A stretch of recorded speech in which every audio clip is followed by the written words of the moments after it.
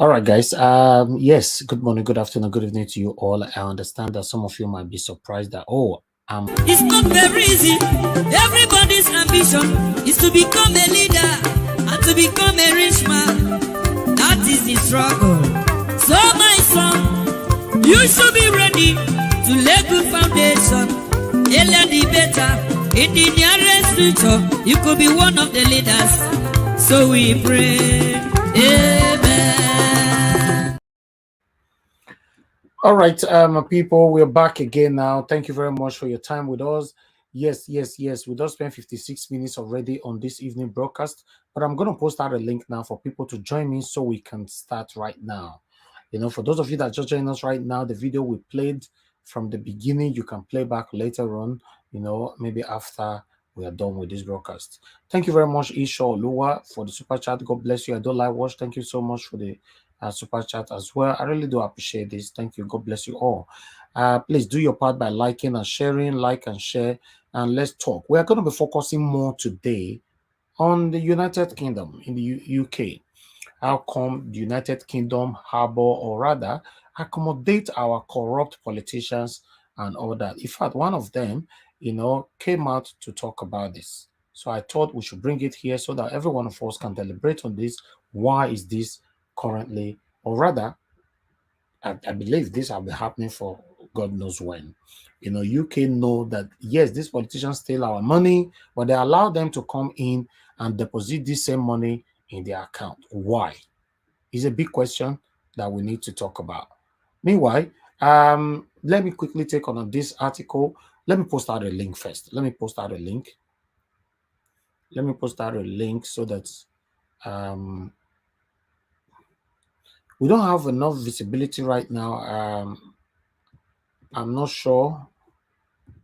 I believe because I started before time, but we're going to have them soon. Don't worry. The link, please use link.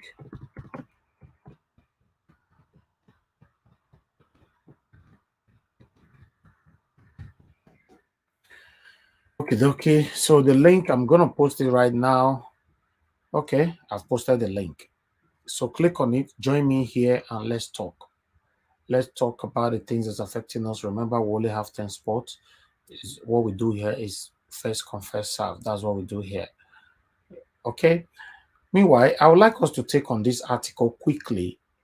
You know, it's very, very important. You know, the information, or rather, should we call it allegation? You know, even though it looks to be true, but the Supreme Court came out to deny this. So I would like us to take it and hear from what they have to say. Then we'll move on. All right. Okay. I can see more people already joining us right now. Okay, let me put this on screen. 1 minute, my people. Let me put this on screen so that I can take everybody along. Help us to share and let others know that we are here. We really need you to do this for us. Like the likes, you know, let me check on the likes before anything. Let me check on the like. Let me quickly check on the like. It looks like I'm just talking. Nobody's doing anything. Okay, the likes is not too bad then. It's not too bad. That means you guys were listening to me. God bless you all. Thank you. It's just that the visibility is a bit minimal at this particular time, you know. But let's start. Let me start accepting people in. Today's weekend though. Don't like. I'm trying to mute you. I can't mute you. I hope there's no noise where you are, because I can't accept you to screen like this with if I cannot mute you, I can't accept you. What's happening? I can't mute a couple of you right now. What's happening here? Let me see. Okay. Please just see if you can mute yourself from there. I don't know what's happening. I cannot really. All right. I'll come back to you guys. Let me quickly take on this article here. As you can see, the Supreme Court denies report of CJN meeting with Tinubu in London. Okay, let me quickly take it from here. An online platform, People's Gazette, reported on Thursday that the CGN, disguised in a wheelchair in London, met with Mr. Tinubu. Mr. Tinubu's victory at the Nigeria presidential election held on the 25th of February is being contested in court by the presidential candidate of the PDP, Atiku Abubakar, and the Labour Party, Peter Obi. But in an interview with the Premier Times on Friday, Supreme Court spokesperson Festus Akande said there was no iota of truth in the reports by People's Gazette, contrary to claims by the report that Mr. Arewala traveled out of Nigeria on the 11th of March to the United Kingdom to meet with the president-elect. Mr. Akande said the CGN has been in Nigeria and presided over meeting of the National Judicial Council (NGC) held on the 16th and 17th of March.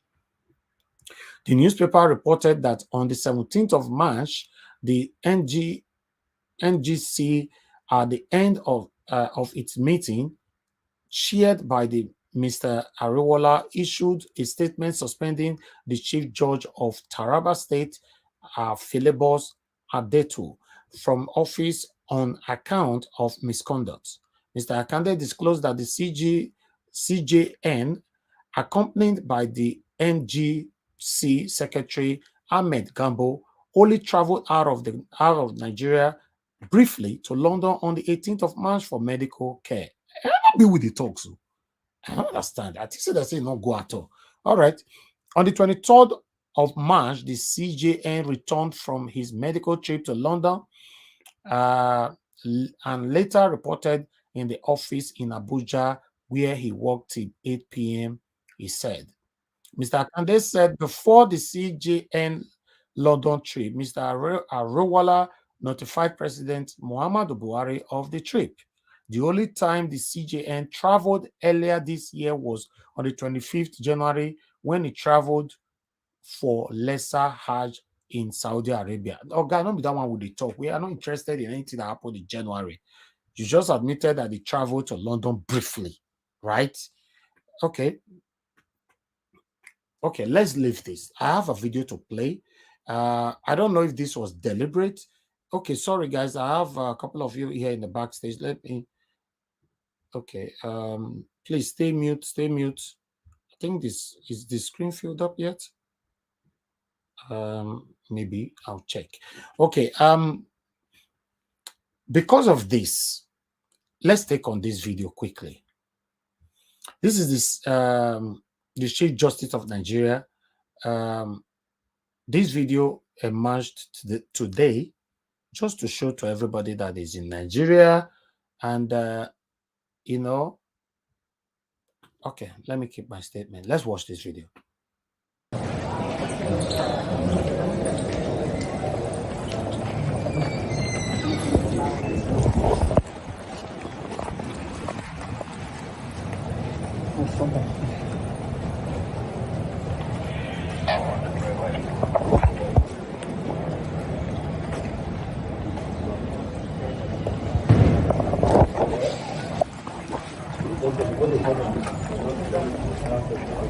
Sorry, my few.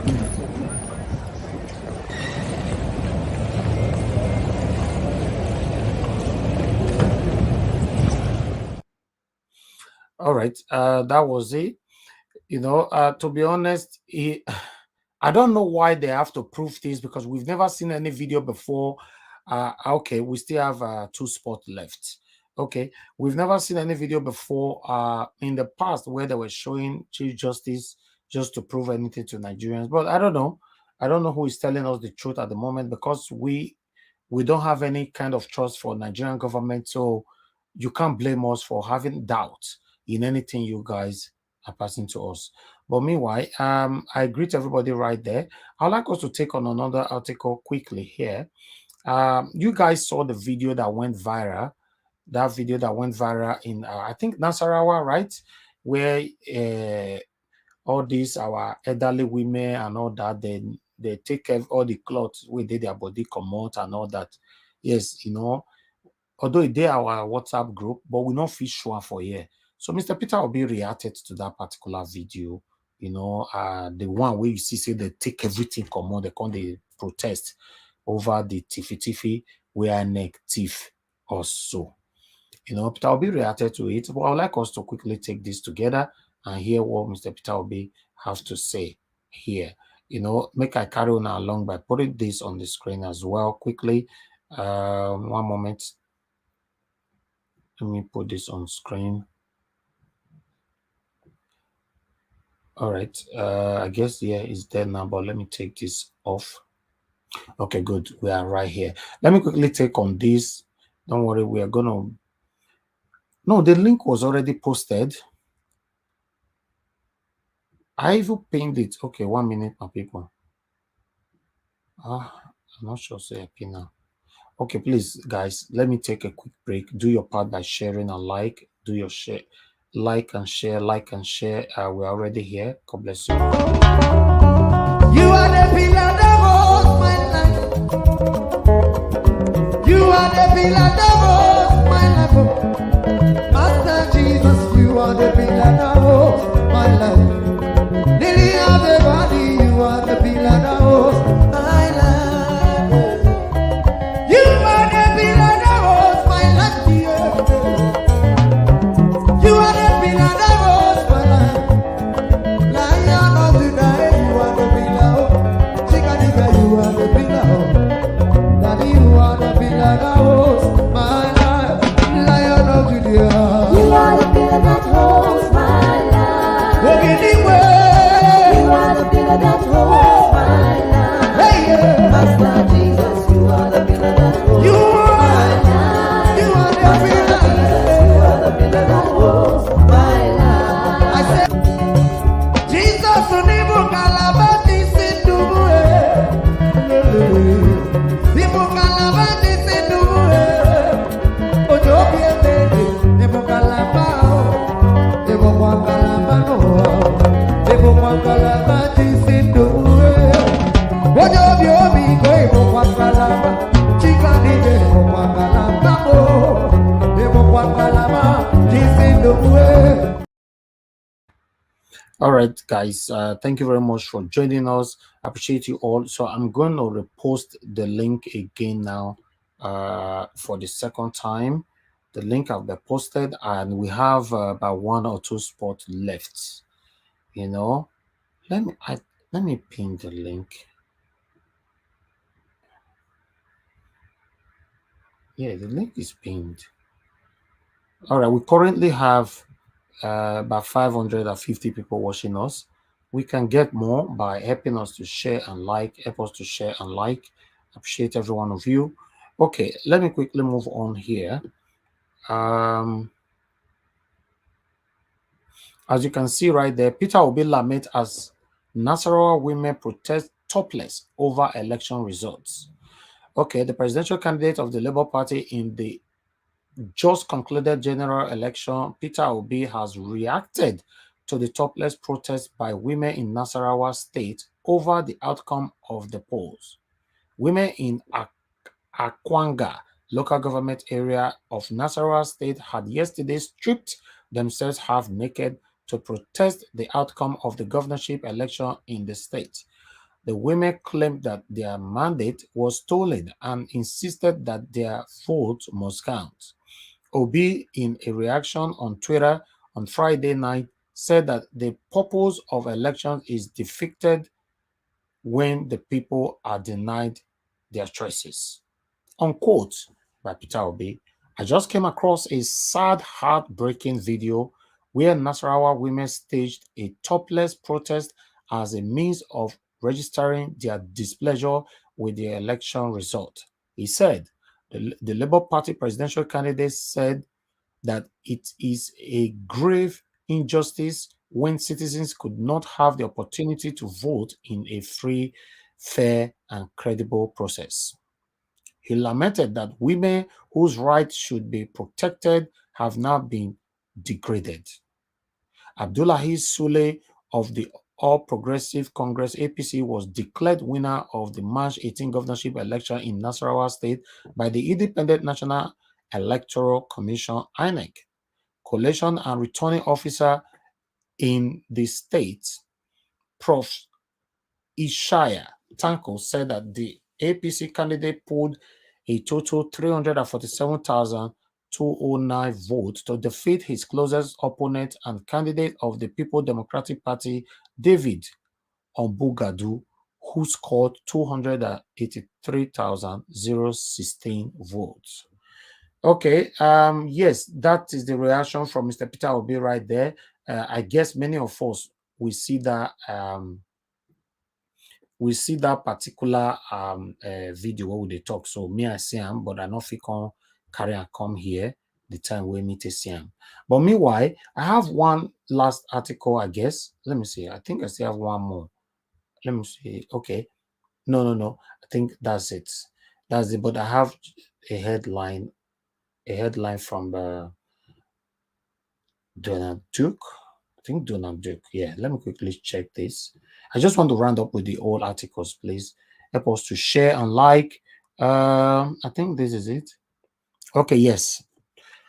The revolution will be more than the NSAS if February poll crisis is not solved. Governor Donald Duke, former governor of Cross River State, Donald Duke, has revealed that if the crisis caused by the presidential election is not solved quickly, the youth of the country will rise to counter the results. I like that part. The revolution will be more than NSAS. I hear that one. See, so for me, when it comes to words like this or things like that, I don't really want to talk much. But although my panelists, they can be more expressive than myself, we can't continue like this, my people. We can't continue like this. Meanwhile, yes, thank you very much, my people, for joining us. Be like this screen all full. But meanwhile, let's move on. Let's talk about United Kingdom.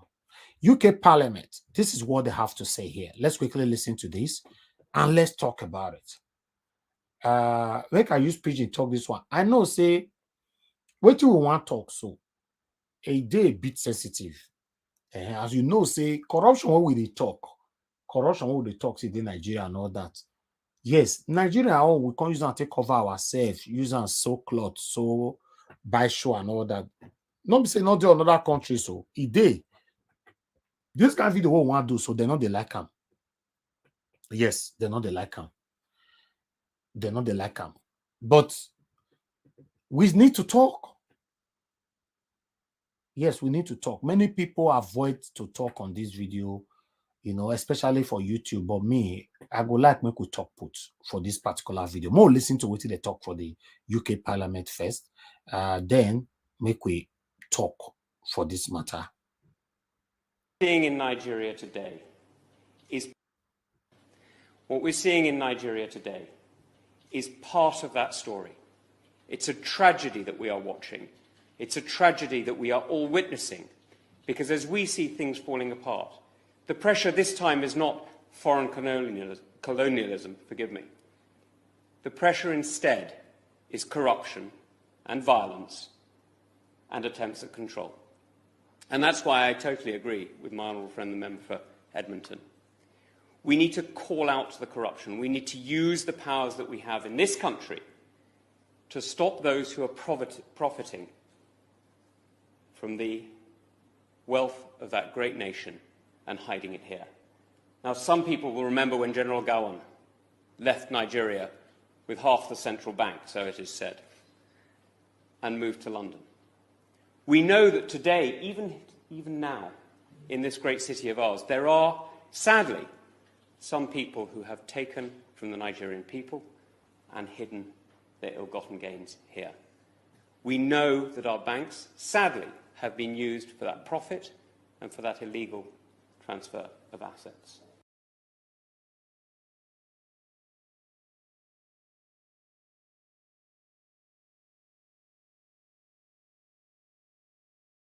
Sorry, guys, I was muted. He say he knows, say the bank for UK, they allow our politicians, they thief money, they carry account UK, because they put for our bank.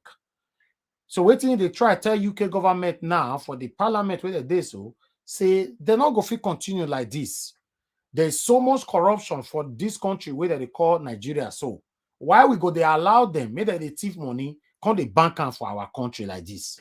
Now waiting, then they talk, maybe this. So more continue. Let's listen further. This great city of ours, there are, sadly, some people who have taken from the Nigerian people and hidden their ill-gotten gains here. We know that our banks, sadly, have been used for that profit and for that illegal transfer of assets. And that means that the UK is in an almost unique position in being able to actually do something to really exert pressure on those who have robbed the Nigerian people. Now, this puts a particular... So when they talk now, be say, UK, with a matter of urgency, you know, for the parliament, now that they talk this one, so the matter of urgency, UK must do something to stop the people where they thief money, you know, Festus Keyamo and co, where they thief our money for Nigeria, they carry account UK, they must stop her now. If not, poverty, you know, go free end for our country, Nigeria. They don't see him. He also use them. He also used that word. They say, UK, they benefit from this corruption. They accuse themselves, say that they benefit from the corruption. So, whereas, you know, good. Make we move on. And that means that the UK is in an almost unique position in being able to actually do something to really exert pressure on those who have robbed the Nigerian people.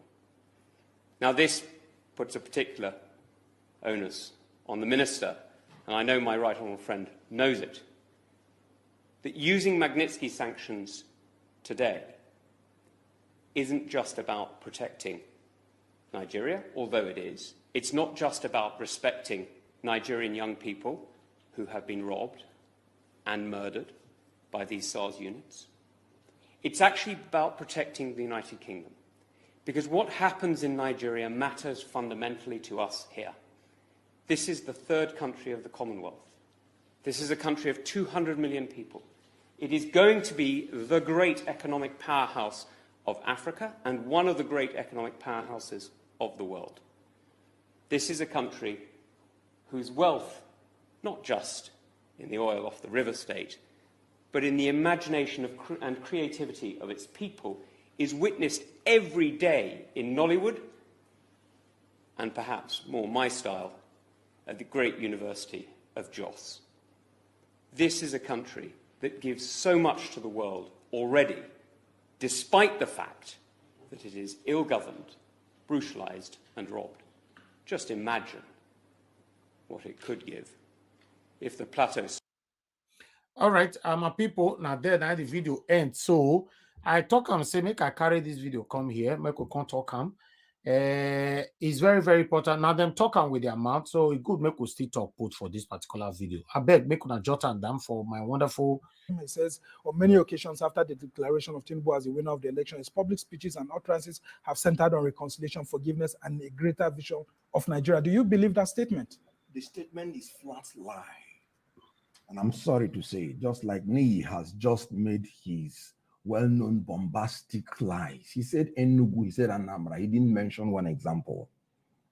MC Oluomo told anybody who does not want to vote for APC not to come near the polling unit. And he fulfilled the threat.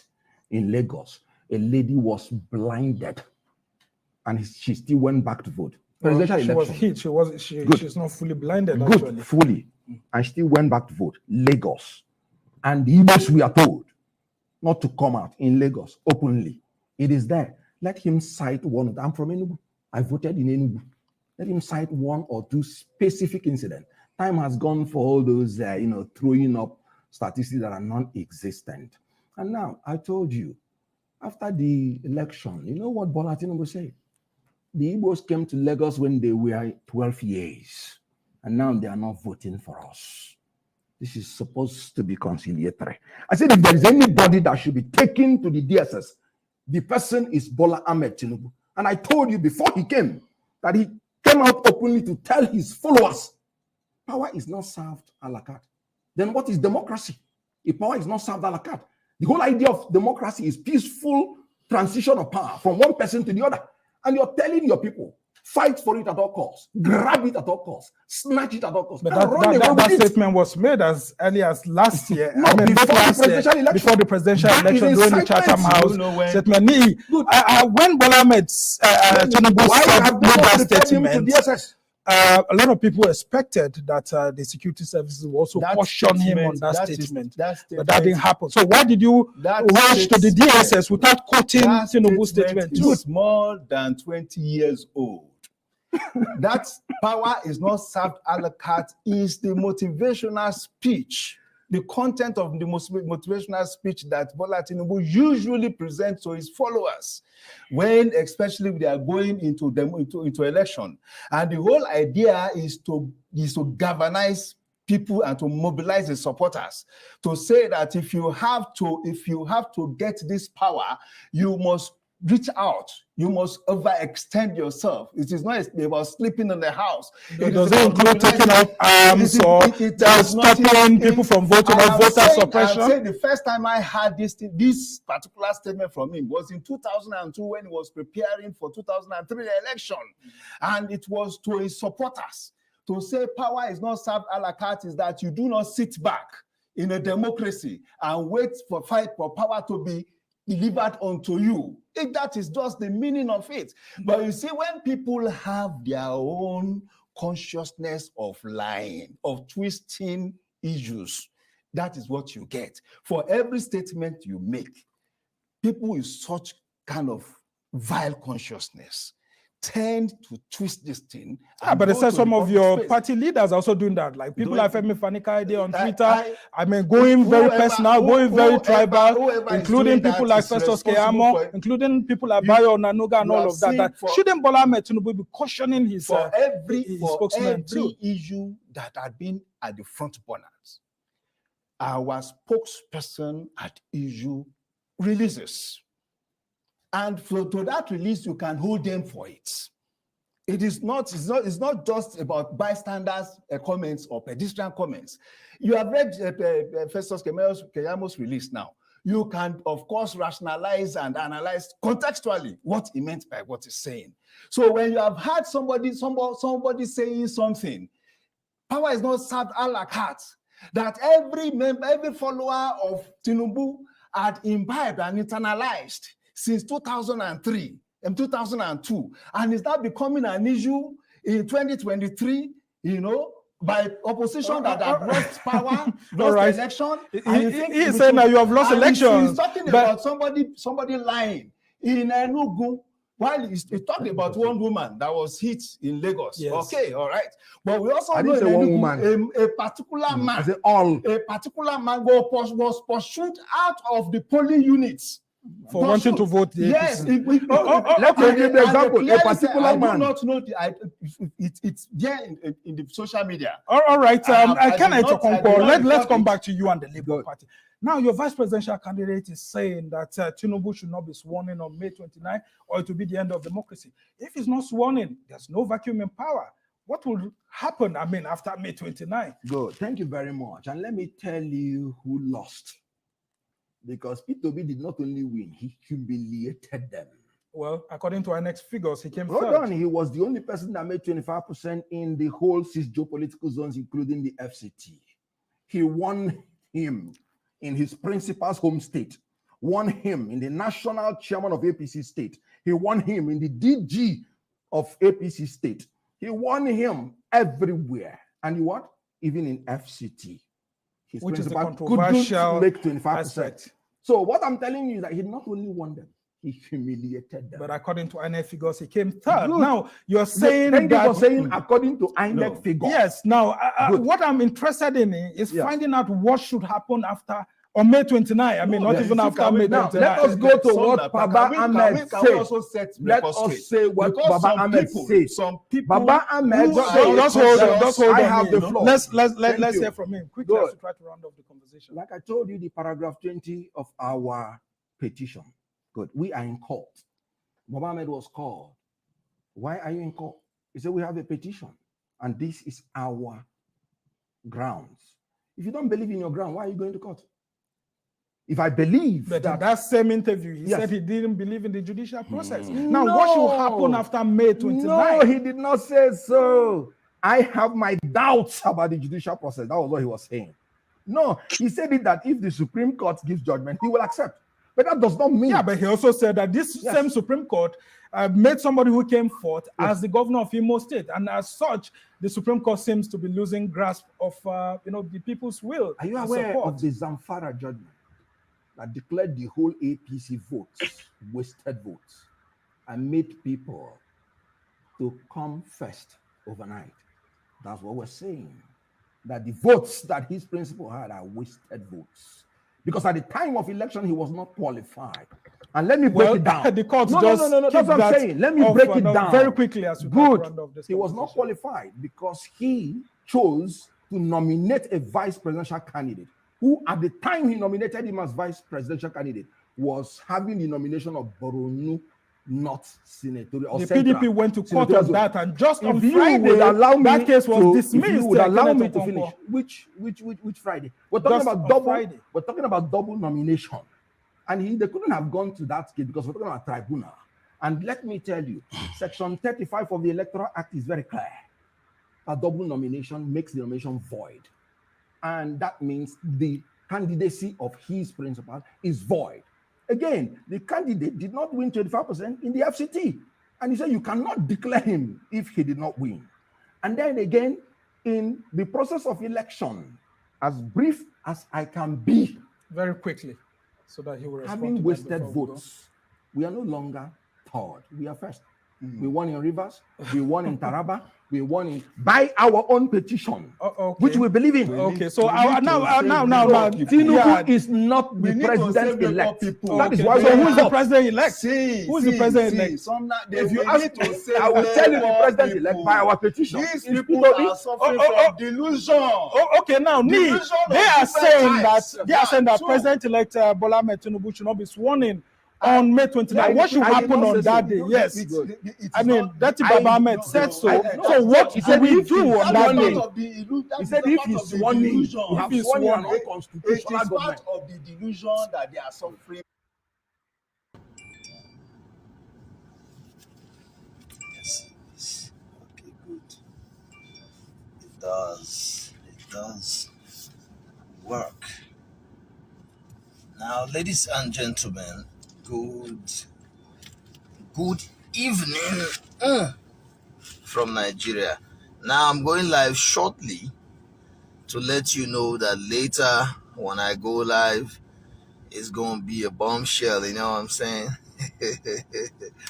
Right now, right here, I have, let me see how many pages. I want to see how many pages. It's many. It should be like 60, 70. It's so many. Okay. I have an almost 70-page document right here. This is hard copy. So it's not a soft copy, it's hard copy. Now, United States District Courts, Northern District of Illinois, East Division. This is the full document that contains everything about Bala Blue. His drug dealing, all the lies he told, why the money was seized. They seized 400 and $60,000. It was seized. It wasn't even a case of plea bargain. They seized the money and they seized other things apart from the money. The thing is here, see, I'm not telling you an online copy. I have a copy, hard copy. So later tonight, and it's not from Nigeria, it's straight from the United States. so I just presented that now. So later tonight, I'm going to be talking on this document. In fact, I want Bongoli. In fact, I will tag Bongoli, I will tag Olu. Anybody who wants to stand for Asiwaju Bola Ahmed Tinubu should be on my live tonight. They should come and tell me that this document is wrong. Everything is here. All the proof, the entire case, down to the judgment. Bola Tinubu is a criminal. It's a criminal. Proven with stamp, everything there. Everything. So this is not an online internet copy where they will not say, oh, this one, it was not this, in rain, that one. Festus Keyamo Sand, S-A-N-D. He should come and lie. This is the copy. So tonight when I go live, in fact, for the first time, I will tell you guys to share. All right, guys, let's continue from here. Certificate, which I always tell you is fake. I always tell you that Tinubu does not have certificates. I always tell you that 100% that it is fake. First of all, the certificate is fake. It doesn't carry Chicago State logo. It's a fake document. Tinubu is a criminal. Hardened criminal. He has done forgery. He has stolen identity. He stole social security number. Walked into a bank inside of the United States with someone else's ID and social security number and opened up an account. It's all right here. Everything is here. Everything is here. Everything is here. So not be Festus Keyamo because they make noise, they talk rubbish or this is the document. You know so we're not going to see the document since. Now they say I have the document now. The full document. It is here. We they do research, we they see. Let us see how Tinubu will see that seat. The thief community drum. It say they go play him. Let's see how he will see that seat. See, Tinubu was guilty. Yes. He was guilty as charged. Yes, he was found guilty. They seized the money. It's a seizure. Everything they seized him. Having found him guilty of criminal conspiracy, having found him guilty of heroin trafficking, having found him guilty of money laundering, all of those things they now gave a judgment against him. If he was in America, he would have been jailed. All the while they were judging the matter, he can't hide for Lagos. He was in Lagos. Fear not let us step America. They won't finish the case. It took Tinubu nothing less than 3 years to go back to America. All right, my people, not be smarty. There are more revelation that is coming out now with Tinubu, you know. And do you know that since where Sanwo-Olu don't declare himself and INEC don't declare him saying that they win the governorship election, are you guys aware that Tinubu never congratulate him and he never visit Tinubu? What is going on? You know, we have more revelation that is currently going on here. There are so many things people sent to me here, but I just wanted to. Okay, Sanwo-Olu is yet to visit the owner of Lagos to celebrate his INEC reselection victory. Baba has not congratulated him, neither has he been seen or heard since Saturday, despite the ethnic tension in Lagos. What is happening? You know, we have so many things that is currently going on here. Okay, let's take on this. Tinubu, you are healed. In Jesus' name, don't try any nonsense. Rise up and walk. You know, but what is currently happening to Tinubu right now anyway?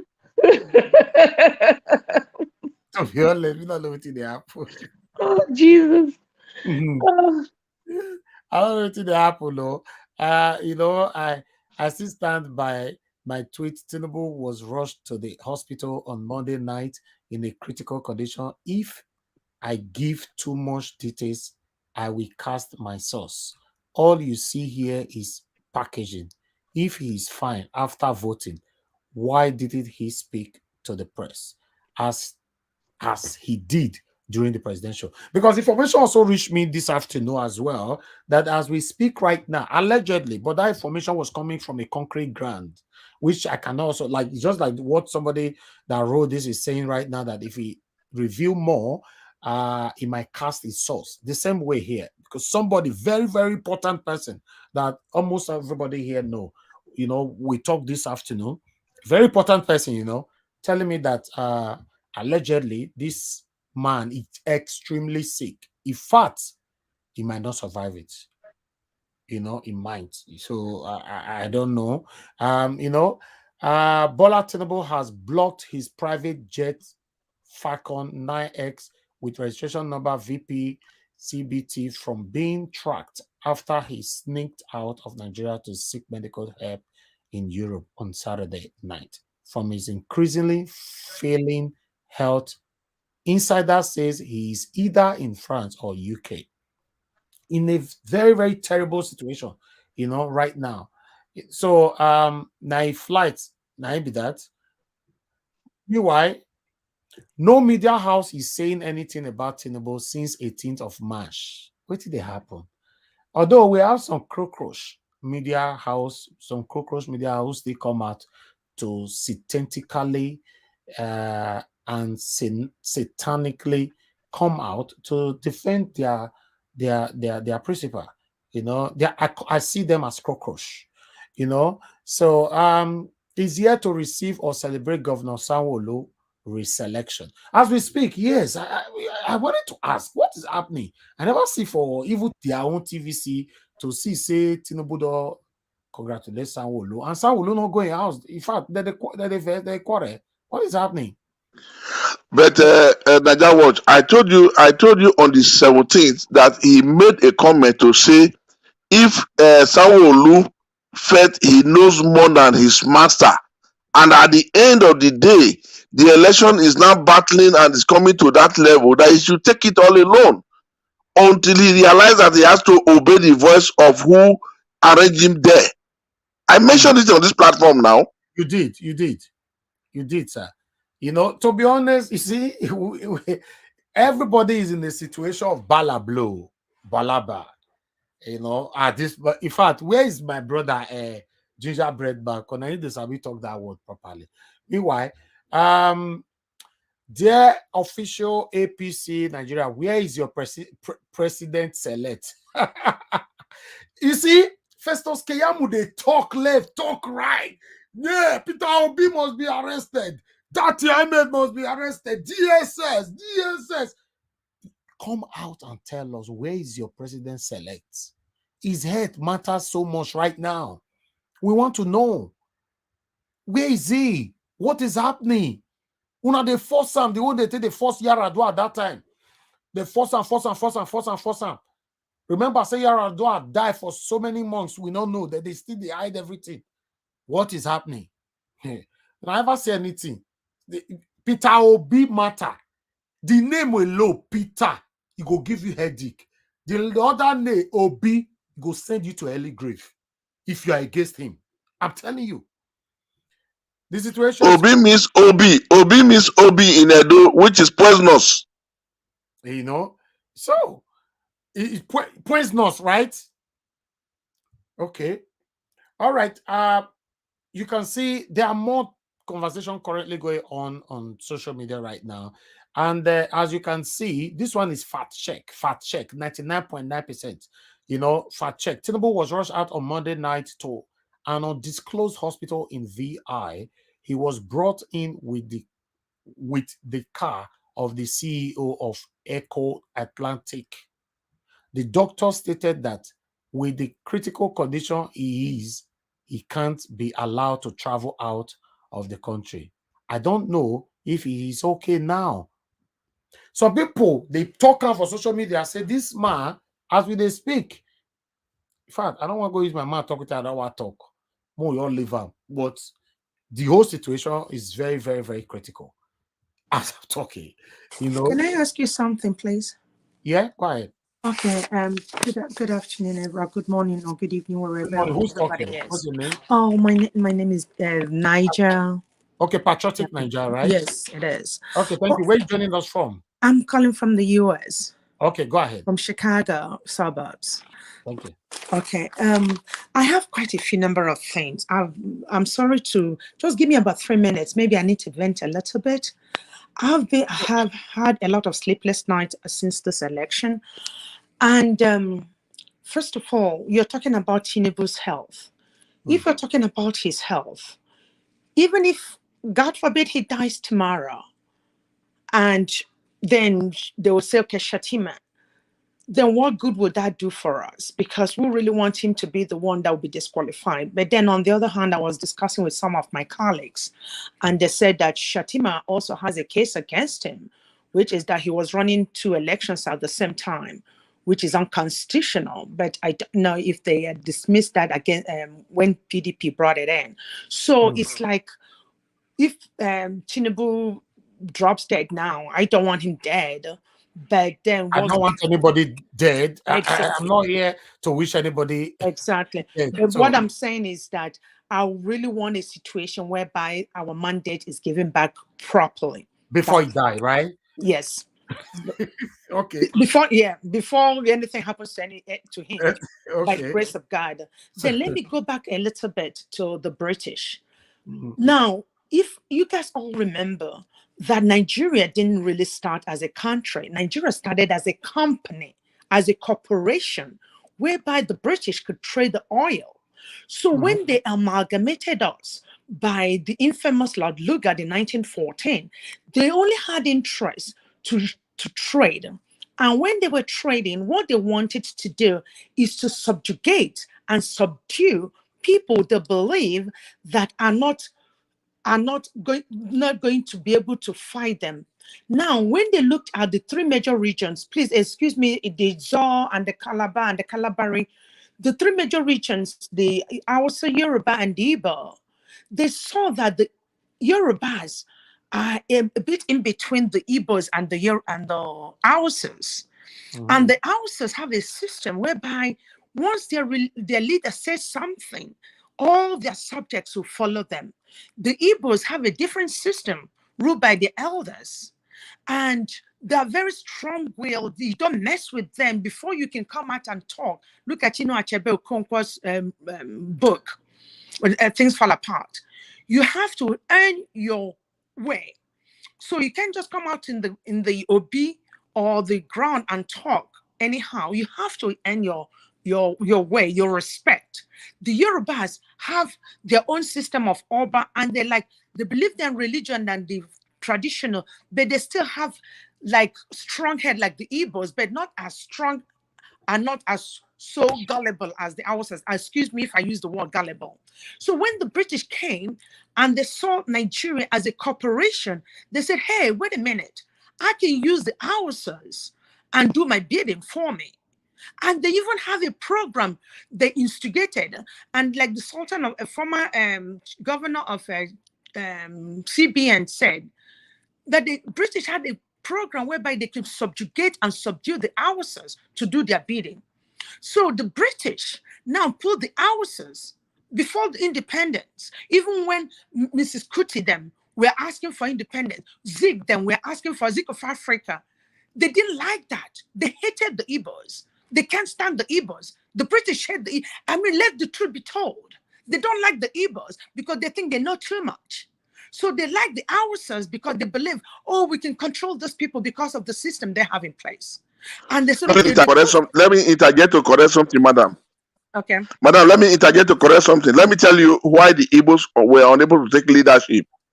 The British, they now invited Nnamdi Azikiwe to London, where they now gave him some loan, which he used to open the ACB, Africa Continental Bank. I'm talking about, okay, that's fine. But I'm talking about I'm talking about the pre-independence. We're looking at our traditions as when they came into Britain, to Nigeria, what they saw the people.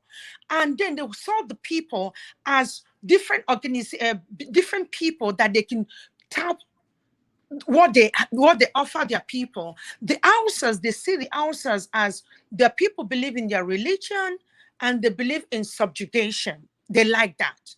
So they believe they can use the Hausas to subdue the people. So that's why in the 50s, they used the Hausas and put them in key places. And they told them, look, we can use these people to do our bidding. Now, come down to the Yorubas. They like the Yorubas, but not so much as the way they like the Hausas. Then the Igbos, they can't stand the Igbos. They think they're too stubborn.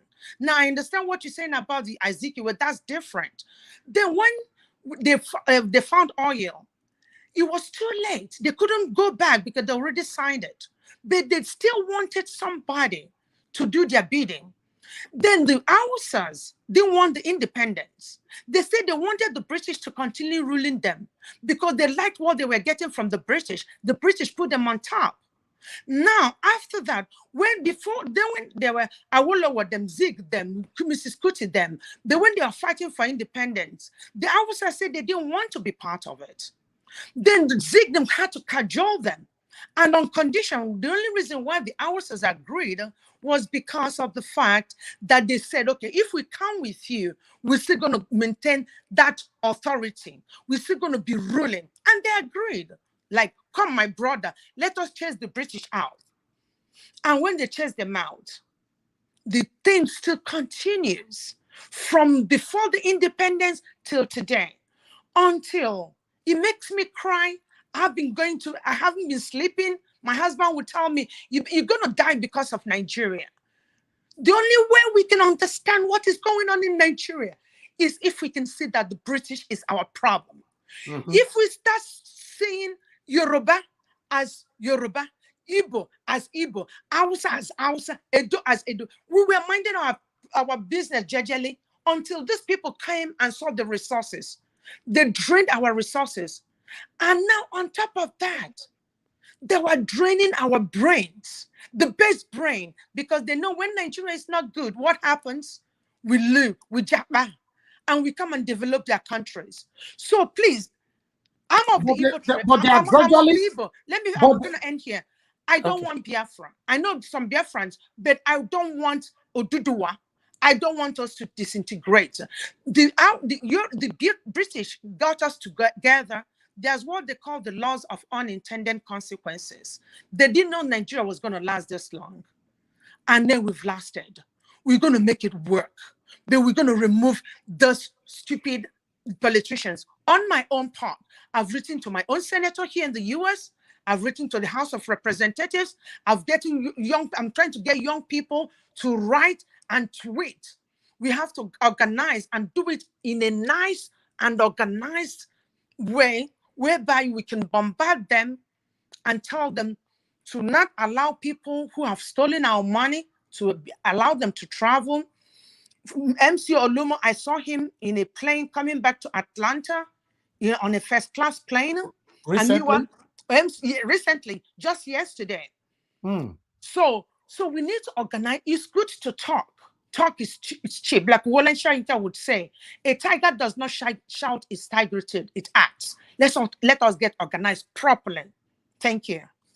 Wow. Thank you very much, madam. Is it your first time here on this channel? I've come here before, but I wasn't able to get in. I tried as much as I could.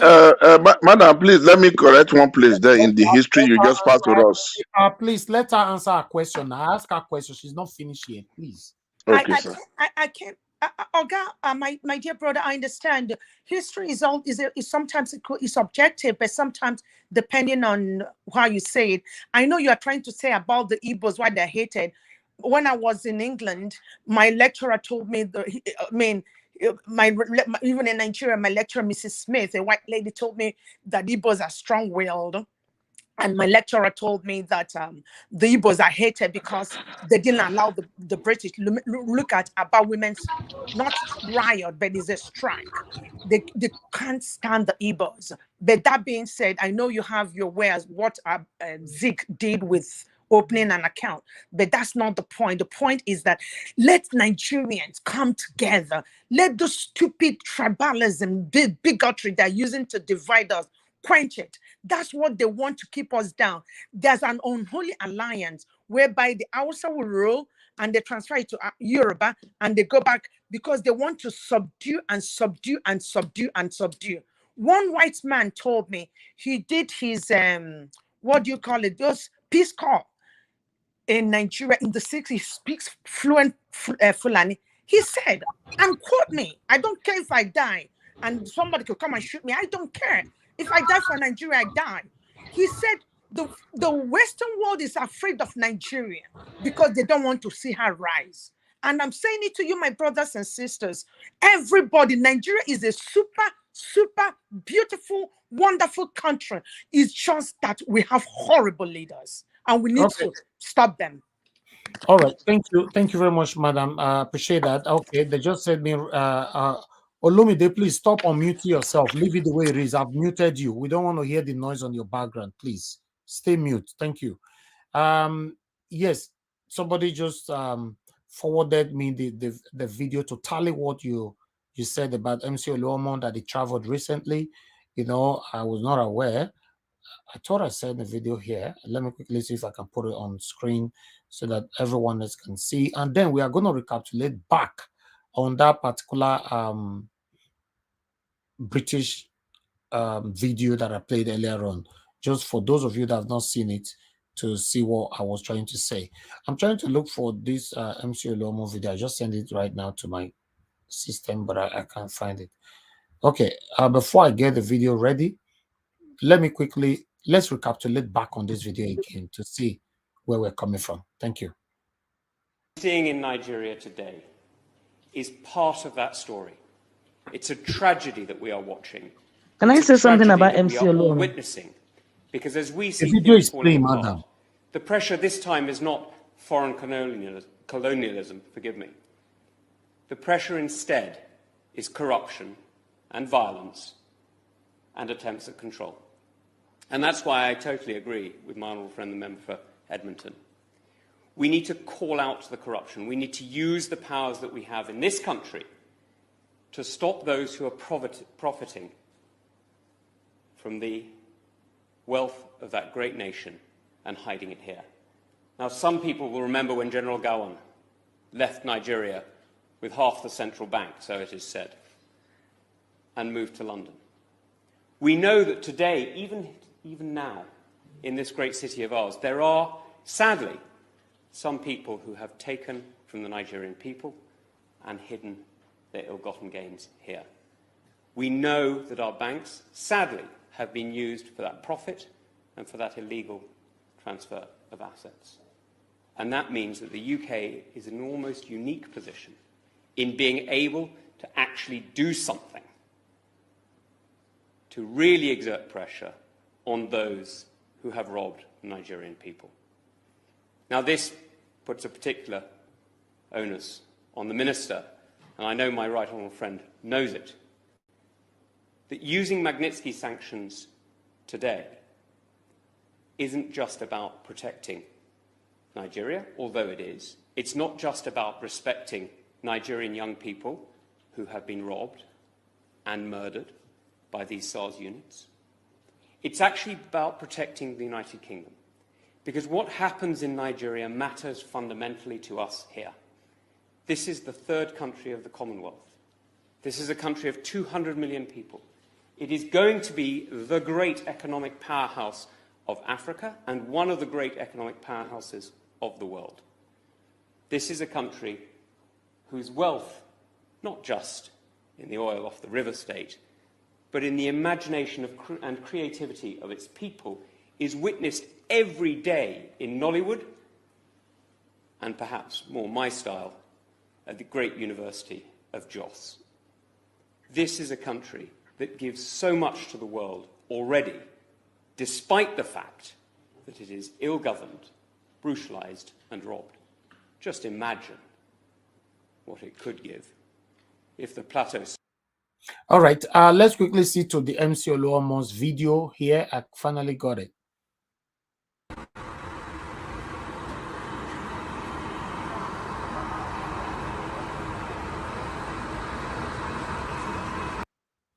Okay, and I be that for first class, you know. I guess that's what the lady was talking about earlier on. You know, this is what we get. You know, somebody wanted to say something about MC Oluomo. Who was that? Who was speaking at that time? MC Oluomo. I was trying to say that MC Oluomo's friend. Can you hear me? Yeah, I can hear you. Yeah. MC Oluomo's friend. I spoke to one of MC Oluomo's friend on Wednesday night, who knows MC very well, and they told me he'll be coming to traveling to Atlanta. I didn't know when. The person was not ready to disclose the time, and he said he even know where he stays in Atlanta. And he told me that MC gives so much money to the school that his children goes to, and the mayor of that city had to give MC and his entire household citizenship because he gives a lot of money to them. That was what I was told on Wednesday. Oh, wow. That he gives like donation, he donates like in like $500,000 he will donate to the school. So they actually gave his entire household free citizenship. $500,000. Wow. You know, a lot of money. Lot of money. This is somebody that is not in power. And this is somebody that is not even educated, but they said, you know, give a lot of money. It's always like donating money to the school, like no man's business. And therefore, that he didn't get his citizenship through marriage or through filing, or it was just that the mayor just accorded him that, you know, freedom of to get all his children have citizenship. Niger Watch, sir. If I may chip in here, let me give you the breakdown about MC Oluomo. Okay. As the Nigeria national chairman in the whole of Nigeria of road transport workers, this guy, every morning he's entitled to 350,000 naira for breakfast, taken from all over the park. There's a way they push it over. Then he's entitled to afternoon lunch 250. Then every day at the end of the day is entitled to 2.5 million in the whole of Nigeria. That money goes every blessed day. Then he has extra allowance for weekend. I have forgotten how much they give him for weekend. So that's to tell you the amount that guy is taking. And that was what Nobles Osakpa was in before they now pushed him away. And then Tinubu now brought MC Oluomo to take over that position. So national, right? No state. Yeah, national. He's the chairman national. Wow. Okay. All right. Somebody wanted to speak to, although we're supposed to go by how we got here, but because you guys, Olumide, is it your first time here on this platform? This is my first time appearing live on the platform, but I think I've been listening to your broadcast once in a while, and sometimes I do type comments. But yeah, this is the first time I will come live. God bless you. But normally it's not your turn yet. So, but it looks like you are in haste to speak, right? Yeah, because I'm at work and I've been kind of moving up and down.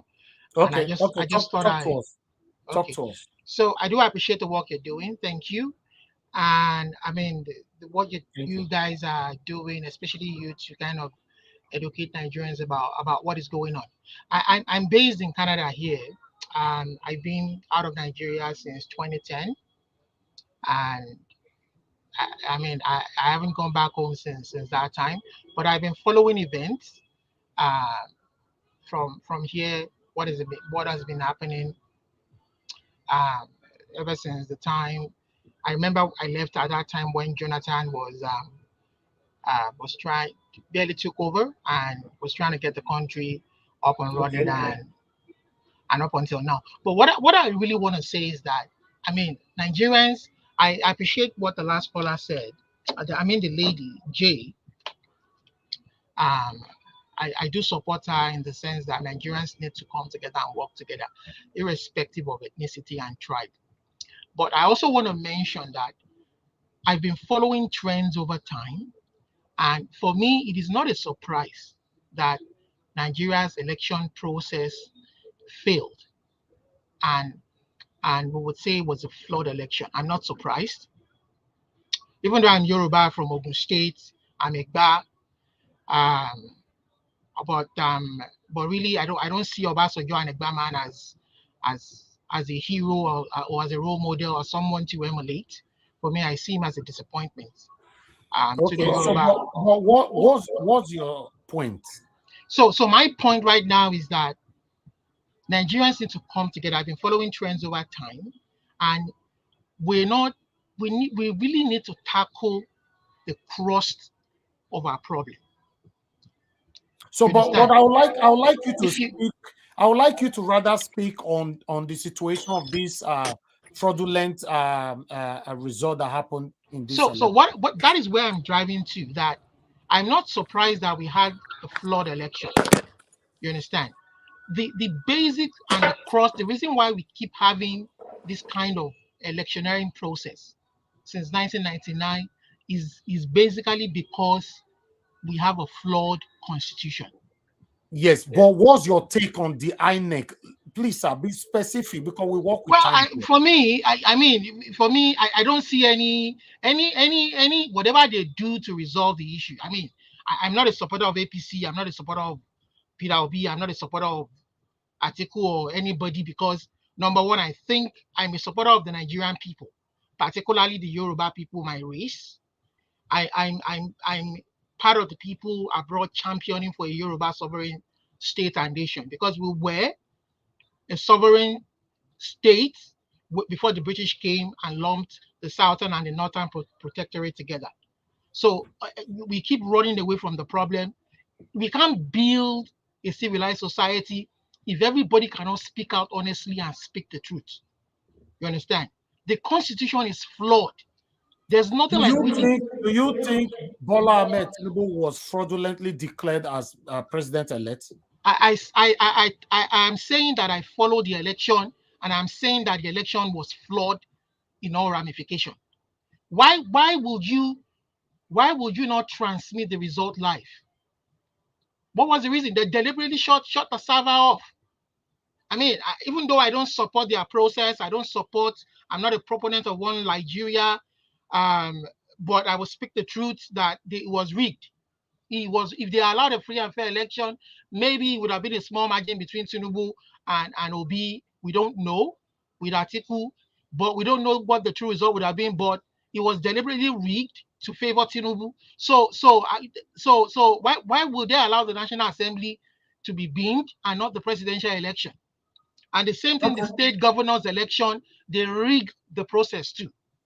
Otherwise, I am sure that more than 50% of those, because I know as a matter of fact that Nigerians were ready to vote Labour. And I'm sure more than 50% of those governorship elections would have gone to Labour if they allowed the people's will to prevail. But I'm saying that the reason why we are having this problem, you people need to listen to Tony Nadi. No, most people are not listening to him. I agree. This guy has dissected the problem, and with some people that have worked with him, unfortunately, some Yoruba elites were working with him, but because they were secretly giving support to Tinubu, they kind of betrayed him. This guy has dissected the problem. It is the constitution. There's nothing like we the people. Abdul Salami handed over 1999 constitution without anybody seeing it. Obasanjo became president. And instead of this guy calling all the indigenous people of Nigeria, all the people who owned and have lands in Nigeria together, over 250 ethnic groups, to come and sit down and frame another government that will bind all of us together, that we can all respect. He failed to do that. And now they're patching the 1999 constitution. They've done how many amendments now? And how has that affected the people's life? It has worsened it. So I think we're just moving away from the real fact. We're moving away from, I mean, like it's just like saying that instead of you're trying to treat the symptoms of cancer, but you're not attacking the roots of that cancer. You know, that proverb, we have that common proverb. So we will not be a civilized society like US, Britain, UK, Canada, or European countries until we all come together and say that. Even if Obi becomes president, he's going to have problems, because these guys who wrote down that 1999 constitution know what they are doing. They have done everything they put 16 what do they call it now, items on the concurrent list, including policing, electricity. Little wonder we don't even have manufacturing anymore in Nigeria, especially in the Southwest where it was a hub before. They put all these concurrent lists where they can directly control our destiny. Now they want to do waterways bill and finally finish the whole of Nigeria and conquer our lands. So you don't. So that means you don't believe in Nigeria. I don't believe in Nigeria as it is currently constituted. I believe it is a lie and a fraud. There's no we, the people. No, we the people never made any constitution. But where was the Ido man when they wrote the 1999 constitution? Where was the Ishon man? Where was the Makodi man? Where was the Gbira man? Where was it was just a group of Northerners, Fulani, majority of them, who sat down and wrote that document. So that means you are. And they purposely rigged it, and we've been rolling with it since 1999. Right? And I am so surprised that educated people, lawyers, senior advocates of Nigeria, or educated people fail to realize this, except that one man, Tony Nadi, who realized this and is now shouting on top of his voice, but nobody's paying attention to him. And we are all running around trying to patch things up, do this, do that. Even the people who made the laws, who created this constitution, are not even obeying it. They want to create Sharia law when we have a constitution that should bind everybody together. They are using Sharia law to govern their states. They are destroying alcohol bottles, destroying businesses, and they are sharing from the VAT. There are so many inequalities that is so fraught with that constitution that if we don't tell ourselves the truth to organize a sovereign, even the one the British handed over before they left, is better than what we have now. What we have now is not workable. We are just wasting time. Let us 100 years we'll be in the same spot. Thank you very much, Olumide Akinwumi. Thanks very much for being straightforward. I like that. I just want to say finally that we need to make a document that will give equal opportunity to every ethnic nationality in Nigeria, irrespective of where you come from or tribe. It is not whether you are a Muslim, you're a Christian. It is about what you can do. That is what the Constitution will define, what you can do to benefit the people from the grassroots, from the local government level. How can a state governor be taking local government revenue and you are fighting federal government? All right, Olumide, let me take some calls. I'm going to mute you right now. Everybody stay mute, please. I have Mother Rita here on phone. Mother Rita, good morning to you. Sorry, good evening. Now, morning not there for that side, evening, afternoon. You know? No, it's afternoon. Afternoon. It's just past 2:40 p.m. Okay. Yes, good afternoon. Good evening, everyone. I just wanted to make some correction. I think I heard Madam Victoria. You know, she's. I don't know if it was Madam Victoria. Was it Madam Victoria? I'm not sure. Okay, there are two things here. Yeah. One is MC Oluomo is not the national NURTW chairman for Nigeria. He's only the NURTW chairman of Lagos State alone. But that's what regardless, I think Pa Edwin was correct. I have to do my research about the amount of money he receives per month, because take it or leave it, Lagos has the biggest revenue ever. I mean, after oil, forget about. I'm not excluding states that produce oil, but in terms of internal revenue, IGR, Lagos State is pretty much high. So he has access to have such kind of perks that he's getting. And another thing too, I think Madam Victoria talked about him getting MC Oluomo getting citizenship. One thing needs to be clear, and there's no governor of any state in the US that can grant a citizenship. It doesn't work that way. You are living in a country where they have processes citizenship has to do with immigration. It has nothing to do with the governor. The governor can just possibly just write a letter to support your application, you know, or to talk about your antecedents or how good of a resident you are. But the governors do not give citizenship. And I think somebody was mentioning about Peter the Rock will be having honorary citizenship from a state in the US. Now that means honorary citizenship is just a symbolic it's just a symbolic title, you know, given to someone that is recognized for his good works. You know, it doesn't change your citizenship and it doesn't change your nationality. So people should get it right. Honorary citizenship doesn't mean that they're giving you citizenship. It's just something that they are honoring you to say you are worthy to be a citizen, called a citizen of this country. But they don't give you no passport of that country, and your nationality is not changed. And there's something which I think MC Oluomo got. There's something that the US have. It's called U.S. residency by investment. It's the EB-5 visa, EB-5 visa.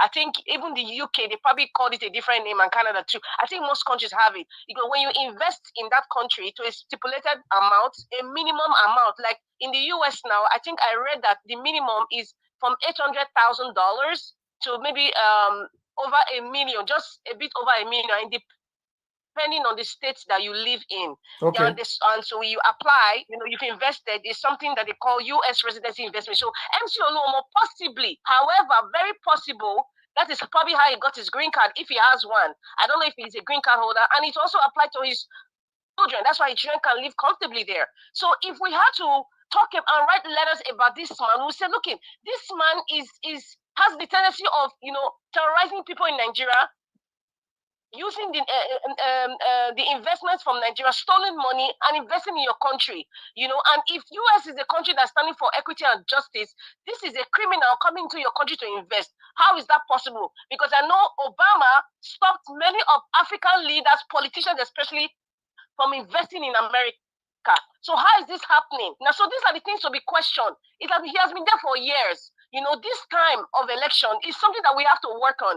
If we need to write letter to Homeland Security, these are the things that we need to point out, videos, documents, everything and send to them.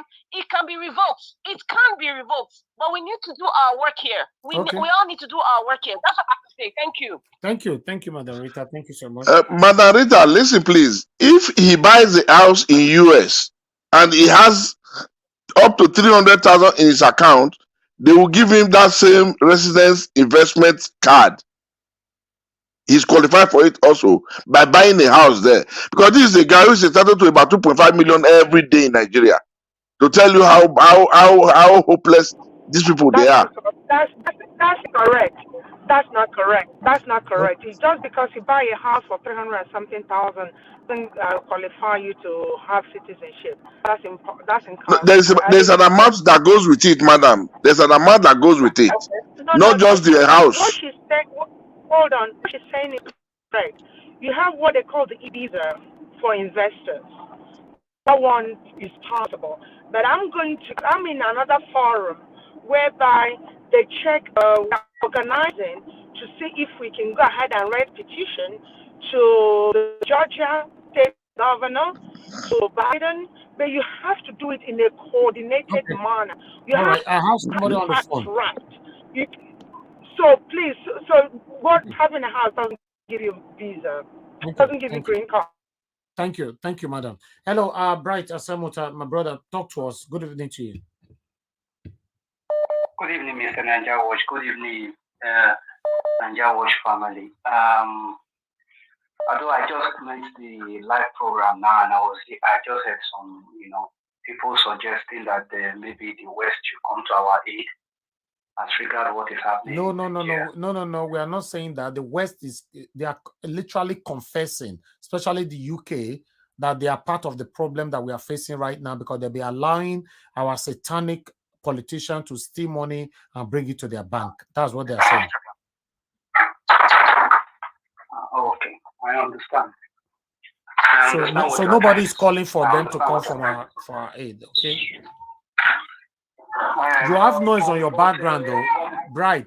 So much noise, Yeah, or yeah, you I call know, back I know. later. I've left the place. Okay. But in as much as these people are speaking out now, I don't still feel that I'm not 100% certain about the West, because they do a give and take policy, because they might decide to help us at the end of the day.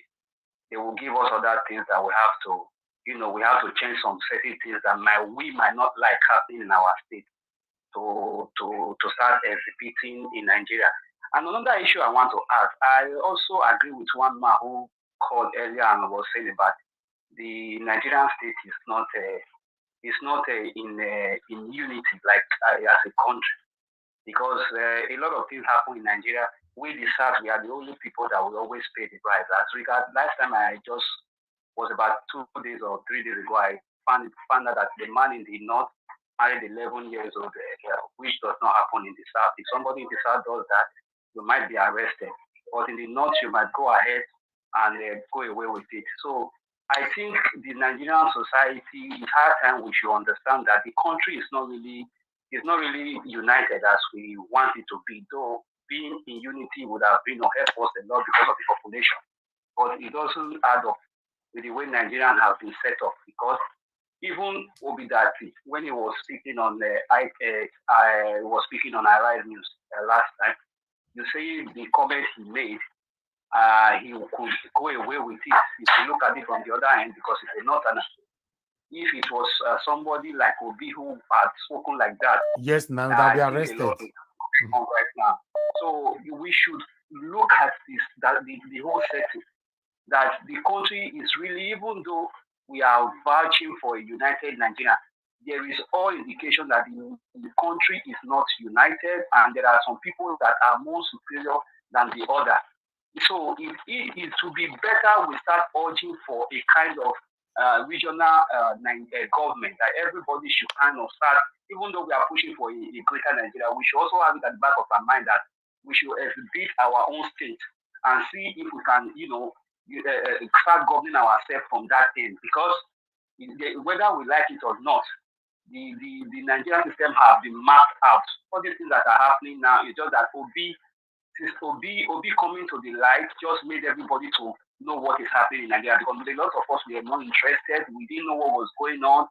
Some of us didn't even know that you have to pay delegates to even get your primary to conduct the primary and get your ticket first from there. So a lot of things was not meant to be open because of COVID.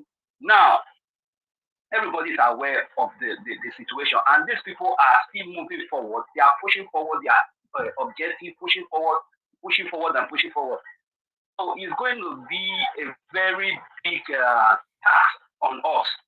Moreover, another thing I will also say, I know some people will not like it. I always told you most times about the way our pastors in Nigeria have taken hold of the people.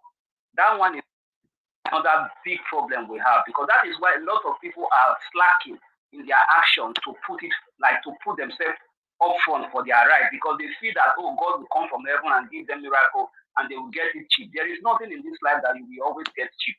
You have to struggle to have a good environment. You have to struggle to have a good life. You cannot just sit down and miracles will fall from heaven. Okay. All of us here in Nigeria, we are doing our best and we are pushing forward. So thank you, my brother. Thank you so much. Thank you, my brother. Brighter Samuel. God bless you. All right. I'll pick one course, guys. Then I'll come to everybody right there on the panel. I know that some of you have been so patient. Okay, no, nobody's calling in anymore. I lost that call. Let me come to the panel. Let me start from the first person that we have here today, Mr. Ezewango. Thanks very much for your patience with us. Please, I'd like you to talk to us. Good evening to you in 5 minutes.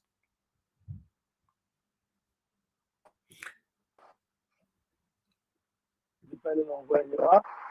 Are you there, sir? I'm pretty sure. Okay. Can you hear me? Okay, you want me to come back to you then? I'll come back to you. Sort yourself out. I'll come back to you. Can you hear me? Yes, but you are busy now. Can I me? come back to you? We can hear you. Okay. Do you want me to come Yeah, back come to back you? to me, please. Yeah. Okay. Okay, yeah. Good. Thank you. Okay, yeah. come back to me later. All right. Okay, good evening to you, Mr. Nat. Thanks for calling in. Please talk to us. Hello, why is everybody having noise on their background today? Everybody, both caller, everybody. Hello, good. I don't know. Hello, sir. I can hear you. But there's distraction coming out from your background. I'm calling from United States of America, and I had Olumide spoke exactly what Olumide said. That is my point. Okay. It's so painful to me. It's so painful to me. I followed this election from beginning to the end. I saw how APC, the demonic party, see how they demonize the whole thing election, both to the INEC officials and all the whole agents. It was so bad. I felt so bad because they deceived the Nigerians. They deceived Nigerians. And again, it's so painful now that even when I listen to Olise Agbakoba this afternoon, I find it so difficult to know that the man himself don't even believe in judiciary too.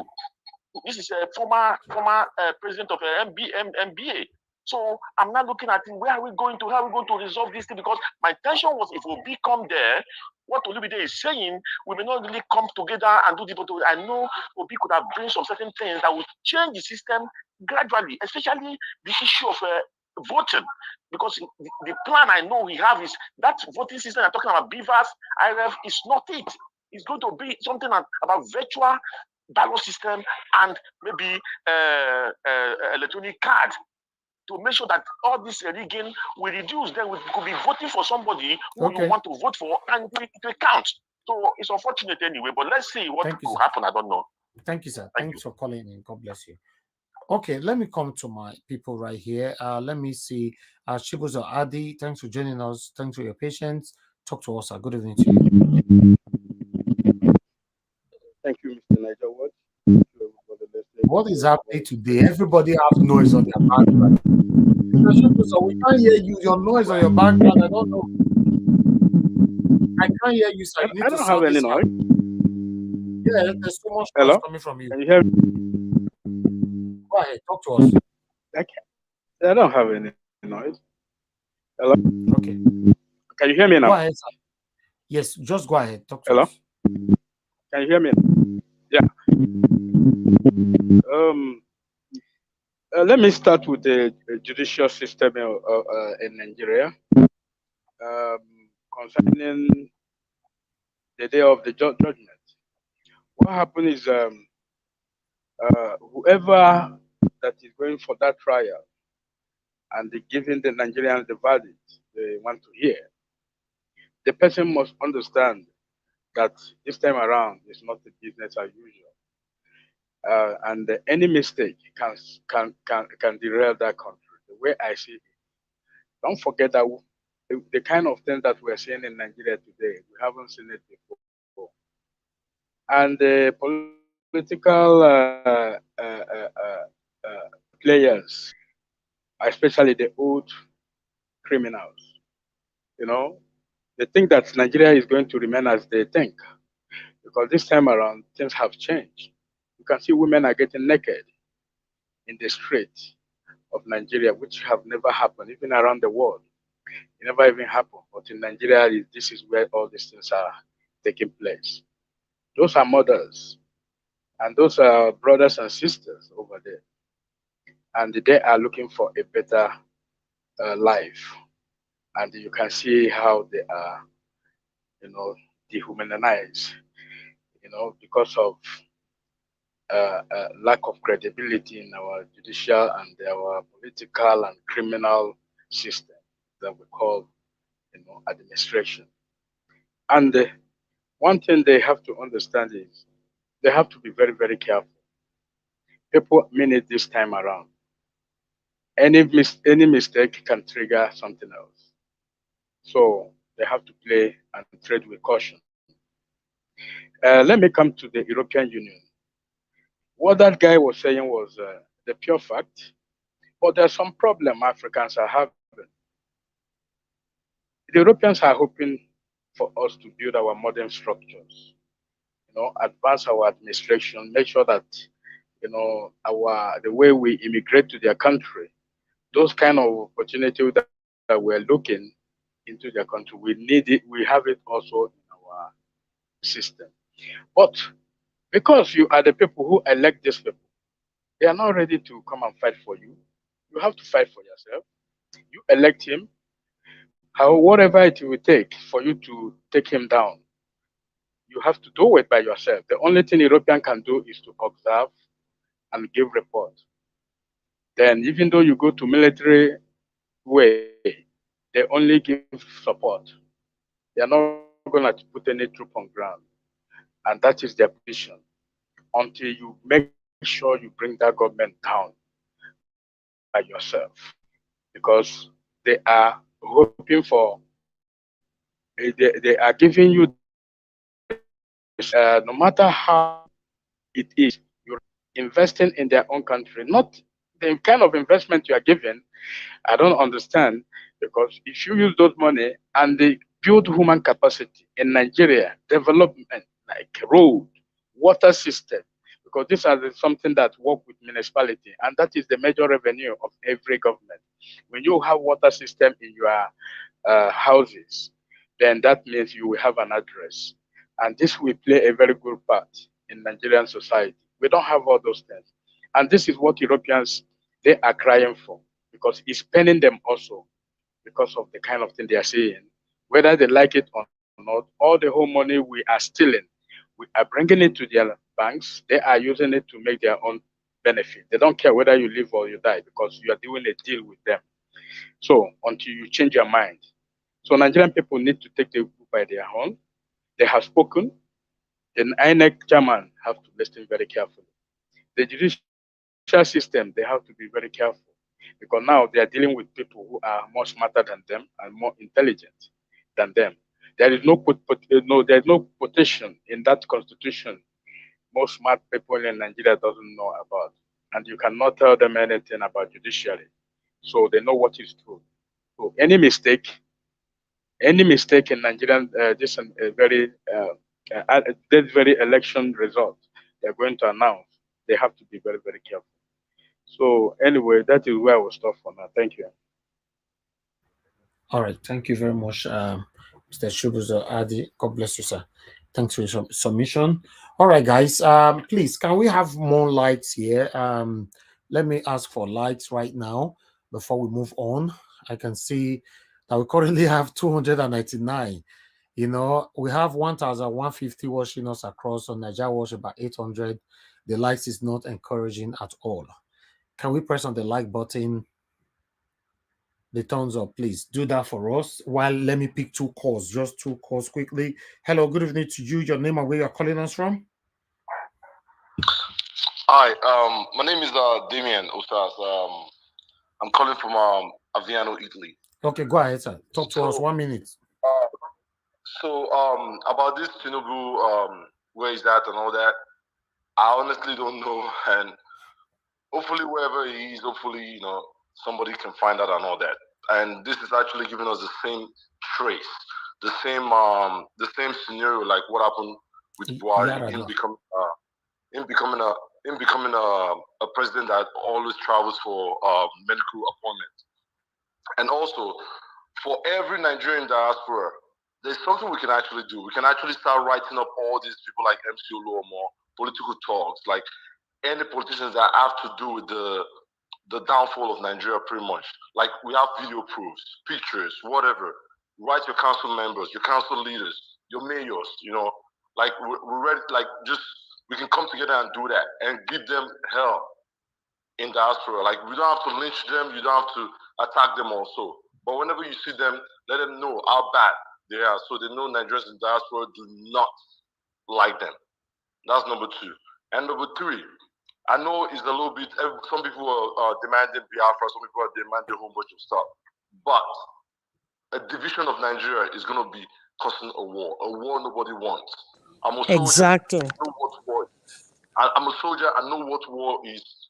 I'm a soldier for the United States Army, but I'm a Nigerian as well. I know what war is, and we definitely don't want a war.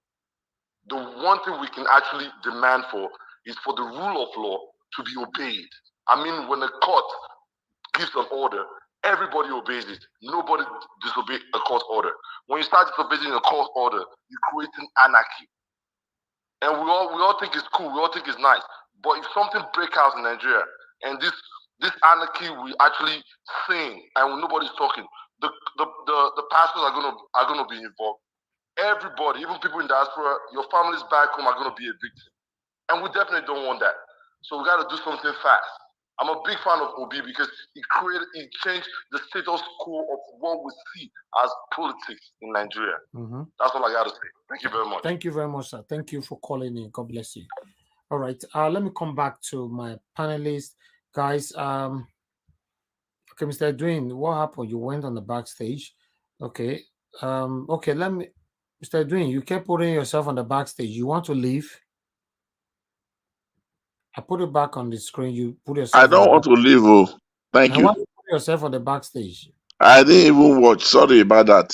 Okay, sir. All right. Let me come. No. Hold on, sir. Olumide, you want to say something?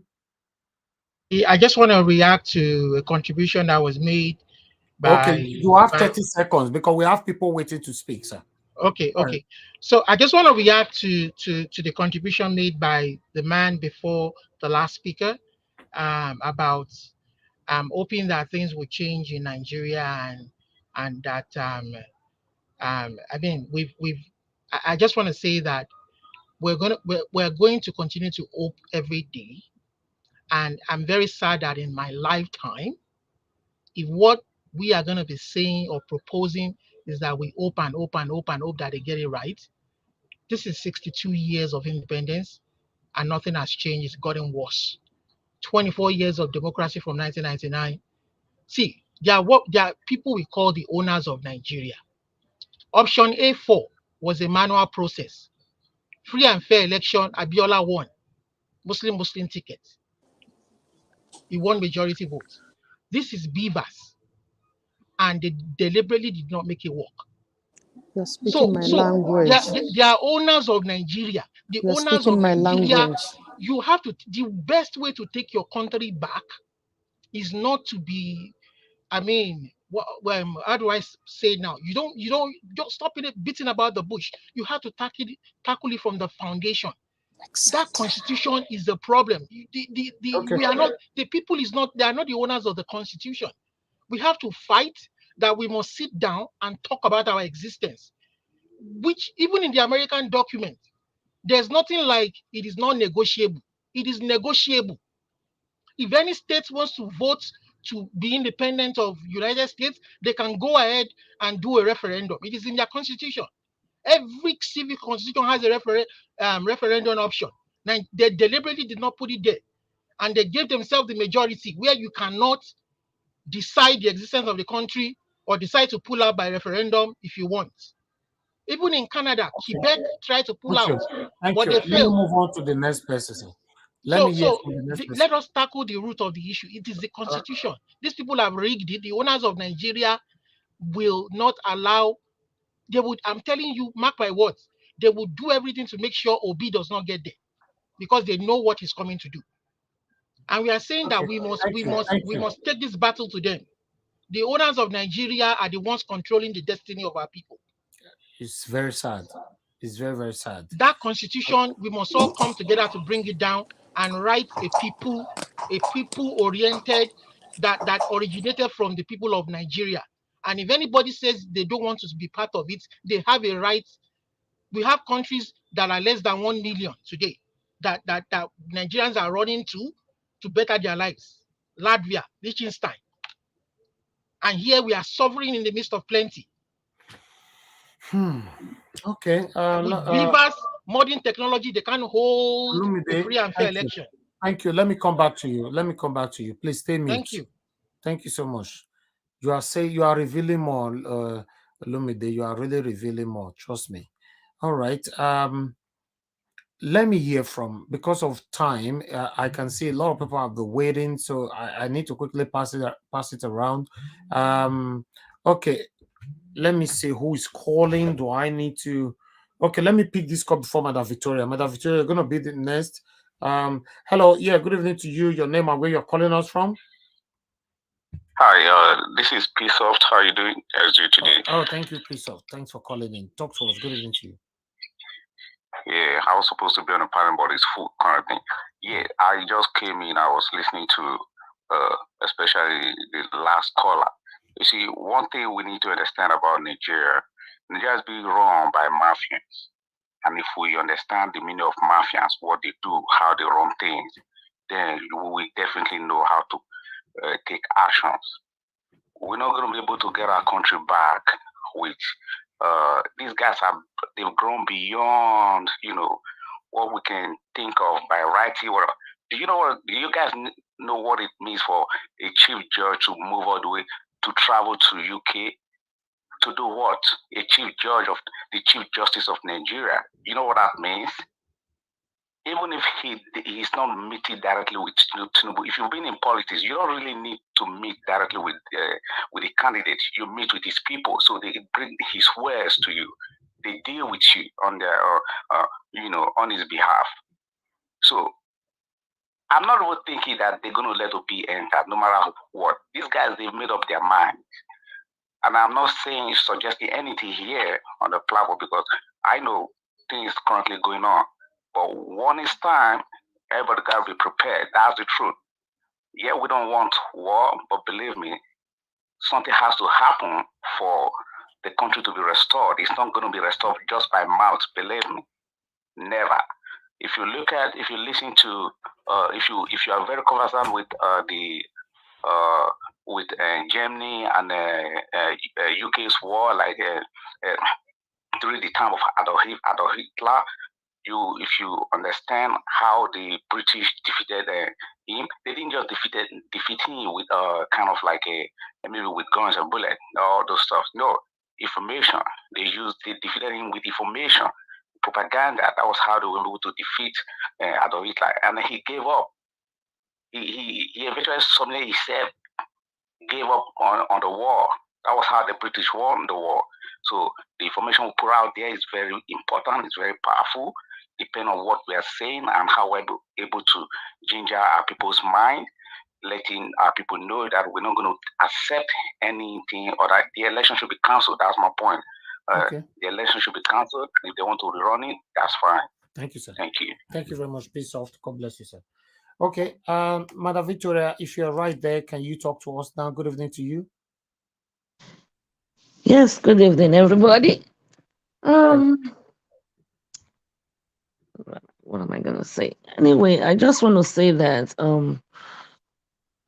first of all, I would like to ask a question. I think they said that the Osun State governor is the same lawyers that we have. Is that true or false?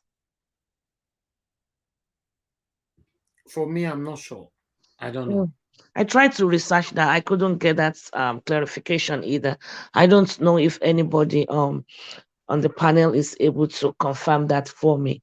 But like what I'm saying and how I'm saying it, I'm beginning to have a very positive vibes regarding these petitions and stuff like that, because regarding Tinubu and the stuff that I saw with regards to that video you played, the guy that said he has a hard copy with him, I saw a couple of his clips also where he was analyzing Tinubu's certificate, how it was forged and all of those things. So I think we do, most likely, I am not sure, but I think there's possibility of Tinubu being discharged. I mean, being, removed from the ballots if we are going to be conducting a new election. But I don't know between PDP and LP how they will be able to, how we are going to be able to win the case, how they will give it to us, and what evidences we are going to use. I know Aisha is also live. Maybe that's why we do not have a lot of people on board right now. A lot of people are live, actually. So also is Dr. Damages and stuff like that. But anyway, having said that, so I don't know, but I just think that we are heading the right direction and there's greater chances. I'm actually beginning to feel more confident that most likely Tinubu will be, removed. And concerning his health, I don't know. I think he's running around. Will be kind of gave him a shocker. He probably went into a state of shock. And considering his age, considering everything, I probably believe that what he did during the election was too hectic for him. The London aspect of it, if they can do that, that would be very, very good. That means that when they steal money, they cannot go and hide it in the banks overseas. If Not London, overseas, they can't go to London. They can go to France and put it there. well, that's what I was going to say. If they can start that, if they can initiate that, I think every other country we fall into place also. I mean, they used to do it too, and I think the last time they were doing it in Switzerland during I don't even know. They were doing it with Switzerland. That's where they keep our Nigerian money. I think most of our money is in Dubai also. So that would be a good start. That would be a good starting point. And that also in itself will be a positive, it will be a win for Obi. There's a lot of things Obi won, or Obi is winning. Election in Nigeria is never going to be, business as usual anymore. I think this era is going to be the last rigging era. So to me, Obi is teaching us a lot of stuff. Is changing Nigeria. Is changing how things are run and done in Nigeria. It can only be a last ringing era if Obi managed to reclaim back his mandate and become the next Nigerian president. If not, if these people continue, ringing will continue for probably forever. I believe he'll be able to get the mandate back, and I also believe even if rigging is going to continue, at what level, because they will know that it's not just going to be that easy anymore, because this is the era of social media. I don't think I've ever been involved in politics, Nigerian politics, as much as I have been this time around. So, and one of the factor that's allowed me to do that is because of social media. So, to rig election moving forward, come 2027, is going to be really, really difficult because one, we have a lot of technology. Two, technology is also going to advance even more. So it's really going to be more difficult to rig election, to me. So I believe Obi is changing Nigeria even as we speak and as it is right now. So that's all I have to say for now. Thank you. All right, thank you. Let me see. Mr. Collins. Yeah, please hold on, please. Mute yourself. Thank you. Mr. Collins, please talk to us. Good evening to you, sir. Yeah, good morning. Good morning, Mr. Nigeria. A long time. Thank you. Good to have you back. Yeah, I'm still trying to get myself. So I'm trying everything possible to recover myself. Things are not being well with me because of this election. I lost a lot of things. So many things that are working against me in this period. I have to be honest with you.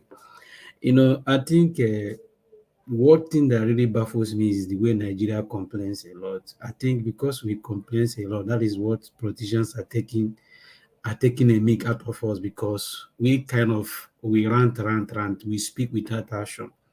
When I look at, the day they announced that election, I just waited, let me see how Nigeria will react. I wait for that day, nothing happened. The second day, nothing happened. The third day, nothing happened. Even they went for the governorship election, still the same thing. That is when I give up everything about Nigeria. I totally give up, because if a country like France, where things are working, as I'm talking to you, where things are working for people are doing everything, and now the country is on fire. The country, people are doing revolution. They want the president to resign. That is country France. And Nigeria, who've been facing challenges for more than 60 years now, are comfortable with what they are seeing. I don't think any other thing. If this election, P2B election, couldn't resurrect the spirit of Nigeria to move on street, even when it's not supposed to be protest. It's not supposed to be revolution. It's supposed to be a war. When a war, the leaders and Nigeria citizens. That's what it's supposed to be. It's not supposed to be because in Nigeria, nothing is going to be given to you free. You have to make people to see that you really want it. You have to, because like Tinubu said in that interview you played, you have to smash it. That is how Nigeria, if you want to take this, if you keep depending on P2, let P2B keep doing his thing. If you let P2B, let him go to court, that is P2B case. But we in Nigeria have to also initiate our own case. We have a case. We have to take our matters. We have to make people see that we really want this. While P2B is busy fighting in the court, my own thinking was Nigeria will be on the street. When I mean on the street, it's not going to be a protest. It's not going to be. It's going to be a war. When I mean a war, when politicians see you with the kind of grievance, the kind of action, trust me, they will start reacting. Even that election, you will see INEC chairman, everybody will say, oh yeah, let's give this people the mandate back. But because they know that nothing is going to happen, so they know after they talk finish, nothing is going to happen. I said this thing to you. Two things have made me to realize that Nigeria is not going to work. And people should start believing in that. People should start waking up from it.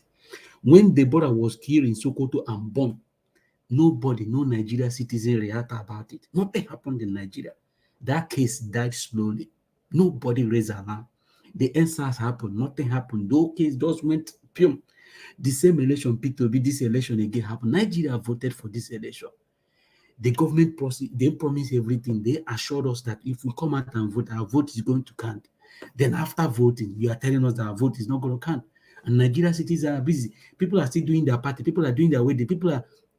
Now I'm talking to you that in France, things are working in those places, but people are agitating. People are carrying protests even day and night. Even the number keep increasing every day. But Nigeria, people that have been dying every day are relaxing. They don't care. So I even Mr. Niger Ward, before I don't believe in all this therapy that white people used to go. But now I'm beginning to say, oh, there is a reason people go to this therapy, because I am dying here. When I mean I'm dying here, I am dying here slowly. Because when I look at things that happen in Nigeria, I look at people are taking things for granted. People are doing as if nothing happened in Nigeria. When I mean things happen in Nigeria, people destiny are being stolen. People future are being stolen. People, everything are stolen in this election. Do you know the kind of the energy, my time, my fund, everything I invested in this election? I'm not doing it because I'm going to get any. No, because I want to see the country function. I want to see the country work. That's always been my belief. But at the end of the day, looking at the whole election and the way Nigeria citizens accepted it with peaceful, they accepted it as if nothing happened. They accept in that election, even somebody, I'm telling you today, there is an old man in my village. That man happened to be one of the witch, as in the baddest people we have in my community.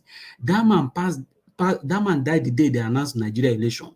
I'm supposed to be rejoicing because of that man passed away, but I can't rejoice because I don't even care, because my own focus is all about what is happening in Nigeria, and Nigerian people don't care about it. That is when I lost focus about everything that's happening. This is almost 1 month now. I'm still not getting myself.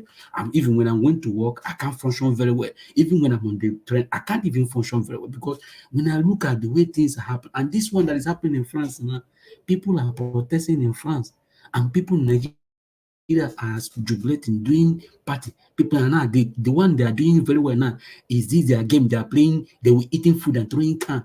They don't care about what is happening in the street. They don't care what is happening in Nigeria, because they have channeled their focus in another direction where they're supposed to be. Even that protest that is happening in Abuja, by now I was thinking that protest should have sparked something, maybe spark the energy in Nigeria. But today, nothing is happening. And people are still coming here to say we should have faith that this thing is going to happen, this is going to happen. I don't know how this is going to happen. I believe in what P2B is agitating for, what P2B is seeking for. But we in Nigeria, we should do our own part. If we are not doing our own part, how do we think that this country is going to function? That we are going to restore this mandate? We know how Nigeria system have been worked. We have been in Nigeria from Imo State, where a fourth person become a governor of Imo State today, and nothing happened. So it's not a new thing. This is not a new thing that we are seeing. And my surprise that Nigeria people are not react with the spirit we went into this election. I was thinking we will use that spirit and counter whatever Nigeria's leaders are doing, but we don't use that spirit. Seriously, I am really dying. Anybody that can help me, anybody that have any suggestion should give me, because I am really giving up here, because the whole thing is really messed up, and people are not reacting. Even when you come out to do something, you see Nigerians, even you see your fellow Nigerians say, you should get that election, don't finish now. What is there again? Make we move on. Why are we going to move on? People died on that election day. People were killed. A lot of people lost. Even Rufai said that day that a family lost 2 people in this election. A family lost 2 people in this election. And Nigerians are keeping quiet as if nothing happened. They were happy that nothing happened. I just imagine sometimes I wish myself I am in Nigeria. Because if I happen to be in Nigeria, I would know how my reaction would be. I am distant, as in I'm far from Nigeria, and even the whole thing is paining me more than people that are sitting in Nigeria. Honestly, people should start waking up. If we are thinking that this direction, that this hand now we are holding, that is way to restore Nigeria, my brother, everybody is joking. This is not the hand to restore Nigeria. I think we should maybe refresh our memory, or we should restart ourselves and now plan how are we going to restore Nigeria. But if it's this hand, this devil now that we are pushing to restore Nigeria, everybody's joking. We should tell ourselves the truth. We are purely joking. When I mean typically joking, until we now strategize, how are we going? We need to hit our politicians. When I mean hit them, all this hit them where it pains them. When I mean hit them where it pains them, that is when they will see your reaction. But at the end of just small protest Nigeria did on answers, you see how politicians react about it because they now saw that this is serious. But when they find out that you are not going to do anything, nobody's going to do anything. So I am that we should stop blaming, waiting for white people to come out, and our friends waiting for people to come and prove them what to do. Nobody's coming to help us. We have to help ourselves. We shouldn't be waiting for. We should write application to ask them to ban MSO or this abrogan in US. What concerns me? While I know I can fight the battle in Nigeria, why should I take it to America? Why should I take it to UK? While I know I can fight the battle in Nigeria. People have to die. People need to die. If it means for me to sacrifice myself for Nigeria to be restored, I am willing to do that. People need to die for this country to restore because there is nothing can be given free. Even in the Western country where people protest, people die. Talk less of in Nigeria where rule of law doesn't function. So we have to hit them where it pains them. If you see all those government facilities start to destroy it, that is war. Nigeria, war against Nigeria. That is how it's supposed to work. So, but for now, Nigerian citizens are still clamoring. They're still playing their game. They will cook rice, put chicken, everybody will throw a can. At the end of the day, nothing happens. So, the election already finished. For me, the election already done. We are just like wasting our time. If we really want to get Nigeria, after that the election was announced, everybody just feel relaxed. That was when I was thinking that Nigeria will hit the citizen, will hit Nigeria leaders. But they went to their room and feel free. And they went back again and vote for the same governorship election. Same thing happened again. They couldn't even react. So I am really tired. So anybody that have suggestion how I'm going to deal with this issue in a way that can help me, people should suggest for me, because if it is way that we are going to restore Nigeria, people should wake up. We should stop telling ourselves it's not going to happen. As I'm talking to you, watch France, it's happening. I'm watching my television, it's happening in France. That is a country that has everything. They have everything, and people are still telling that government is not doing anything. And we that have been suffering for 60 years are happy playing game. Africa need to wake up. Thank you. Okay. Thank you very much, my brother, Mr. Collins. To be honest, your submission, I agree with you. In fact, let me say I agree with you 100%. Nigerians, we are very good in distracting ourselves. Yes, I can testify to it that since the end of the governorship election, most Nigerians have moved on already. They're already engaging in some irrelevant things, inconsequential activities on social media already. They have moved on. This is what you get. I support you on this. As we speak, no, if you go beer parlor for the whole Nigeria, for most places now, especially maybe Lagos, Edo State, Benin or so, they drink beer as we talk now. Most Nigerians, they are very, very easily distracted. You are right. I'm so happy that you nailed it. This is where we are. Look at, for the past 5 days now, we'll be having a protest in Abuja. Other states have not joined. What are they doing? They're on social media. Some of them are watching movie, watching football, while some of them are in the beer parlor drinking. Some are in the hotel. How are we going to have our country back when we all are doing this?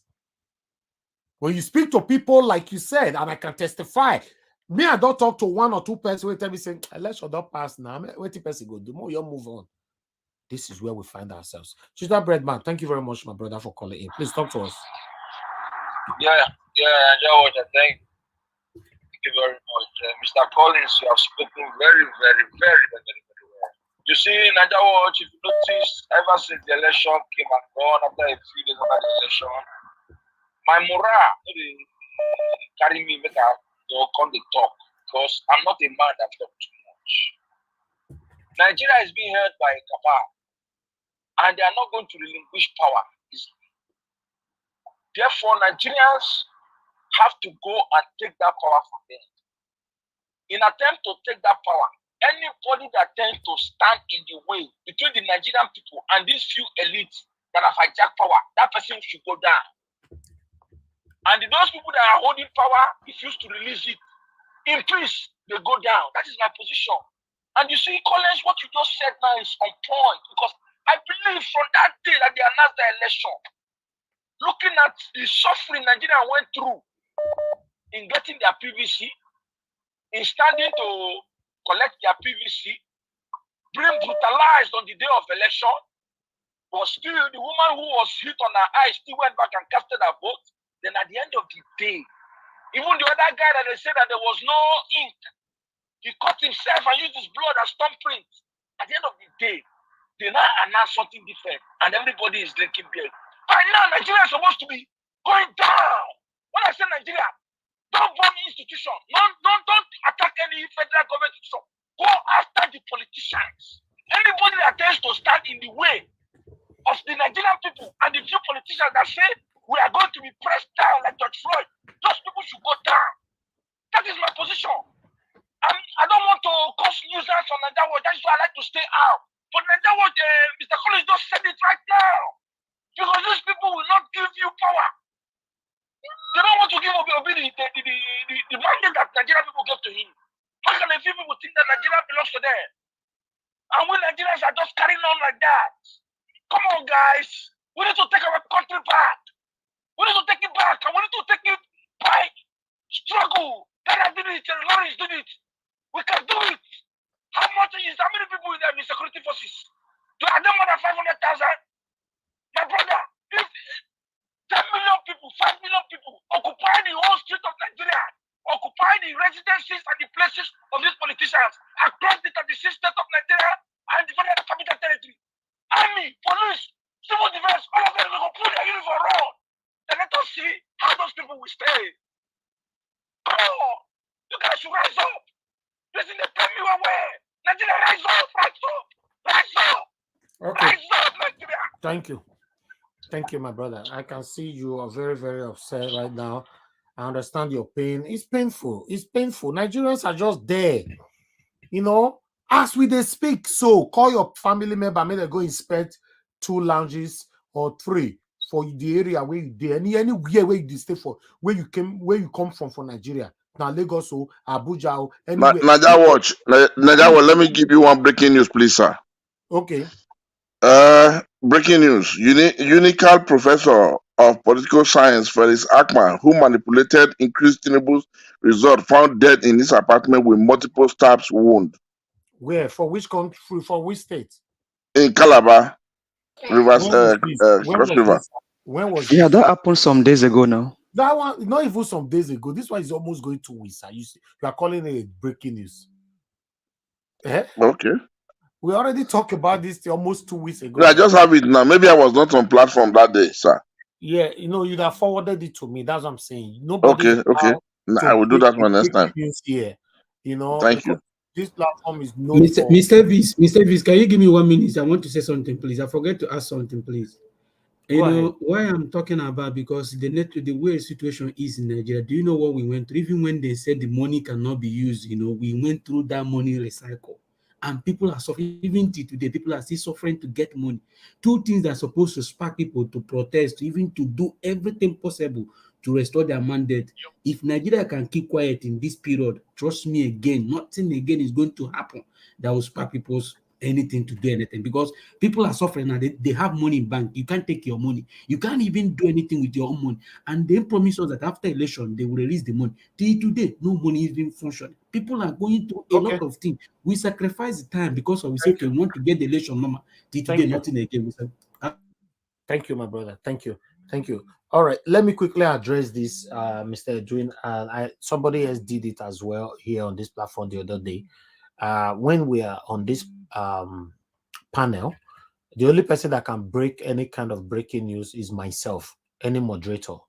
You as a panelist, you are not allowed because we don't want anybody to pass false information through our platform. So that's why we stand for credibility. You know, everything we present. Thank you very much for the correction. No, that's fine. So I'm talking. I'm addressing everybody in general now. You know, because it's not only you. I know it's not your fault. A couple of people have done it here. You know, everything we present here is fact, 100% fact. In fact, we work with third party. So in case you have doubt, before you can come to us, you have to start from the primary source. You know, this particular case that my pa just talked about, I've already talked about it here like almost 2 weeks ago now, you know, on this platform. So I understand. And this is all, if I have to divert a little bit, this is one of the reasons why I am telling people not to call any video old videos. You see, sometimes when you play old videos, especially when you are recapitulating on that video, you see somebody saying, oh, na old video. And I've addressed this so many times that video where you don't see like for 5 years ago or 10 years ago, somebody did this word we never see him. Look at Empire doing now. The news when you called breaking news, you never see him before. That's life for you. So if I can still bring you that news now, say, okay, I want to talk about it again. You on the comment section might say, oh, there are people. In fact, despite saying talk about this thing now, some people they, if you know, say you never hear of this thing before, talk about a comment section, you see, so we'll see up to 10 people we never hear them.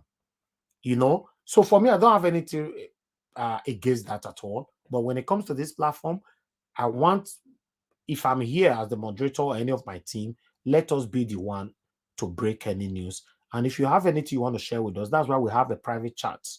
You know, we have our own private chat. We have the public chat where we are seeing people's comments, but they don't see our own comments. Put it right there for me. I'll look at it. If, for example, now say, if I put this one for private chat, now I may go tell her now, say, if we don't now old news, we don't talk about them. Through private chats, nobody will know what they talk about. In case of next time, thank you very much. Okay, you see, Asa Bosa is saying, I didn't hear about it. Yes, you see, let's talk. Say never hear her before. You know, Mr. Rita Okun say he never hear her before. You know, so yeah, that's the thing. For me, I'm totally against anybody where you play video, go say that old video. No, there's what we call referencing. Maybe you want to reference to it. The people will say, no. Please, let's understand. Say, wait till you see 370 10 years ago. Somebody they will never see him. Thank you. Let's move on to the next person we're there. I would like, okay, Mr. Edwin, is even your turn right now. Please talk to us, sir. Good evening to you once again. Okay. Good evening, fellow panelists, members. I greet all of you, depending on where you are, afternoon, morning, evening. I want to start with the one that somebody says Nigeria is being ruled by mafia system, kind of a mafia system. That person, I believe you. You are correct. Or they have been selected the cabals. Yeah, I also believe you. Whichever way, whichever word you use to qualify the situation, I accept. But let me tell you one thing. People who keep on losing faith and hope in this thing, I don't work like that. I'm a kind of a man. What happens to me in the morning, in the evening, is no more tormenting me because I will not want to lose any minute along what I have lost before in the morning. In the evening, I don't want to lose any other minutes, no talk of any other thing. While thinking about it and yelling about it, I might be losing more things again, which maybe would have even helped me to cover the lost one. That's my principle. Now, the build-up is just like a milestone. We know all these things, but it's not going to be easy for them because whom they are dealing with is sensitive, intelligent, quiet, approaching man. And people like this, they always get results. They always get results.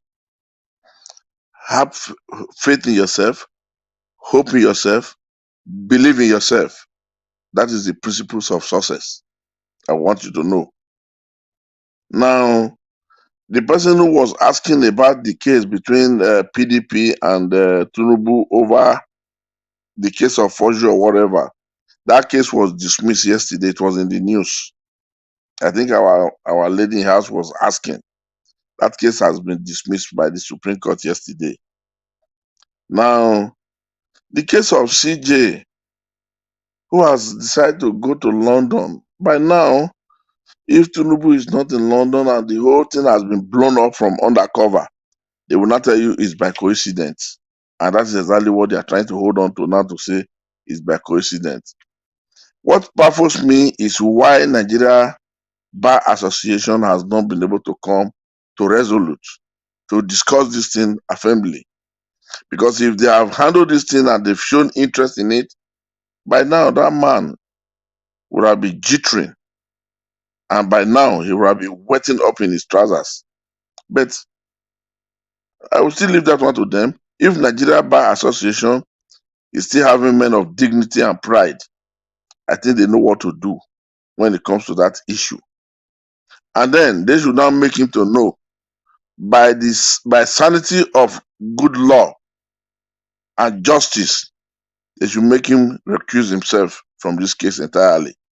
That's how it's supposed to be. Now, when they were campaigning for the presidential election and the governor's election, they took Obi and they underrated him, like everybody has been saying, which is correct. You see, where they made a mistake is this. They are the analog men. And the first time they had a encounter with the youth, which are the digital of men of today, they didn't know the difference. You see, you are using four-figure table to do your calculation. In our secondary school days, that was what we used. We used four-figure table to do your calculation. And now you want to challenge somebody who will now use digital calculator to run calculation at the same time. Who do you think is going to arrive and getting the figure first? That is the mistake these people are making. The so-called cabals of Nigeria. They made a mistake by challenging and asking the Nigerian youth to come in, that they are the lazy ones. And the Nigerian youth are now out to answer the call to say we are not the lazy one. And now the Nigerian youth, they run mosquito campaign. Anybody that is using a kind of news media to run campaign, we call it mosquito campaign. It gets to every corner. Every corner. The news will be heard anywhere. No hidden place. That is what we call mosquito campaign. There's no way you can hide and you can run away from it. Both the interested and the uninterested one will hear it. That is exactly what happened through Peter Obi to these men who call themselves the Calabar. One thing I want you guys to always understand, that like that guy that was lamenting, my dear brother, I know your pains, and I'll tell you one thing. As a man, when anything happens to you in the morning, in the evening, think less about it and move forward. You are not the first Nigerian to experience this. We are not the first, and we will never be the last. We will die. Nigeria will still be there as a country. The people will still be there to say they are Nigerians. We will continue to strive. But one thing I know, even your prayer alone might turn everything to success. Only the prayer that comes out from your mouth might turn everything to success. Like you were talking, if I may say your speech was directed as maybe you are living in France. Let me tell you one thing you don't understand, my brother. You are in pains, you are in sorrow. You know what to quantify it. But there's at times when situation is going, it gets tough. And when it gets tough, it gets going. At the time it gets to the climax, my dear brother, you will always experience what is why a white man will say 360-degree U-turn.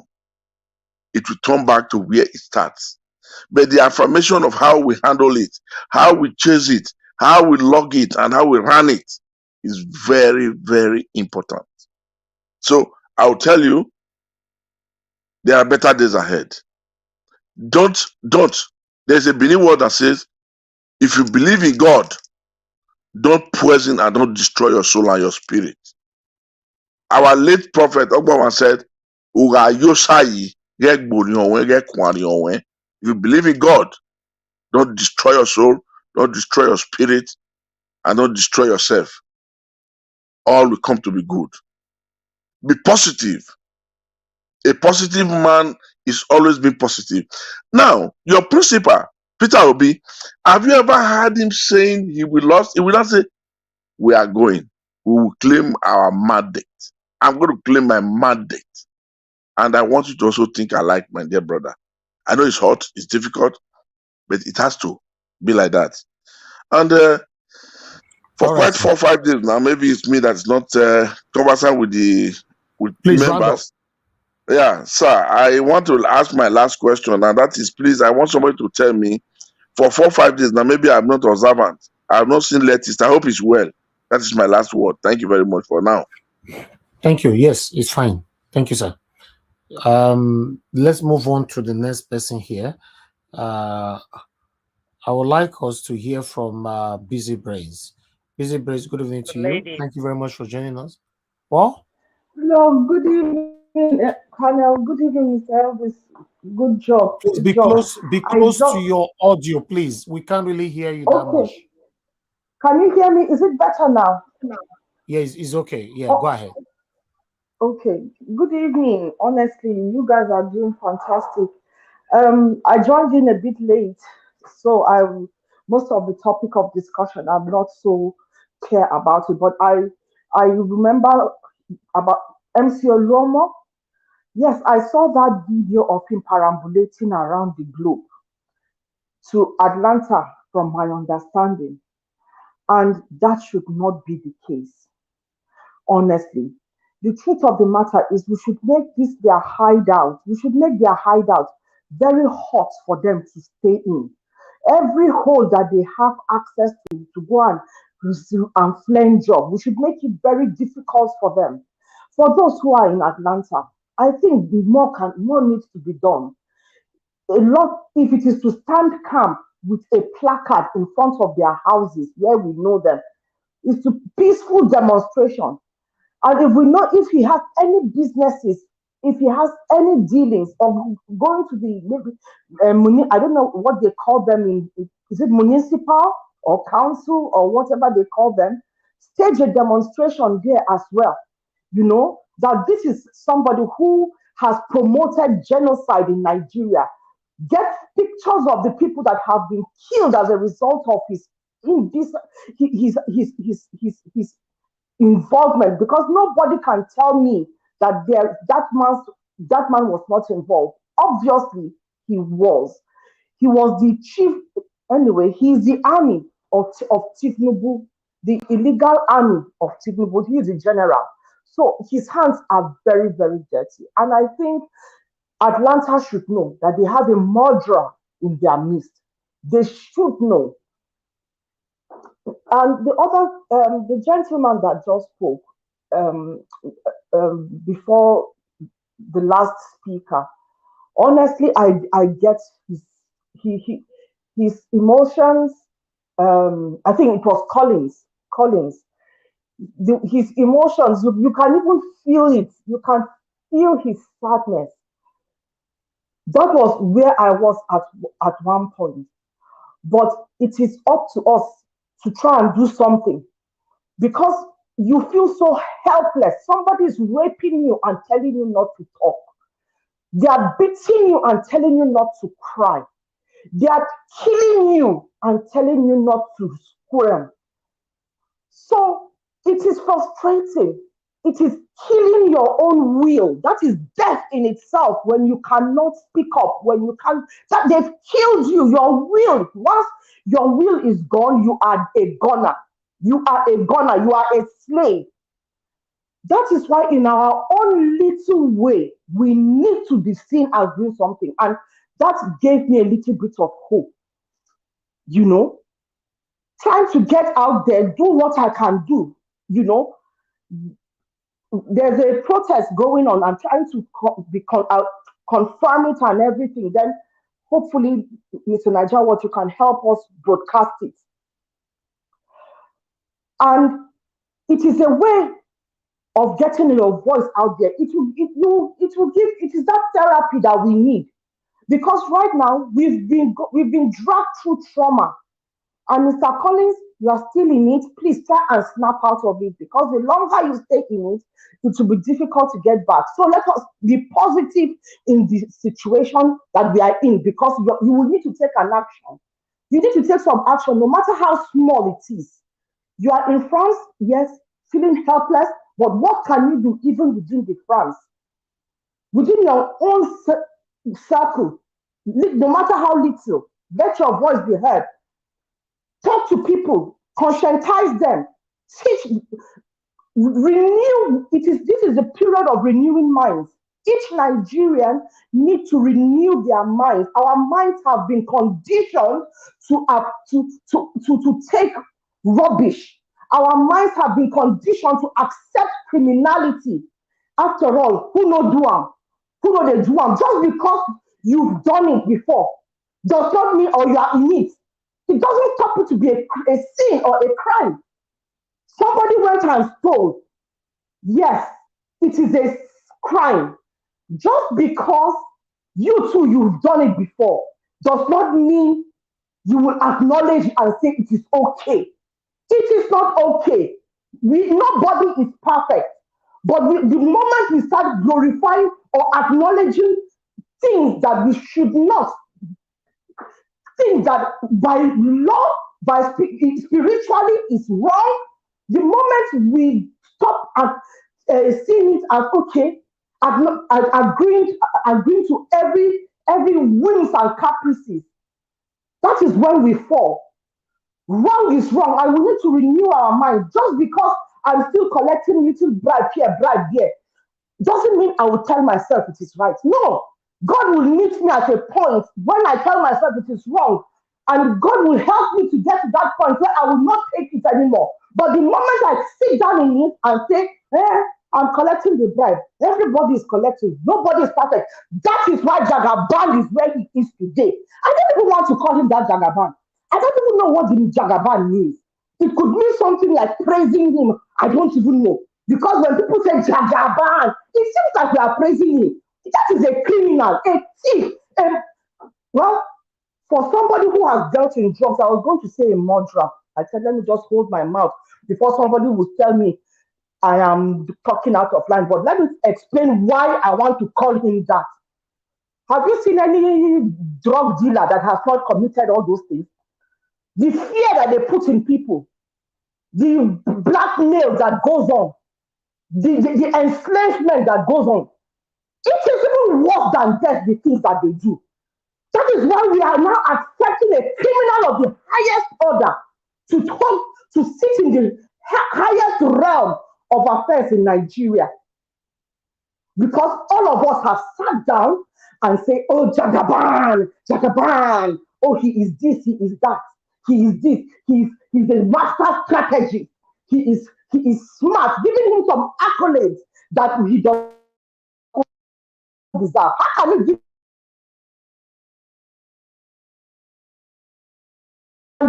as be all?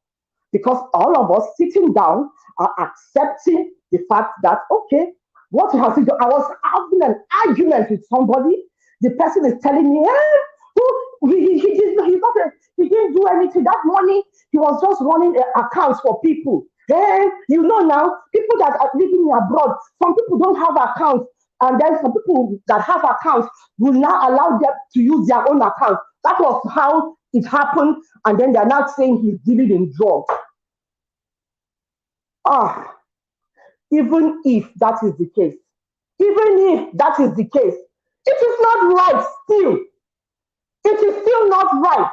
We are acknowledging wrong. We are acknowledging criminality. Nigerians, we need an orientation of the mind, a renewal of the way we think, a renewal of the way we do things. And that is why Peter, Gregory, Obi, and Dati are here to do it to help us. And we know that this cabal will not allow it because they are blood-sucking demons. Look at the body language of Mr. Peter Gregory and Betty. Their truth, when they speak their truth, you can see that the injustice of how where Nigeria is, the criminality of where Nigeria is right now, they are allergic to it. When they talk, you feel it in their body. And Mr. Dati most especially knows how to show this disdain when he's talking about all this criminality. And when we condemn things like that, it will go down from top to bottom. That is why they don't want these people in. I will not sit down here and say it will be easy. Nobody needs a crystal ball to tell us that the battle or the fight is going to be easy. Honestly, these people are ready. They will not hand over power to people who they see as non-negative. Right. Remember, the fight is not Sorry? Okay, go ahead. Sorry, it's someone else. Okay. The fight is not between Obi and the establishment. The establishment is fighting us. It is us they are fighting. Obi is just the figurehead. But if they are able to bring Obi down, where will we go? What happens to us? That is why we are the ones that need to bind up. Just like what Mr. Collins is saying and the other speaker. But I don't know if physicality is the way. I think what we are doing, exposing them, that is the most powerful thing. You know, evil flourish where it is hidden. But the moment light shines on it, it loses its strength and value. So I'm calling on all those online warriors. I'm not that savvy online. I am not. I struggle. But for those that are, please do what you do best. Do what you do best. Get any information that they, like now with this chief judge, has it not exposed him?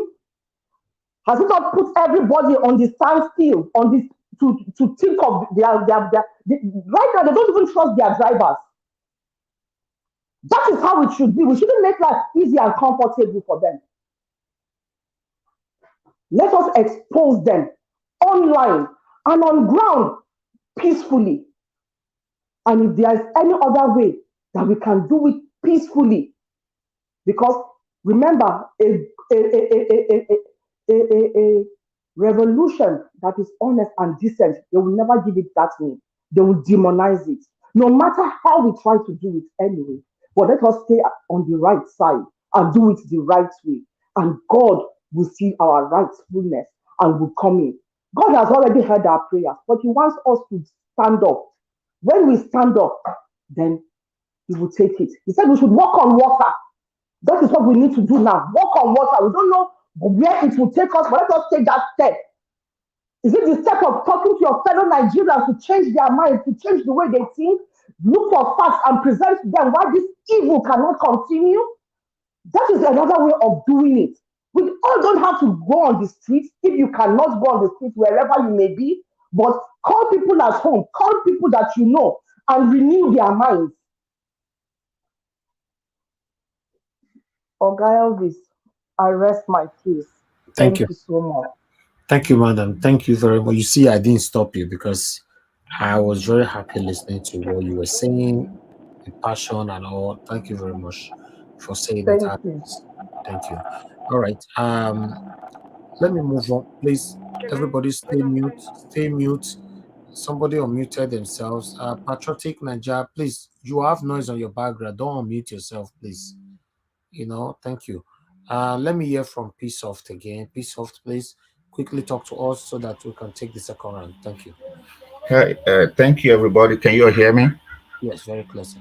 Yeah, thank you very much. I appreciate you guys for the opportunity to be here, and I appreciate you, Mr. Elvis, for coming out every day. You know, sometimes when if I'm not here, when I'm a little bit settled, I play all from beginning to the end.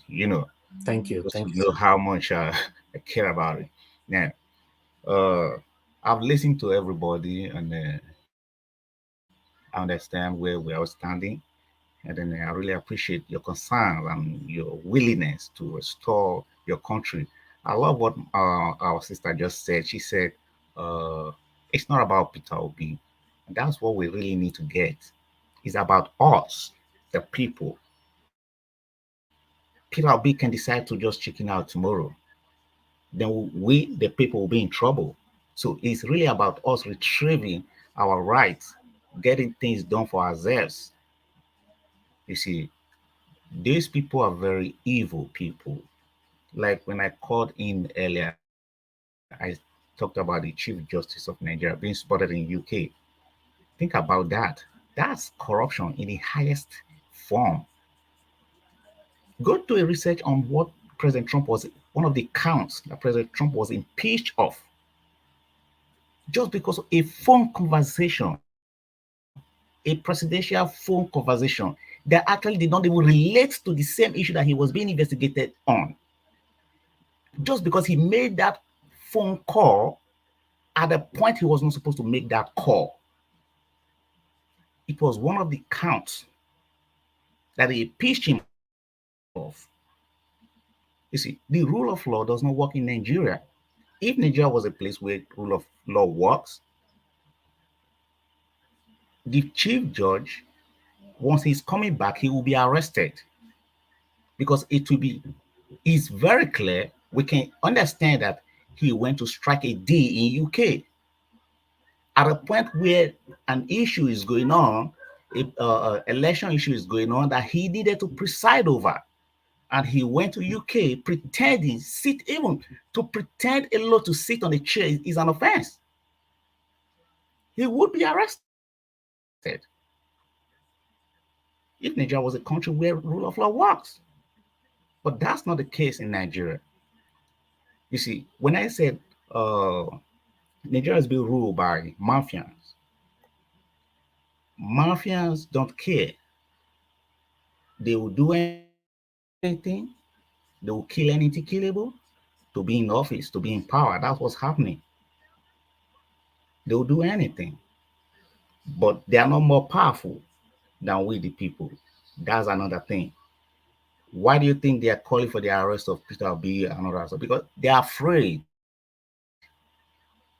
They are afraid that if we keep talking or people keep talking, something might happen. And they don't want that stuff to happen. Because if what is about to happen actually happens, then they will not be in the office. They will not.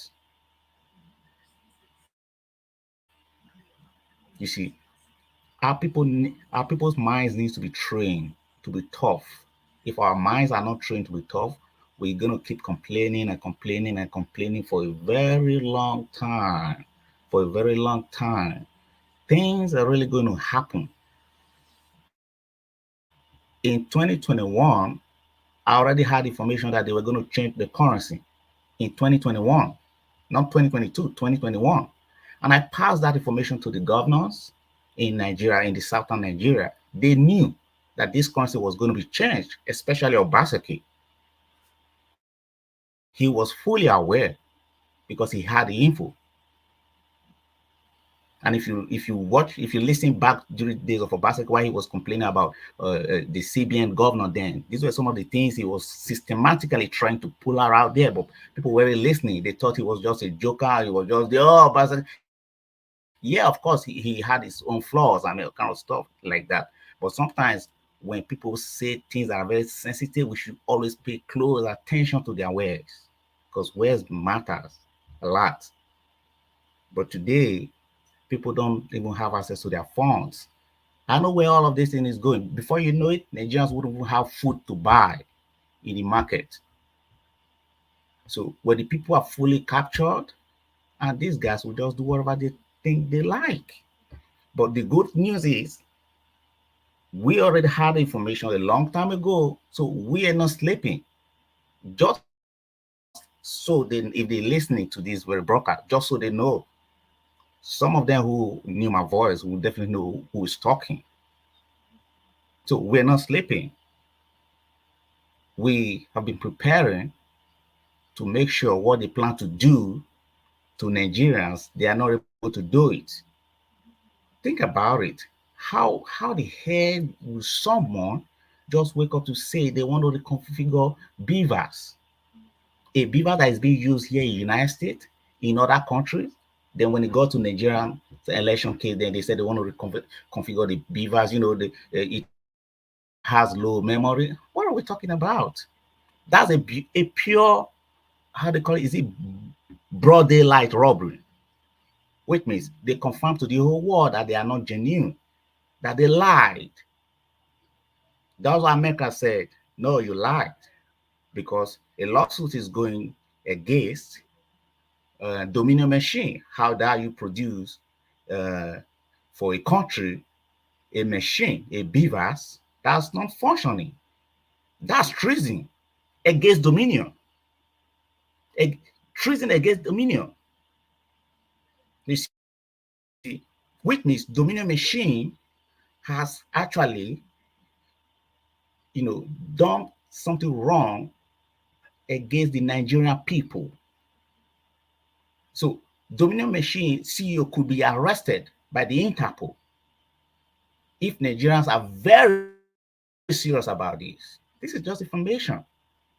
Then he will have to come out to tell us the truth. Hey, the machine you brought to us, was it faulty, or check your server? Forget about INEC telling you, oh, we got server. Dominion controls, they have the infrastructure. They own the infrastructure. So it's not even INEC. So INEC is lying in the first place to be referring to the infrastructure. Dominion owns the infrastructure where everything is connected to the storage and everything. So nothing is mixing. Dominion had a lot of stuff to actually show that their server will never malfunction in the first place. You see, I really do appreciate everybody, so I don't talk too much. The enemies too, they are listening, so that they don't, even if they go about there to try to get information. But we're ahead of them. We're working. I'm not doing this because of Obi. I'm doing it because of me, my people. I'm into this because I want my country to be good. You see, our minds need to be very, very tough.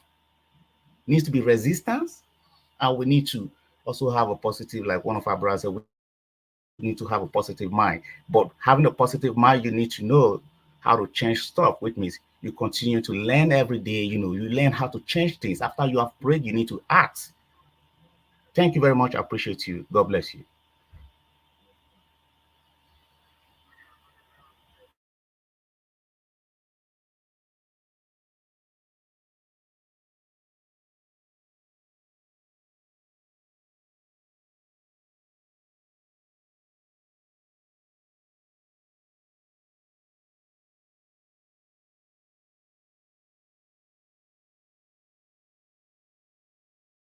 All right, then. Thank you, Psoft.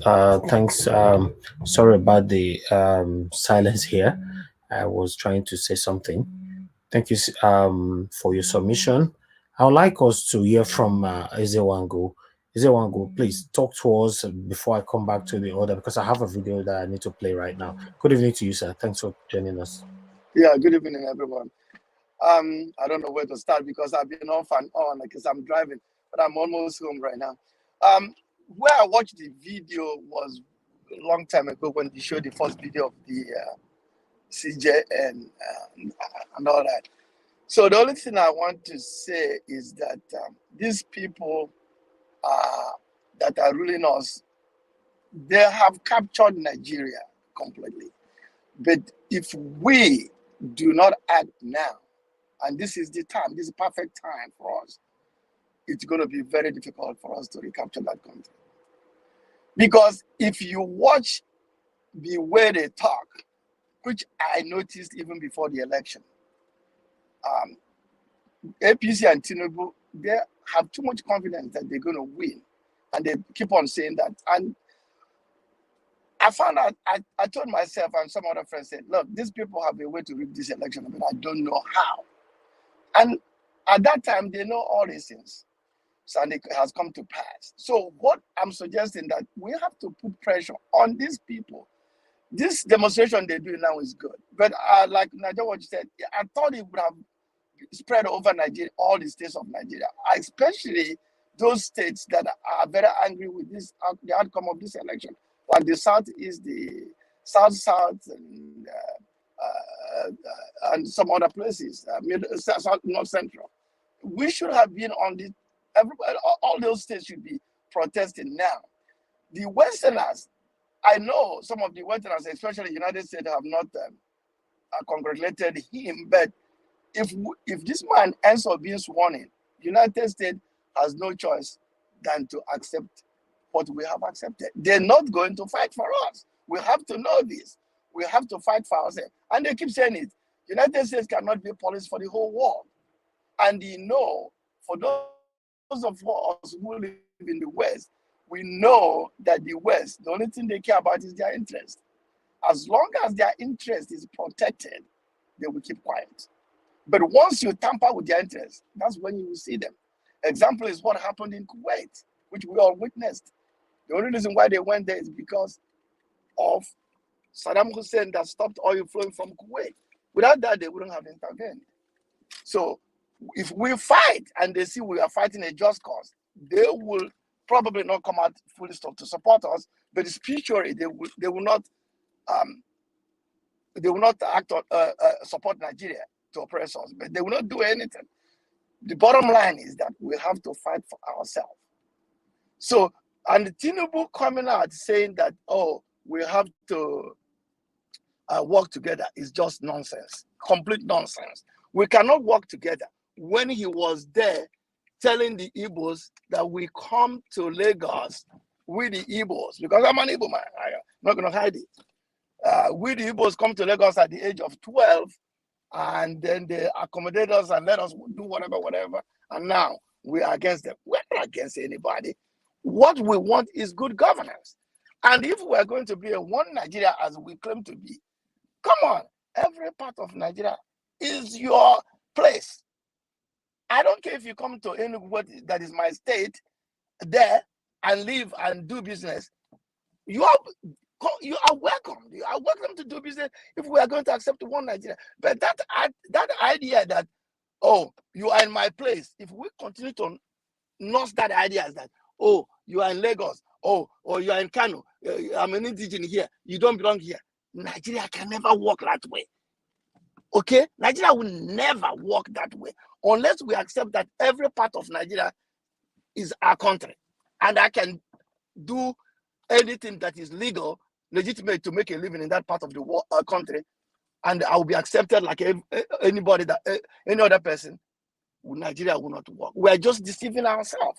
You know, we are just deceiving ourselves unless we start accepting every part of Nigeria as our country, as our place. You know, we can never be one. Okay?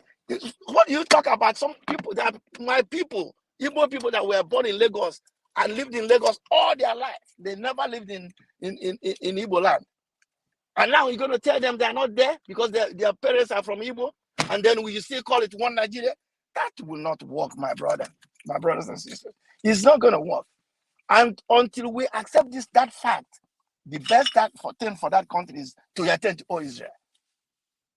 Because it can never work. Because when people go there, they use tribalism and all these things to steal and oppress the rest of us, including the people who continue to oppress us. Nigeria will become a captured state, which it is now. So that is the way I see that country as at now. This is our best opportunity. We have to rise up, take up our country now that we have started. This thing has never happened in the past. So this thing is that even if Obi ended up not being sworn in, but if we continue to put this pressure on them, which I think Obi will be sworn in, we should refuse. The only way we will agree is if new election is going to be held. And if new election is held and is credible and Obi didn't win it, then we can accept it. But as it is now, we should not accept this because it will continue. It will continue. The lack of Femi Fanika, or whatever he calls himself, he calls himself Keyamo. Those people, if it is in a country that is working, those people should have been arrested. Those people, because they are the ones that are making treasonable comments. They should have been arrested and locked up. Thank you. Nigeria is not working. We all know this. Okay. Thank you, my people. I'll hang in here, and then if I get an opportunity again, I'll come up. Thank you very much, God bless you, sir. Thanks for your submission. All right, I can see we have 2 more persons joining us here. But before I move on, I have this video that let us divert a little bit, especially with what happened not quite long with the Igbos and Yorubas in Lagos. So there's this video that I want us to listen to it so that we can comment on it as well, if we agree or disagree. Let us quickly watch this. Thank you. Fundamental issues of 1, investment of the Igbo man in his land. It is abomination that the Igbo man will live here and go in the West and invest in the West. When you go to Lekki, 60% of the houses are owned by Igbos. When you go to Kaduna, Kano, everywhere, investments there are owned by Igbo men. They have abandoned their home, the home of their ancestors, the home where they were given birth to, their true identity. Nobody did that to you. You must solve that yourself by divesting your interest and investing in your homeland.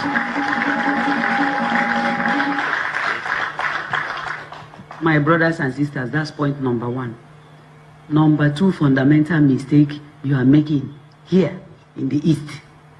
Worldwide, things are shared by population. In Nigeria, the northern man will have 4 wives. Each one will have 6 to 10 children. In a household, you have almost 100 persons. The Igbo man will have 1 man and 2 children. And on election day, you start crying, they are counting chickens. So what solution do you have? Is either the women will give birth to more children, like they did in Iran, when Iran had their revolution. These are practical things that have happened in the world. So, Professor Wall, I think the problem the Igbo man has, first of all, is to like himself and invest in his land and increase his population, either by women giving birth to more children or men marrying more wives, the same way they do in every other place. Because our future is at stake. The future of your children, women, please don't be sentimental. Don't be selfish. The future of your children is at stake. So, in Yelongweyaka, by continuing with the dogma of me, my wife, and 2 children, it's abomination and it must stop.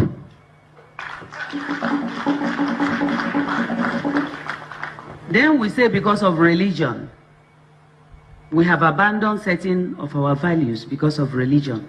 When the people of Israel in the Old Testament asked God, you love us, you made a covenant with us, but we want an earthly king. And God gave them an earthly king and admonished them not to be in a hurry to leave the sight of the king because he's my representative on earth. We have a king here.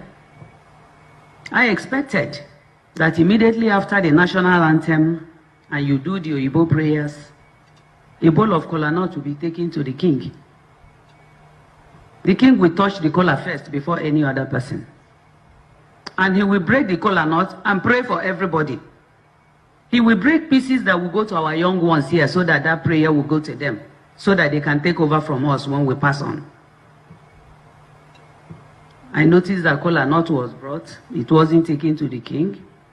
And then it was shared. After the sharing, before it's taken to go and pray. So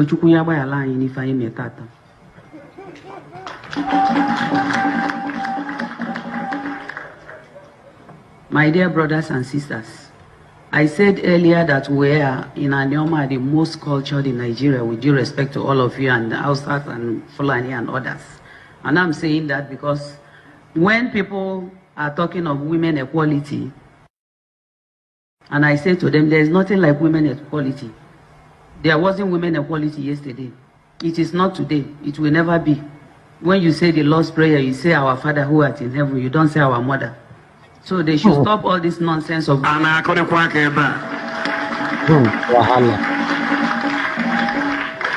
is nothing like that. It's not God's intention. Equality is not God's intention.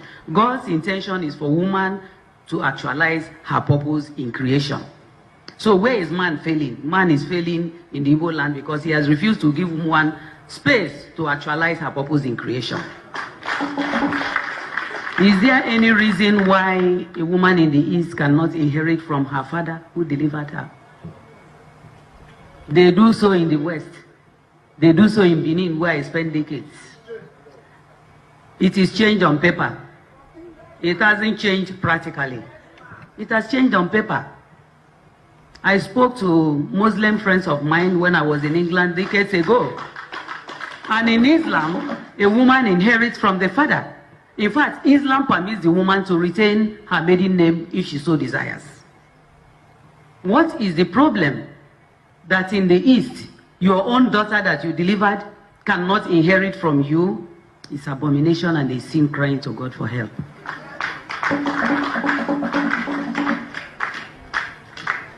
Is there any reason why communities in the East, like I suggested years ago, cannot crown mothers in their communities? The way my forefathers in Anioma decided that there will be a stool for a woman. My community has a traditional ruler. He's in charge of men and male youths and the land. Myself as the Omo, I'm in charge of women, female youths, and the markets, and custodian of our ancestral shrine. And I'm very proud that I serve God through tradition. They kept this seat and decided that the man should have his palace. The woman should also have her own palace. So the traditional ruler has his palace, and I also have mine. He has his chiefs, I have my own chiefs. However, the chiefs of the traditional ruler are superior because man is first. That's the way our forefathers kept it in Anioma land, from Asaba to Abo. In all the communities, there is an Omu, there is a traditional ruler. Each one is given his role to play because God is not a fool by creating woman. All right. I understand. Say many people don't question me for this. Say this one. Okay. Listen, guys.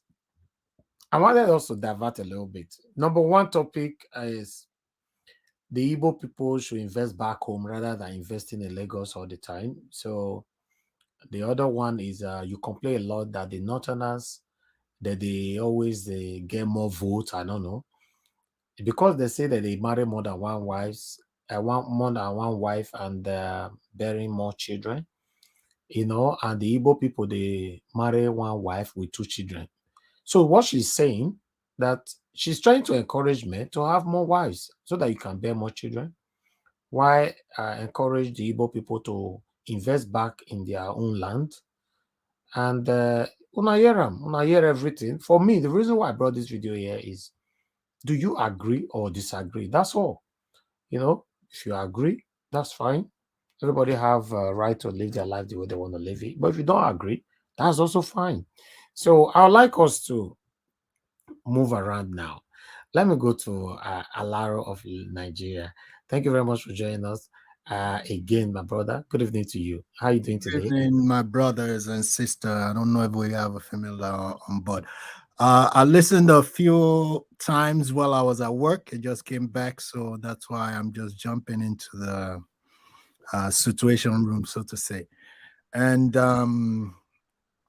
it's quite interesting. Let me first digress before I go on to this video you just showed. If we can all imagine a situation whereby we all can move around freely in Nigeria the same way you move around in the States or in England or whatever. That would be beautiful. I'd love to do that. Just to do a vacation. There's so many places you can go in Nigeria. Do your own vacation across the nation. There's so much this country has to offer. And everything that's going on politically is tied to every situation, just like the girl you showed yesterday, the video, and with this elderly woman that you also showed just now. First of all, to also talk about MC Oluomo briefly, people have to realize Toggery in Nigeria is an unofficial police institution. It's not legal, but it is legal because there's no way a thug in Lagos can be arrested by any policeman. And these thugs get their own percentage of state taxpayers' funds. So that is a fact.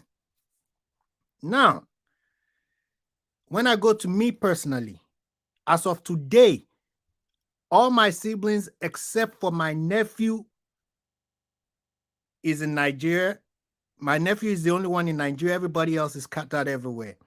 My friends that I grew up with, most of them are scattered, except one for a younger brother of theirs, Ego, which is in my own area. Me and their family, our family and their family are very close. So I don't have this is Igbo, this is that, and we all live in Lagos. If I want to do anything now, even before I want to do anything, he will call me, this is your dad's situation. My dad is almost 90. He tells me we have to do this, or sometimes he has already done it. This is an Igbo brother. He has already done it. He don't tell me bring money. This is what the situation, I went to your house. This is what I saw, this is what I saw, this is what I do. So tribalism is a mindset, and it has been weaponized in Nigeria. And the same thing I talk about the last 10 months of this movement. We are all interacting. Aisha is doing her own, Madam Aisha, and all of my brothers around me are doing their own, regardless of tribe. What their greed and inhumanity has done is just to increase the membership of IPOB. It's simple as that. I have a couple of friends, very good friends. They can knock on the door now and come to my house, and we will talk about IPOB the whole night. My wife, we already know, okay, it's game over. They are going to be here till 3 a.m. But what they are, they've been marginalized, because you have to look at both sides of every equation. If somebody is saying IPOB, why? If Nigeria is good tomorrow, the membership of IPOB will go down. The membership of all these sectors will go down. These are marginalized people. All agitators, right? All agitators. If I have no choice, I have to attach to something. When the choice is there, when I feel like a human being in a society, I'm accepted on an equal basis as everybody, I have no reason. So on one level, there's a legitimate, they are legitimized. I don't want to be Alex. Don't let me start. So on one level, they have a legal right to this. But on another level, we, for the first time, have a man that Peter Obi, the man I was with, is an absolute intellectual, well-organized. He doesn't do anything as ace. We have to let him go his route. If they do all, it's going to be plain. If they don't give us a mandate, it's going to be plain. And what they get, nobody will be begging us to go on the street. It will be, we all know, this is it. This is the only option. But don't let's jump the gun and create an obstruction that doesn't need to be. I'll rest my case for now. So that's my own point on that. Thank you very much. All right. Thank you very much, Laro of Nigeria. Thanks for coming back again. I appreciate you. Apocalypse. Thanks for joining us. Good evening to you. Please talk to us. Where are you joining us from? Good evening, sir. Thanks for having me. I'm calling from France. I'm the guy that called I think 3 days ago. You All know? right, okay. Yeah, Talk yeah. to us, sir. Yeah, I would like to contribute to what the video that you played. The lady that was talking about Igbo should get more case, So I think it's a good idea because if their demography is shrinking, it's of their disadvantage. I need to have a lot of case, So you And support them to have more wives, to have more children. It's not necessarily wives, where if they fit their the modern culture, because we see that we are all moving away from that culture. We Black people of married many. I'm from minority. I'm from Edo State.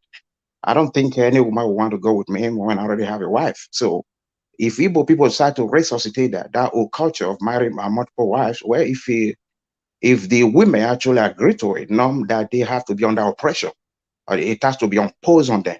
But if they agree, well, why not? Why not? Okay. Yeah, because of the demography, if it's shrinking and they have, it's of their disadvantage because of see what's going on in Nigeria right now. And if the northern will have higher numbers, but at the end of the day, I think elections they are not credible in Nigeria. Whether you raise your population or not, people are still going to temperate multiple times, and that is what I have seen because. Before this election, I was talking to my senior brother in Lagos, and he was saying that, Nigeria election cannot be ring anymore. Everything's so secure. And I was just laughing. I was like, whoa, who we see? This election came, we found out that people were, temperating multiple times. That cannot be controlled. So if that is the case, raising your demography will not do you good. Instead, you will have more youths who will not have job. We already have a lot of them in the street. Who are engaged in kidnapping and robbery, and that will cause more problem for them. So I think they have to be careful with that. I want to talk about why is it that only the youth are protesting in Nigeria. I live in France here. A guy called from Paris a moment ago. He talked about the protests here in France, and when you look at the picture, you are going to see there are people who are 50 years, who are 60 years among the protesters. It's not because that the present situation concerns them because they are dealing with those who will go for retirement. So, but it's not because of that. It has been that way that protests are not left for the youths, because if the protest is left only for the youth, the aim might not be achieved. Because when you see what's going on in Nigeria right now, it is the men of 50 or 45 who's supposed to come out even more, because they are the one that have multiple children that cannot pay for their tuitions. They cannot, pay for house rent if they live in the city. They should be more concerned than even the youths, but they don't want to come out. They always leave everything for the youth, which is not good. So that's what I want to talk about. And also, look at Nigeria today. We always say, "Oh, Nigeria is because of too much tribe in Nigeria, whatever." But that is not the way. That's not the problem. When you look at China, don't think that China is just only one people. They are not one people. There are so many people there in China. If you go to India, they have so many people there. As a matter of fact, the people want to break away from Nigeria. I never really, subscribe to that, but until recent. Otherwise, it's good to belong to a big country. The more bigger your country is, the more you are secure, the more you produce more intellectuals. I'll give you an example. If an American is kidnapped right now somewhere, or a French citizen is kidnapped in Africa right now, that citizen will be rescued very, very fast. But someone from Luxembourg or a Belgian citizen will be kidnapped in Nigeria right now. They cannot do anything. They don't have the power to do that. They have to consult France to help them. They have to consult American government to help them. So to belong to a big country is a very big advantage. I mean, we are crying right now. Imagine, all these leaders will be producing, okay? They're able to take us to where we're supposed to be by now. A nation that's supposed to be running Africa right now. We are all against United States of America right now. So, they're causing war here and there. But when you look at it, it's for the pride of the citizen of America, because it's what gave them that dominion. That everywhere they go, they have that respect. If our government, we're able to produce leaders that will be doing that in Africa right now, do you know how proud we will be as Nigerians? where our leader will speak in the African Assembly, everybody will listen, everybody will shrink for our very pride. But we have not been able to produce leaders worthy of admiration, even in the African Assembly. When you will mention African leaders right now in the African Assembly, no one mentioned from Nigeria. And look at the leader they just elected now, that they say they want to be our leader. At the United Nations, we have Obasanjo struggling to read there. We have Jonathan struggling to read. We have Buhari struggling to read. Now you have this man who cannot even speak now. How is this man going to address the United Nations? You see the insult that they have been bringing to the Nigerians, that everywhere you go, people become, radicals. So this is a big problem that we are facing, because apart from, okay, things is not working in Nigeria, look at the tribes that have been running Nigeria, the Northern, the few Yorubas, and so on and so forth. Now they have failed all these years after independence. Why not just try somebody else? OB has a manifesto, very clear layout for every poor and rich to understand. Look at this guy have something to offer this country. No, they don't want it. They want it gone, so that, that's why I said the other day when I say Nigeria, we are in a dictatorship that is only within the people. In other words, they have ganged up against the Nigerians. Even what we have before was better, I mean to say, military dictatorship, where you don't have parliament. Because when you see the money those people in the House of Rep and the senators are receiving today, and the governors, they fight over elections, because at the end of the year, they are not going to be asked how they use the money that came to their office. The ministers of finance, of this, of agriculture, of education, why we don't have water, why we don't have road, why we don't have anything in the hospitals? Because all these allocations every year that's going to their office are being divided. Nobody asks them. So that's why they're fighting. Otherwise, if you go to Iran, Iran is one of the countries I always admire. All these sanctions, many years of sanctions against Iran, but they are citizens, they are military, they are police, they are teachers. They have a lot of mathematicians. Iranians are very, very educated people.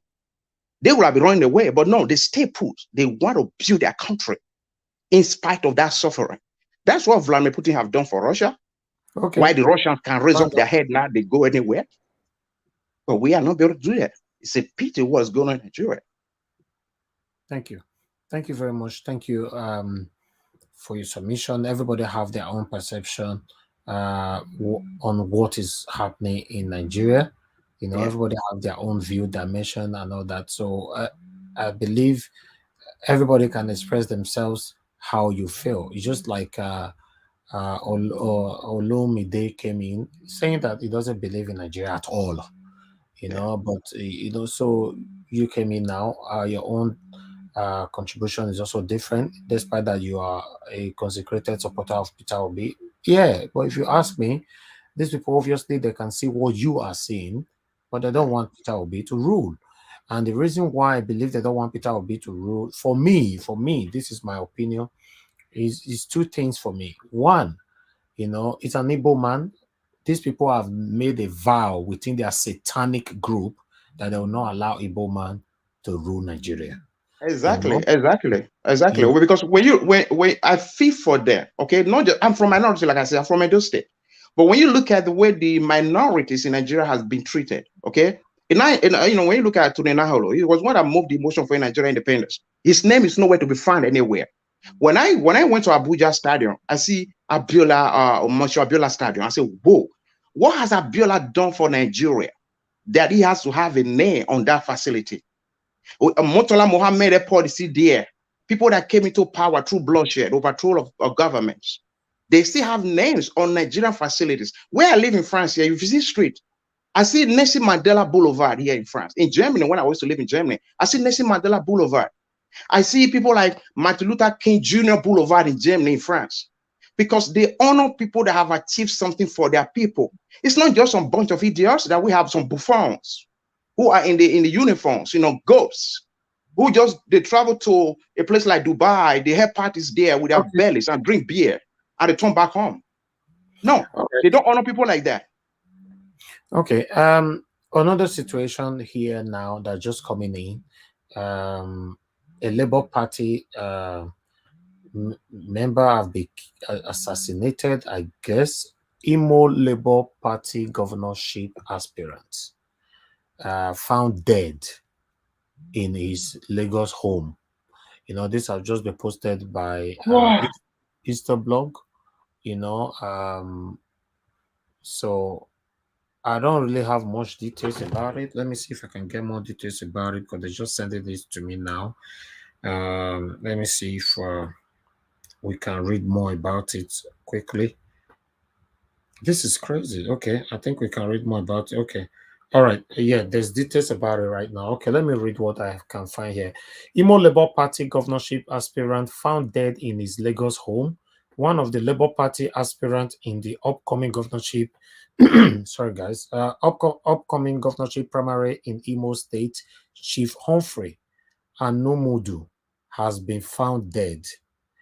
He was found dead in his Lagos home on Friday, which was yesterday, Friday night, March 24th, shortly after he returned from an LP meeting at the party national headquarters in Abuja.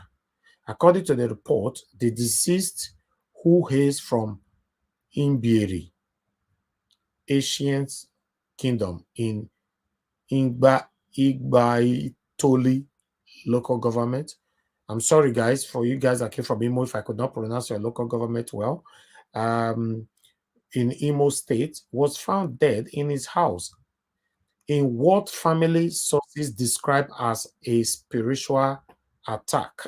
The multi-billionaire businessman, politician, has been contesting for the governorship seat of the state since 1998 and had already paid the sum of 25 million naira for Labour Party governorship form for the November 11th, 2023 governorship election. This one happened just 2 hours ago. That is, the news broke out 2 hours ago, while he died last night. Yeah, this is what you get. But I thought I should bring this here. While Ekweremadu, you know, they don't sow his shirt for him. You know, so they say they released this one from UK prison. I cannot ascertain the fact of where they bring this uniform come out. Meanwhile, we have a Yoruba man who sent message to Yoruba people as well, you know. So I'd like us to quickly watch this video before I call on the next person. Thank you. He has been expelled from NADECO. The next step is to make sure that the stolen mandate that is still parading about is taken away from him. And then the next step to be taken is to make sure that Lagos State, that is his feeding bottle, is withdrawn from him. So what he's saying that Bola Ahmed Tinubu have been expelled from NADECO because he was one of the people that the founder of NADECO as well. So let's move on. Taking is to make sure that Lagos State, that is his feeding bottle, is withdrawn from him. You cannot be greater than the Yorubas. You cannot. You cannot be greater than the Yorubas. Now let's start with one non-entity who call himself Said Elegushi. Said Elegushi, you're a fool, oh. Who made you a robber? You're a parasitic fool. Who made you a robber? Said Elegushi, what do you call you? You're a fool. Who is this? Who is Said? I don't know. Who is Said? Who is he talking about? Who is Said Elegushi? Who made you? That is the king. One of the Lagos chiefs or king, how he even got married not too long ago to a second wife or something like that. Oh, okay. I've not heard that. And basically, you're talking about most of the others in Lagos now are anointed and selected by Tinubu, not by right, not by birth. Okay, maybe that's why this man is angry. Let's listen to him. No, I think the reason this man is angry is because he's one that initiated the Oro festival. That's the point also. Yeah, the Oro festival is not political. Nobody shouldn't have came let's listen to him. Let's listen to him. Who made you a robber? Said Elegushi, what do you call it? You're a fool. Who made you a lover? What about Yara Kori Daru? That was the way Kojito and Mebeimo. This is a guy who doesn't have any work. He's riding a Rolls Royce.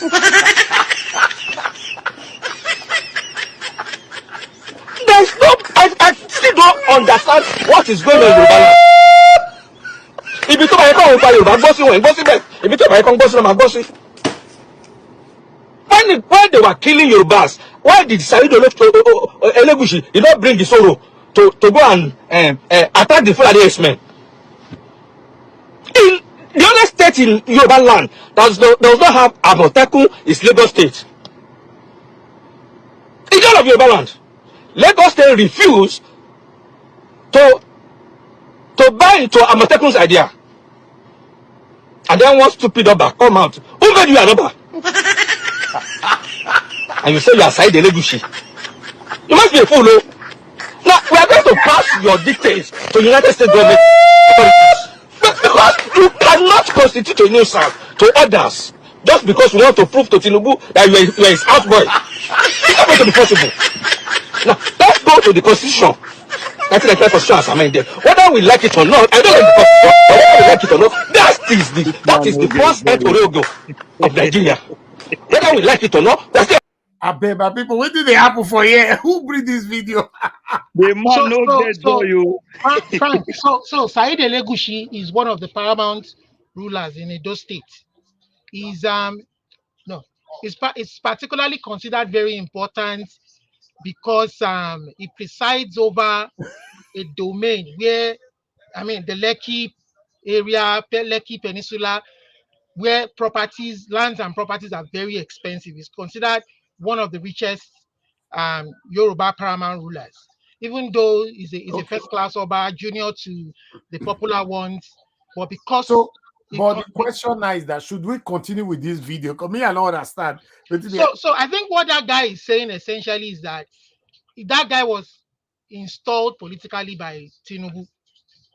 You understand? But should we just forget about this video because the video be like woto what they hear from here today? I think Mr. Elvis, I think the point that this man is trying to bring up is the fact that Tinubu has used these Obas to bastardize the Yoruba culture. Now it means it has watered down the culture. It has brought the culture down. Obas are supposed to be apolitical. But because he appointed them, they obviously support him in times of election, which is not supposed to be. Look at the way Oba of Benin intervened in the electionary period between Obaseki and the other guy that Oshemole supported. He told them when they came to him, I am not supporting anybody. I want the wish of the people to prevail. And I want peace in my domain. All right. Before I move on with this video, Alaro, you wanted to say something quickly? Yes. The main point of the problem the guy is having is this. Like I said yesterday, Tinubu is the longest running governor in Lagos State. He's been a governor since 1999. He's still a governor. Yeah. All the Obers in Lagos have been appointed. They didn't go through the normal heritage process. So it took from those families the people he could corrupt that were loyal and place them over several people. That's how Lagos is right now. So any Oba in Lagos is also a part of the state. This is the problem we have. Okay, let's finish this video so that we can analyze it properly. Exactly. Let's just finish it then so that we can analyze it properly. To buy into Amotekun's idea. And then one stupid Oba come out. Who made you an Oba? And you say you are Said Elegushi. You must be a fool, no? Now, we are going to pass your dictates to United States government authorities. Because you cannot constitute a nuisance to others just because we want to prove to Tinubu that you are his houseboy. It's not going to be possible. Now, let's go to the Constitution. 1999 constitution as amended. Whether we like it or not, I don't like the constitution. Whether we like it or not, that is the first end Oriogo of Nigeria. Whether we like it or not, we're still operating the 1999 constitution. I don't like it personally, but there's nothing we can do about it unless it is changed or amended, or where Nigeria is restructured. As far as I'm concerned, and as a lawyer, 1999 constitution is still the document governing is Nigeria. So where did Said Elegushi derive his own power? Go. Where did you derive your own power? That on the eve of the election, that was when you now decided that festival should come out. I don't blame you. I blame Malami, the president of the federation, who doesn't know his left from right. I blame Malami. You cannot have power more than the constitution of Nigeria. Who made you an Oba? Where did you derive your power? And then, even if a state makes a law, states don't know. If he makes a law, or state has or state makes a law, and there is a clash between state law and federal government law prevails. That's it. That's a basic constitutional issue. If there's a clash between state law and federal government law prevails. How do we get all this non-entity in Yoruba land now at the helm of affairs? Non-entities, scallywags. People who are half educated are the one now controlling Yorubas.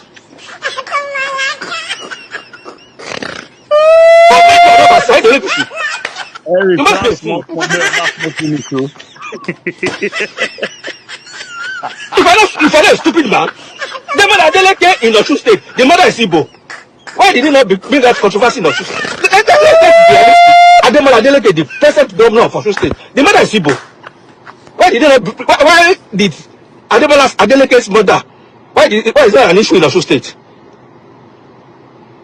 I've never met anybody with the Bible, but for somebody to come out and use his mother's being an Igbo to campaign against him is a wrong. It's a no for me. I know it's Tinubu to decide who is a Yoruba man or not. Who makes Tinubu to decide who is a Yoruba man or not?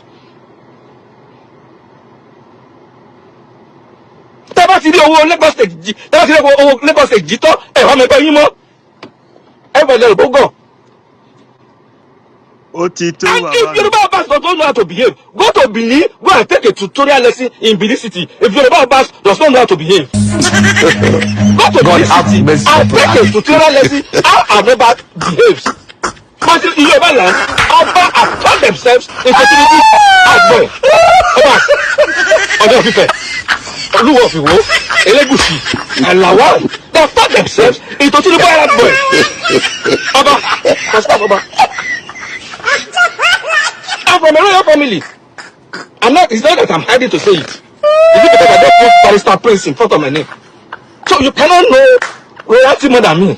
My grandfather, my late grandfather, was a king. They can write to INEC and tell INEC to disqualify Gbadebo Rusfavo.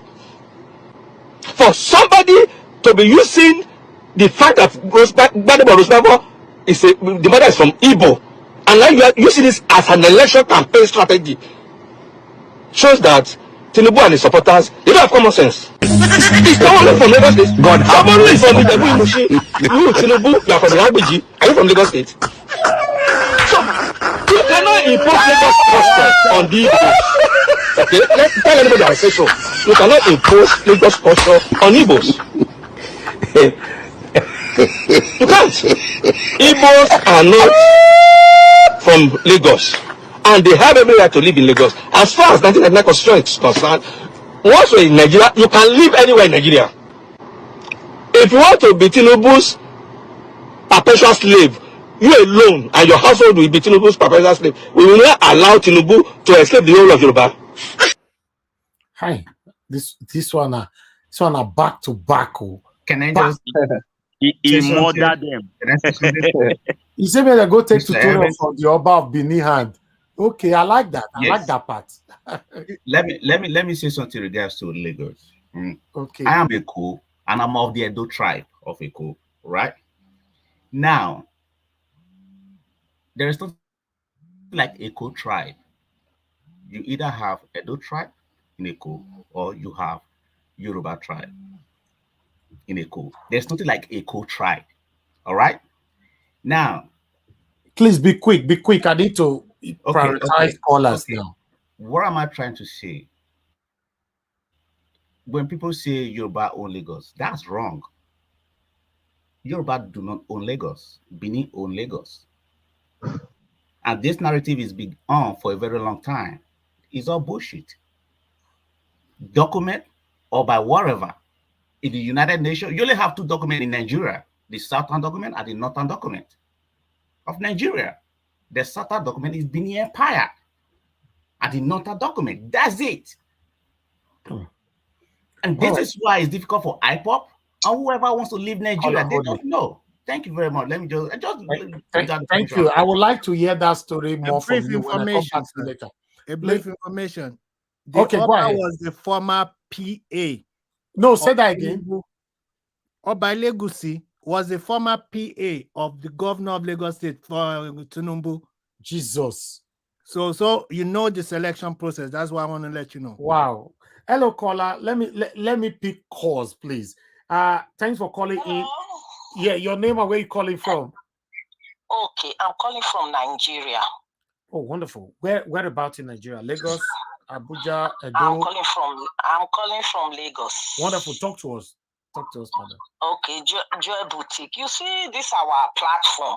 You know, we in Nigeria, we don't have opportunity that you people have to tweet, to send message to whoever you want to send message to. I overheard a lady, all the story everybody have been saying. Only two people now have heard from them.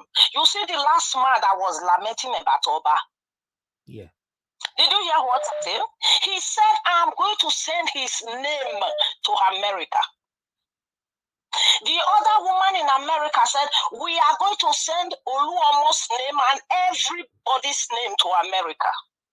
You know, we in Nigeria, we carry pity face. Oh, England come fight for us. Nobody is fighting for nobody. We have to fight for ourselves. You see, all the people on this your platform, if they tweet a name, that name will not enter that country.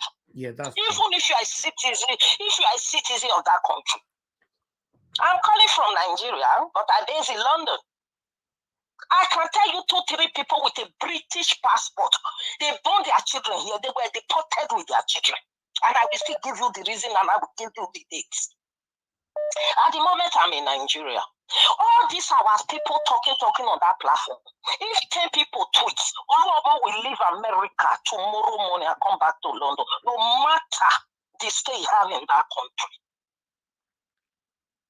You understand me? You know, a lady that called earlier on said it. He said, I've written to my counselor, I've written to my MP, I've written to this, I've written to this.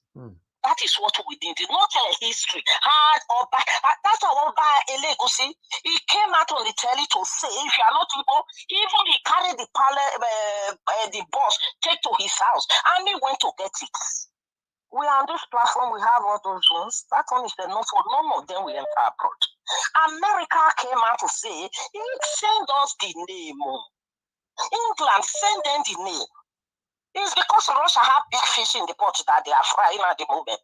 Send all this name to Germany. This man in prison, you know what happened in Germany? German police stood for them to beat him and said, these are hungry protestants. Do you think they are happy you are in their country? Okay. Doing nothing? Thank you. Boys are mad on the street. All this story we are talking. Let us gather their name tweets. Okay. Thank to you. America. Thank you so much. No matter the papers you have, they will send you back. Because you cannot be a nuisance in your country that you want to come to that country, you will still do the same thing. Please let us forget about history and start gathering their name and send it to who it may concern. Thank you. God bless you, madam. Thank you so much. Thank you. All right. Okay, we have Alex with us here. Alex, my brother, birthday boy, talk to us. Thank you once again. Thank everybody once again for yesterday's wishes and prayers. I love you all.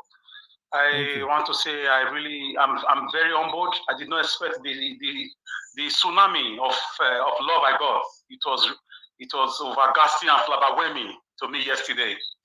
Mr. Lejawash, I want to say that I met Bola Tinubu and the Lagos State syndrome for Lagosians or Lagos Lagos citizen of this brainwashing of Lagosians to set them against, according to them, non-Lagosians. For me, the emergence of Amebola Tinubu, or the demonology and eschatology, or the apocalypse of Tinubu's saga, coming out as a presidential candidate is enough to set a country ablaze. How did we allow APC to produce a man like this? Where were the DSS? Where were the judiciary? How did Tinubu emerge with the drug charges, with his bleak educational background, with his certificate crisis, with his identity cataclysm? I don't understand. It's like there is a mysticism, abracadabra casted on the Nigerian populace by this man. This satanic voodoo, Tinubu is practicing is really having a stronghold on Nigerians. Because what set other countries ablaze are not even half of what this man is doing. A man that has litigation cases which has to do with drug, that he had to leave $430,000 for the American luminary to just avoid going to prison as a man, as number one citizen of a nation with 200 million people, with more than 50 million professors, with more than 70 million doctors, with more than 80 million BSc holders, is a cacophony of the highest order. Tinubu should be in prison right now, according to the Nigerian Constitution and the Nigerian Electoral Act. He's not qualified. He's a criminal. And all the drugs found in Lagos for the past 1 year, all the illicit drugs found in Ikoyi, found in Lekki, found in Ikorodu, why are people not brought to justice? Because Tinubu, obviously, allegedly, is the one controlling things in Lagos. So Nigerians should wake up and set themselves free from the abracadabra, from the magical mysticism of Mr. Amebola Tinubu. Something is not right. The guy is traveling across the canary of the planet, looking for voodoo in India, in Benin Republic, in Togo, just to continue to manipulate people. I want to thank some people who are historically oriented, like that man said, that the Oba of Lagos should take lessons from the Oba of Benin. Yes, this is very prevalent among our so-called, chieftaincy councils. I don't like talking about them, but a lot of them are just compromised. They just worship these guys with money. And I thank God that Oba of Benin have been able to stand out. Everybody knows that the king of Benin is educated, is disciplined. He's a former ambassador. He owes nobody any apology, and those people come in everything he does. So the Oba of Lagos and some of these kings in the east and in the west should search their conscience and try to be more careful with the way they relate with these criminals who call themselves politicians. So I call on the DSS, I call on the judiciary to rise up and reveal the secret behind the mask of the personality behind this Gogo Metusa in Lagos, called Amebola Tinubu, whose nomenclature we are not even assured of. Nobody knows his brothers, nobody knows his family. The guy just came from oblivion, and he's manipulating the whole country. We should wake up. Something is not right. I don't blame the likes of Keyamo. He's under the same abracadabra, under the same magical powers. So Tinubu is just beyond the what you can see. I call on pastors, people whose hands are clean, Nigerians whose hands are clean, to put up prayers where people go on marching and protest against Professor Mahmoud's INEC result declaration. We say Cabo to reject Ameta to Amebola to the Bush presidency. Okay. It will not happen. Thank you very much. I'm still here. Thank you, my brother. Thank you, Alex. Okay. More English don't break my head. Emi Olokun, na him be the reason when they qualify. Emi Olokun. All right, let me pick two more calls and I'll come back to you guys. Hello, good evening to you. Your name and where you're calling us from. Hello. Hello, sir. Talk to us. Good Your evening. name and where you're calling from. Okay, good evening. My name is Gaspar. I'm calling from Kuwait, state of Kuwait. Okay, talk to us. First of all, I just want to appreciate everyone on the platform, the panelists, the commenters, and the lover of good governance. People that want Nigerians to be great again, no matter what these evil people are planning. I pray that by the end of all this fight and all these things, we will win. by the grace of God. First of all, I want to plead on behalf of everyone, all Nigerians, because when I come in, I heard people, a lot of people, by their emotion, they started giving up on Nigeria, and I want to appeal to us that we should not relent, no matter how. I know everybody's angry, the way even people back home, the way they are being relent with these situations, but you never can tell. Everybody's doing their own in their own coded level. The way even Peter Obi, I can say he's also doing his own the way he can do. So I want to encourage every one of us not to give up, because these people are watching us. Because when we started sounding like it, they were assume like they've gotten this part of people. That's how they've been going up and down our platform. They have their people monitoring the way Nigerians are talking in diaspora. So I want to beg every one of us to keep the faith and to keep the fight up. No matter what will happen, no matter how it be, we are going to get our mandate back. Then for the man says the truth. One thing about Nigerians, Nigeria hates the truth. That man has said everything. In fact, I don't even know what to add again towards what he said. He has said everything. Okay. Because most of those that come to rule Lagos, they are not Lagosians. So if they want to say it by virtue of maybe indigenes, most of the people that came to rule Lagos since independence are not Lagosians. Thank you, sir. So I don't believe in whether you're a Lagosian or whatever. I just want a good leader to govern in the state and give us a better Nigeria. Exactly. God bless you, sir. Thank you very much for calling in. Thank you. Okay, the last call for this evening. Good evening to you. Your name and where you're calling us from. Okay, the last Hello, turn down your device, please. Hello, turn down your device, please. I have to move on. I'm sorry. Hello. Yeah, thank you very much. Oh, I lost all. Please always turn down your device when you call in. Hello, your name and where you're calling us from.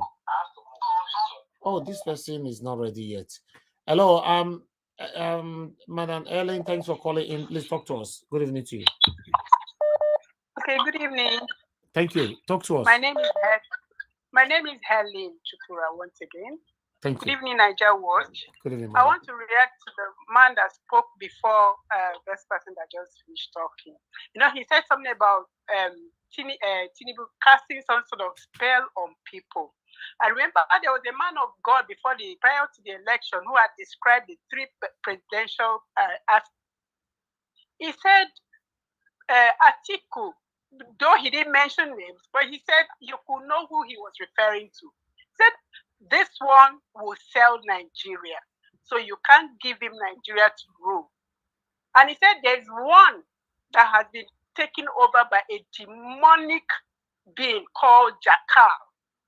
You understand? Jackal is a trickster. He's a swindler. He described him with everything that this man is exhibiting. He said he is going to cast spell on Nigerians, so much so that you see people doing things and you're wondering, are these guys okay? Please don't let him, he should not be given the opportunity to rule Nigeria, because, he's no longer the same person. And he said, the third person, his name is in the Bible. He said, upon this rock, I'll build my church and the gates of hell shall not prevail. He said he is afraid of losing and is afraid of winning. But God says he has given him wings to fly. Obi has been given wings to fly. So he's flying. Thank you. A lot of times when I tweet, I say I'm not afraid whether he's going to win, whether he's going to sit as the president of this country, because his backup is bigger than what these guys are well. Thank you. Thank you very much. Keyamo speaks with water in his mouth. He's confused. He's not with his senses. These guys have been taken over by some sort of demonic being. So they don't even know what they are doing. So please, when you are looking at them, when you're talking about them, just know that they are not okay. We should keep praying. Okay. God has given Peter wings to fly, and he will fly. Trust me. Thank you. Thank you so very much, Niger Watch. Thank you. Thank you. All right. Let me come to the panel. I'm sorry, callers. I need to move on to the panel now. If I have to pick everybody's call, I will not leave here today. Okay, let me move on to the first person here. Okay, let me come to the last person that joined us. Ame Moses, thanks for joining us. I would like you to talk to us in 5 minutes. Okay, good evening, Mr. Niger Watch. Good evening to all the panelists. Good evening to all my beloved obedients all over the world listening to us tonight. I just want to encourage us to keep on the fight. Stand well, stand strong. Don't believe on anything called weaknesses. Don't allow anybody to weaken you. I said this about 3 days ago here. I said there are people that are spy. They are in our midst. They are just here to watch what we are doing. They just want to see our weakness. They want to see us fading away. They want to see us lose hope completely. But we are not giving them that chance. And that is why day before yesterday, I make a statement. I say, we all should be strong. And I love the comment that some people say we are strong. We are already winning. We are conquering already. So all their spare or whatsoever enchantment is not holding us back. We are moving forward. Look at our guys. Look at everybody at Abuja. Look at the way they are talking. They are speaking with boldness. They are not there to demonstrate any fight, protest, but peaceful protest. But that protest is going a long way. It's solving an issue that what our battle axe cannot do. The mouth is sharper. The Bible says sharper than two-edged sword. The word of God is sharper than two-edged sword. So whatsoever that come out of the mouth of a man is so dangerous. You cannot swallow it back. I love the way they are speaking there whenever they gather there and they are talking. I love the leader of that, is it VMCII? The way the guy is talking is too bold. I love him. I continue to tell all of us, the obedient, mount up the edge wherever you are. Speak as you can. Speak as you can. Speak as you can. Be strong. We are more than conquerors. The Bible has given us assurance on that we are more than conquerors. They may only strive, they will only try to bring us down, but they will not succeed. Just like what the other woman just said just now, that God has given our principal, Mr. Peter Obi, the wings to fly. He is flying already. So far as I'm concerned, I used to say it every day. I said, Nigeria will experience change and genuine change. I believe that strongly, and I know nothing.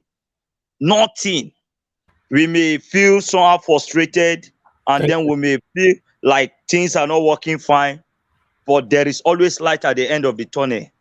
Within this period of the issue, the petitioning, I know God is doing something for us. Those that will die need to die, and then those that need to stay and judge well for us to take back our mandate will be there. Thank you. God bless you, my brother. And my Moses, thanks very much for joining us. Okay, let me come to Victoria. Please hold on. I'm going to take it the way it is now. Everybody, you're giving your final submission this time. Victoria, are you there with us? Okay, she's not available right now. To this, Victoria have not. She's not been active today. Maybe she's busy. All right. Let me hear from Olumide. Please talk to us. Talk to us in 5 minutes. Olumide, if you are still there with me. Okay, Olumide is not available. Yes, I want to round up. Thank you for this opportunity you've given me today. I must say, Frank, and and also thank you for the great job you're doing trying to sensitize people and let them know what is going on. But I also want to say that Nigerians, I want to talk to Nigerians, particularly those Nigerians who are especially the educated ones, the elites, the lawyers, the doctors. You have to stand up and rise and take back your country from the owners of Nigeria. I'm telling you, there are people who are owners of Nigeria, and they keep passing it from generation to generation. I mean, I'm not going to tell you who some of them are. Some of them are Yoruba, some of them are Fulani, some of them are Igbos. That they've caged the whole of the people of Nigeria. They don't even obey their own laws that they created. So Nigerians need to open their eyes and see that the major problem we are having. See, even if Obi gets his mandate back today and becomes the president for a maximum of 8 years, how is he going to fundamentally change the constitution of Nigeria when the majority in the House, in the upper and lower chamber, are not at the northern Let's get there extra? first. Sorry? Let us get there first. Okay. Yeah. So it is going to be very, very, very, very tough and difficult, because these people have been feeding on the people's resources, particularly the resources of the South, for a long, long time, in collaboration with the West, UK particularly, former British colonialists, or how do you call them, encouraging them, giving them that political power. So what I'm in a sense saying, rounding up, sorry, Frank, what I'm in a sense saying, rounding up, is that it is the constitution that is the problem of Nigerians. It is the constitution. The Obi, a Southerner will do his 8 years, Obi or Tinubu, another guy, they will influence, and the law will come back again, and it will be a reverse. Okay, thank you. The people are not controlling their resources. Thank you. It is the constitution that is our problem. Thank you very much. Thank you so much for joining us today. Thank you, Frank. I really do appreciate it. Thanks for joining us. God bless you, sir. Okay, let me quickly move on to the next person here. Mr. Edwin, sir, please talk to us in 5 minutes. Mr. Edwin, are you there? Okay, Mr. Edwin is not available as well. P-Soft, please use your 5 minutes now. Final submission. Okay, thank you very much. Appreciate it. Regards to what I was saying before, the video you just played, regards to Lagos. How are you? No, I'll come back to you, sir. Go ahead, P-Soft. Okay. Now, as I was saying, you only have 2 tribes of a code. There's nothing like a co-tribe. You only have the Edo tribe and the Yoruba tribe. There is nothing like a co-tribe. Eko was founded by my ancestor, Oba Orogboa, many years ago. Oba Orogboa is a Bini man. So when they make reference to Ado, Ado is like a great grandson of Oba Orogboa. So Eko was not founded by Ado. His real name is not even Ado. His real name is Edo. It was corruption, the Yoruba corruption that made him Ado. Oba Ado. His real name is Edo. Oba Edo. You see, yes, the Yoruba people can be lay claim to own Lagos. I mean, you can't really take Yoruba away from the Benin. Neither can you take Benin away from the Yoruba. That's understandable. And when we say the Benin, we're not just talking about the Edo-speaking part of Benin. Edo-speaking part of Benin is just a part, is just a tribe in Benin. And for documentation purposes, if you go check the United Nations, every country only have 2 documents of Nigeria. You have the Southern document and the Northern document of Nigeria. The Southern document of Nigeria is called the Benin Empire. Nothing else. That's what with the United Nations, with every country. And then you have the Northern Kingdom. This is one of the reasons why a lot of people doing agitation like Biafra, they're never going to get it, because you have to present a matching document to the nation. You're talking to white people who understood all this, who have the legal document with them. You don't just wake up one morning and say, oh, give me a Yoruba nation, give me a Biafra nation. I mean, you're joking. You must present your facts. Information is very key, very important, very important. When you say the Beninese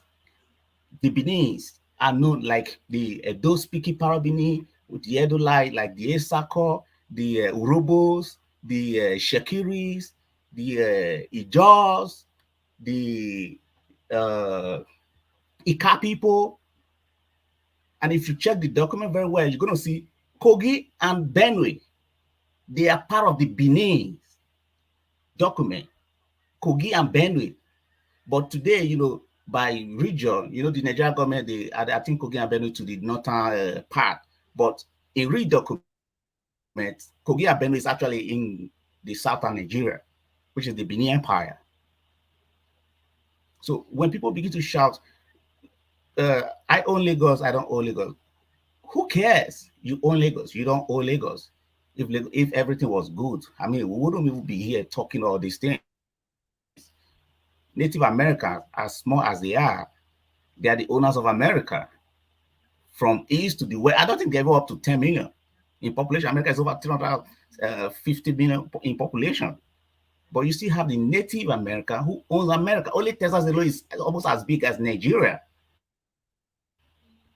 The whole of Nigeria. So people need to trade their words very carefully.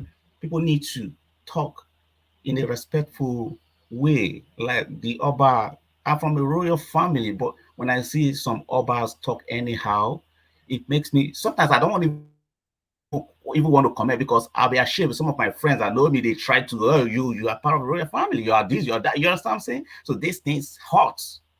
It hurts. So the Oba Elegushi, you say, is just a political Oba, it's not the real Oba. The Oba of Lagos is the Oba Akiolu, who is a Benin descendant.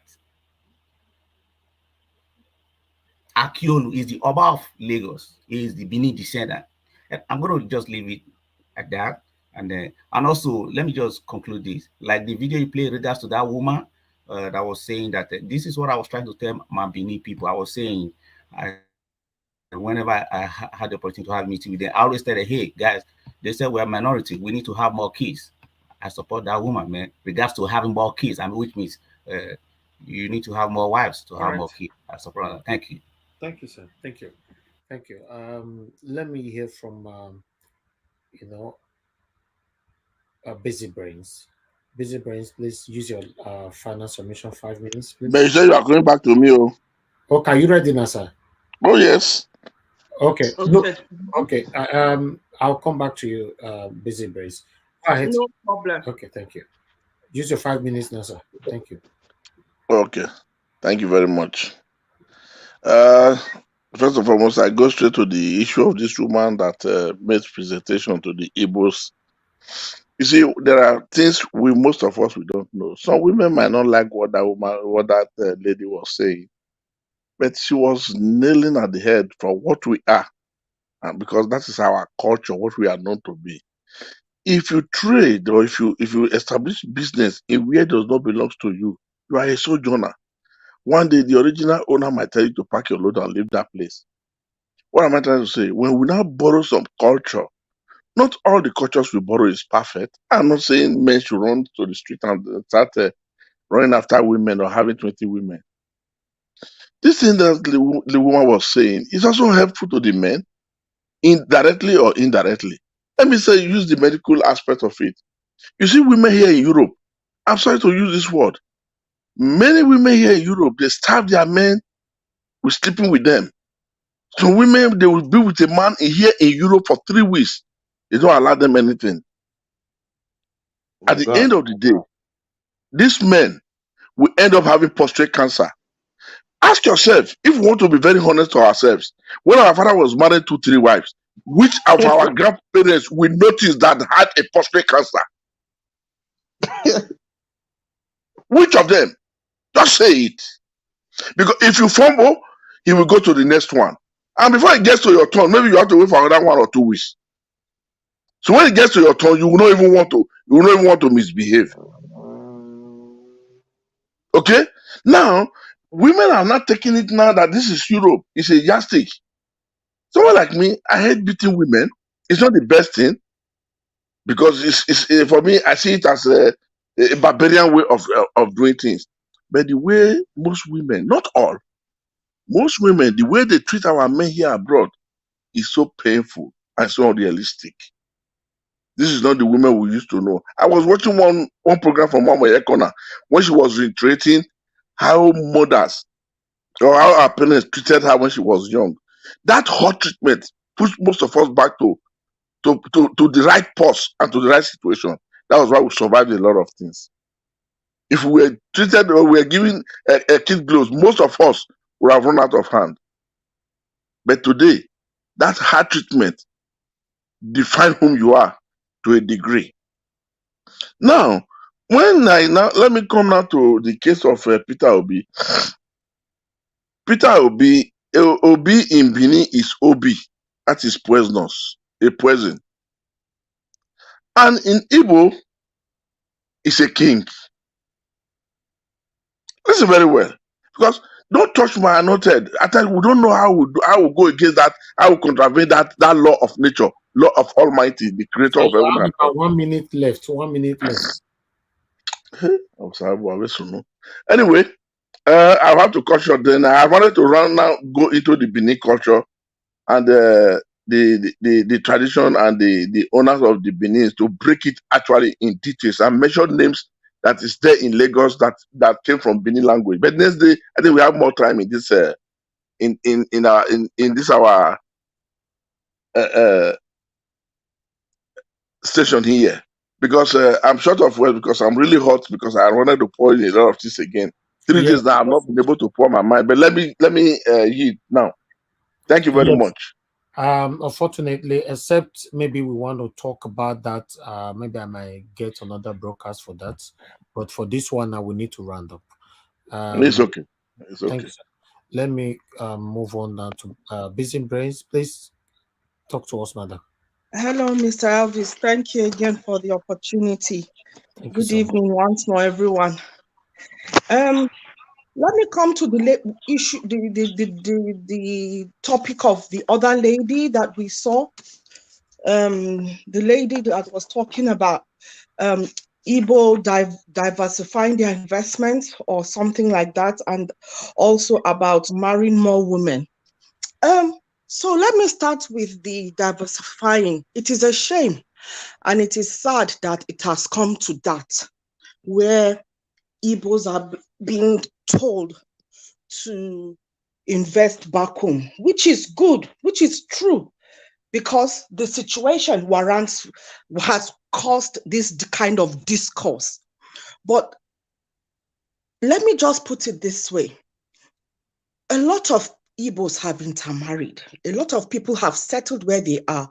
If we start in this line of thought, then Nigeria, as we want Nigeria to be, Nigeria, first and foremost, before any tribe. I'm a Nigerian first, before I am my own tribe, which if I tell you my tribe, nobody here will know the tribe, you know?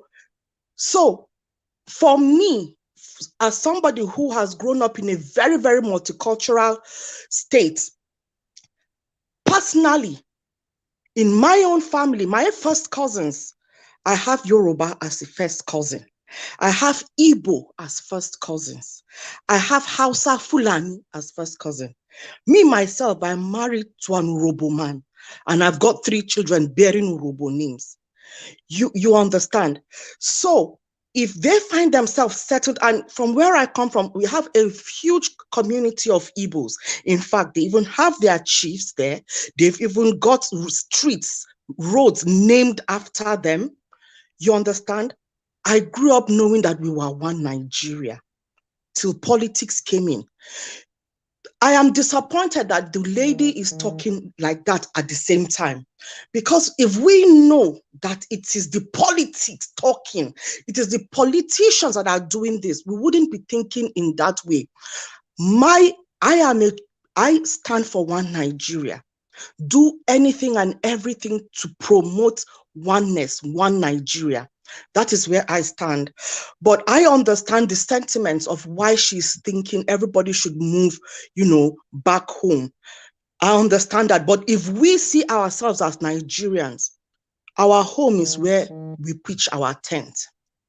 Now, the second point, while it is, she raised a point about men marrying more women.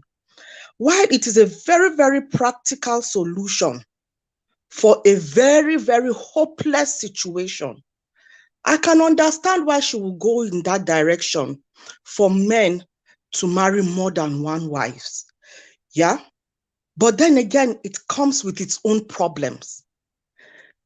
In the past, a lot of our family, our parents, grandparents practice polygamy. We should go back and ask them. And for anybody who's a product of polygamy, how have we fared? Now, rather than taking this kind of drastic step in that direction, which, well, I know some people would, like my previous caller, is for that kind of thought. But if we have the mind that we are for one Nigeria, we are one Nigeria. If we are able to change our mindset, we are one Nigeria. All this one about, let me have more children, so that way they will not cheat me.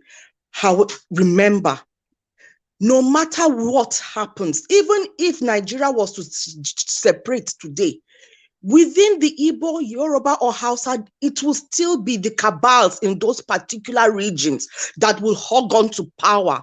The same kind of, we just heard about somebody from Imo, a Labour Party person who was killed. Do you think that the cabals in those individual regions will also hand power like that? It will come with its own issues at the same time. What we've got, let's work on what we have. Nigeria is great, very, very great. If we have a country that is homogeneous, like Rwanda, they killed themselves, one religion, one tribe. They killed themselves. It is our diversity that has kept us as well. There is strength in that, our diversity. Anyway, I had another topic. The man that spoke passionately about Tinubu. Honestly, I didn't know much about Tinubu, but this election, he gives me the creep. He is a creep. That he sits and dines with the devil. That one, nobody can even convince me otherwise. So when they say he has a spell or whatever, I don't need convincing. I am bought and sold, because I don't see how one man can hold a whole country in the jugular just like that. Something is not just about money. And we sprinkle the blood of Jesus over every power, anything that he has done to hold people captive. We break everybody out of that captivity, and may they start speaking truth. May we start generating truth tellers. Be courageous and bold and telling your truth. Thank you, submit. Thank you very much. Thank you. All right. Let me move on to the next person here. Sorry, Mr. Elvis. Sorry, let me just say something. Let me counter what that man said about a man marrying. We don't have time. Sorry, it's just 2 seconds. 2 seconds. Okay. If he is saying a man can go and sleep, he can go 2 weeks without sleeping with his wife, then what makes him think the wife will be staying waiting for him for 2 weeks? It's not fair. It's equity. While I don't subscribe to equality, but I subscribe to equity. Okay. I think Madarita said that we should discuss that particular topic. You know, I put a time for it. I think it might be part of, maybe I might combine that topic and the history of Lagos and Edo, and also to talk about, I'm thinking of talking about Chief Eholo's complaint over Governor Obaseki's attack. And I also wanted to talk about, you know, how Oshomole worked with the INEC chairman, Mahmoud. So I don't know how I want to pull this thing, because I don't know how to do all this thing, man. Anyway, let me start. Your brain is full. Trust me. You know, I have Pendi. His brain is busy. Busy. Yeah, it's really busy. I'm telling you, it's really busy, because I have a lot of pending stuff I need to talk about, but no time, man. Look, we're already 5 hours now. The good news is we're gonna win. Can I come in, Mr. Najawash, if you allow me? But it's not your turn. You want to respond to what I'm saying? Okay. When will it be my turn? It's not your turn yet. We have 30 people before you. Okay, I just want to quickly respond. It is very sacrosanct that we discuss the genealogy or the faucet origo of the Benin Lagos historical background or the saga. It's very important. Okay. So let me just keep the rest. Okay. Yeah. Okay. What will happen? I will create another broadcast immediately after this. Let's talk about that. Talk about Chief Eholo, Ultimate Equal, Baseki, Oshomole, INEC Chairman Mahmoud, and all that. Is that okay? You know, so so that we can have enough time to talk about that. All right, let me move on now to Apocalypse. Please talk to us. Okay.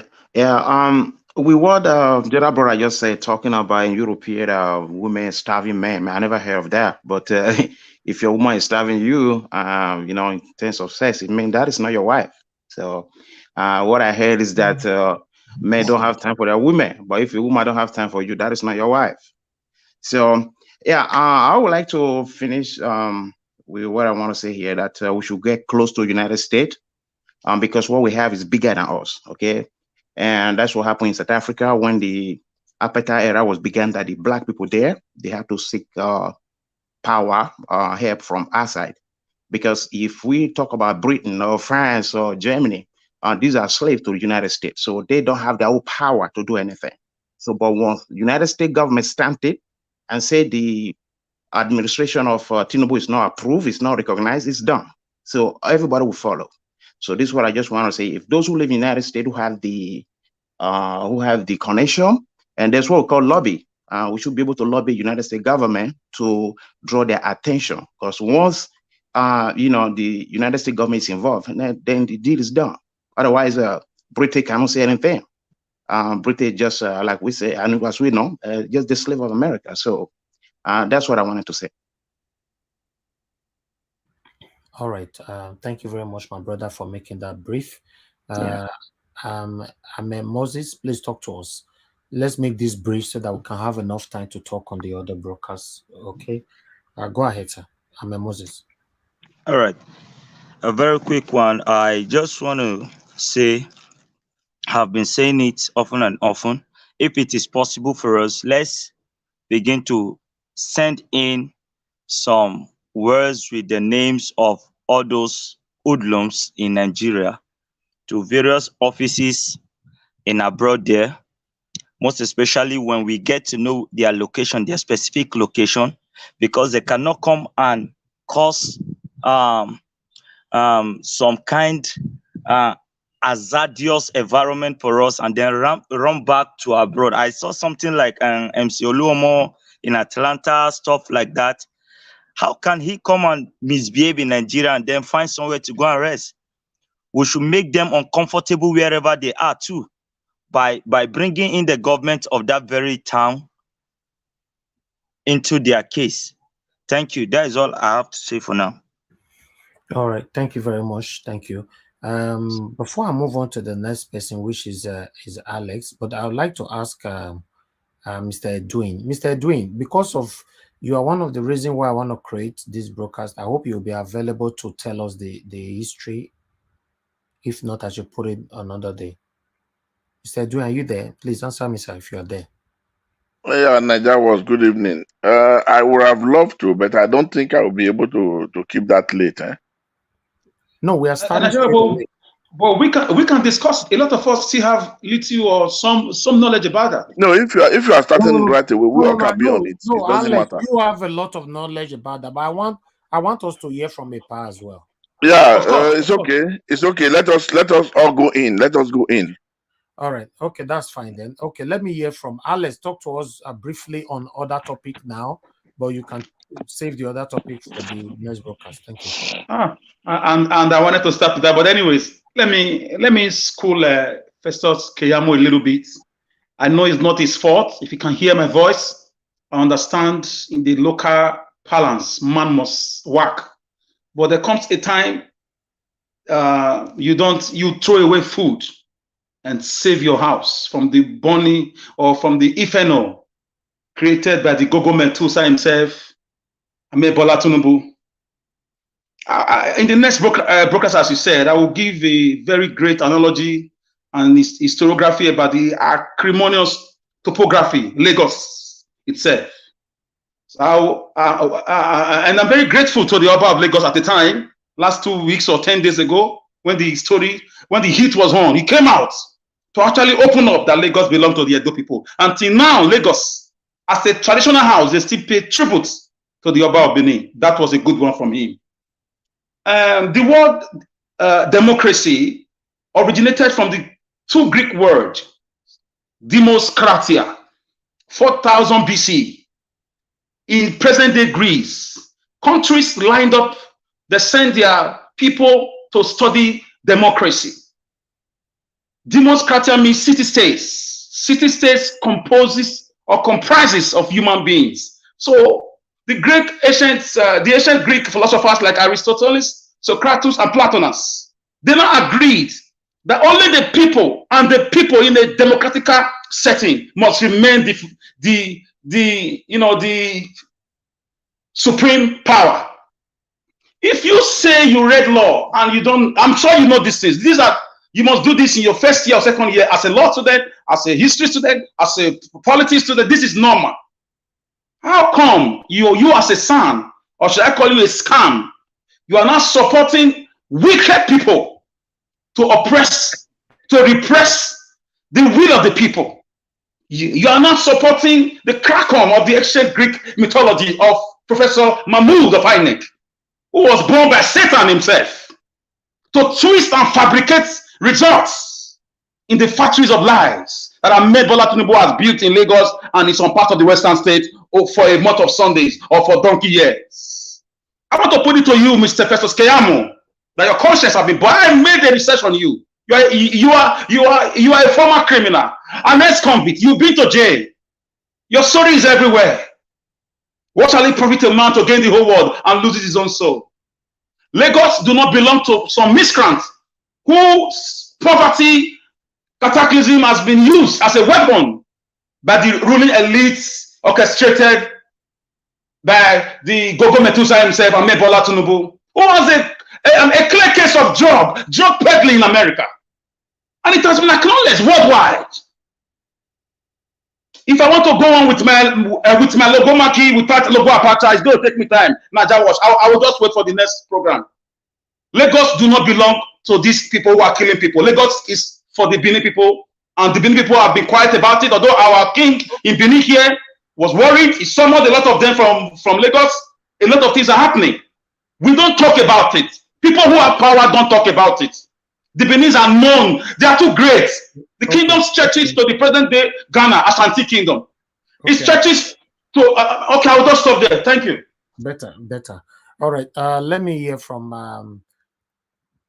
Madam Nena. Please talk to us in 5 minutes. Madam Nena, are you available with us? Yes, I'm here. Okay. I'm here. Okay. Talk to us, madam. Thank you. In 5 minutes. Okay. Yeah. Good evening, everyone. I think it's evening from here. Oh, I was able to make it today. Anyway, I don't really have too much to say. One of the things that I have to talk about also is this issue of people allowing themselves to be used for all this tribal whatever, and it's unfortunate that we keep going through all these things, and it's unfortunate that a lot of people still do not understand that this is just a tool, just a weapon to keep people perpetually suppressed and perpetually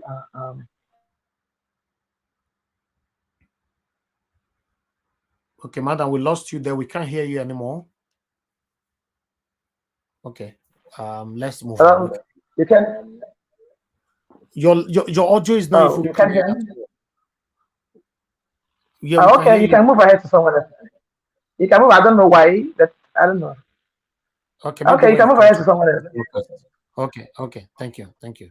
Okay. Alaro of Nigeria. Hello. Please. Hello. Who's talking? Madam Victoria. Oh, okay. You're available now.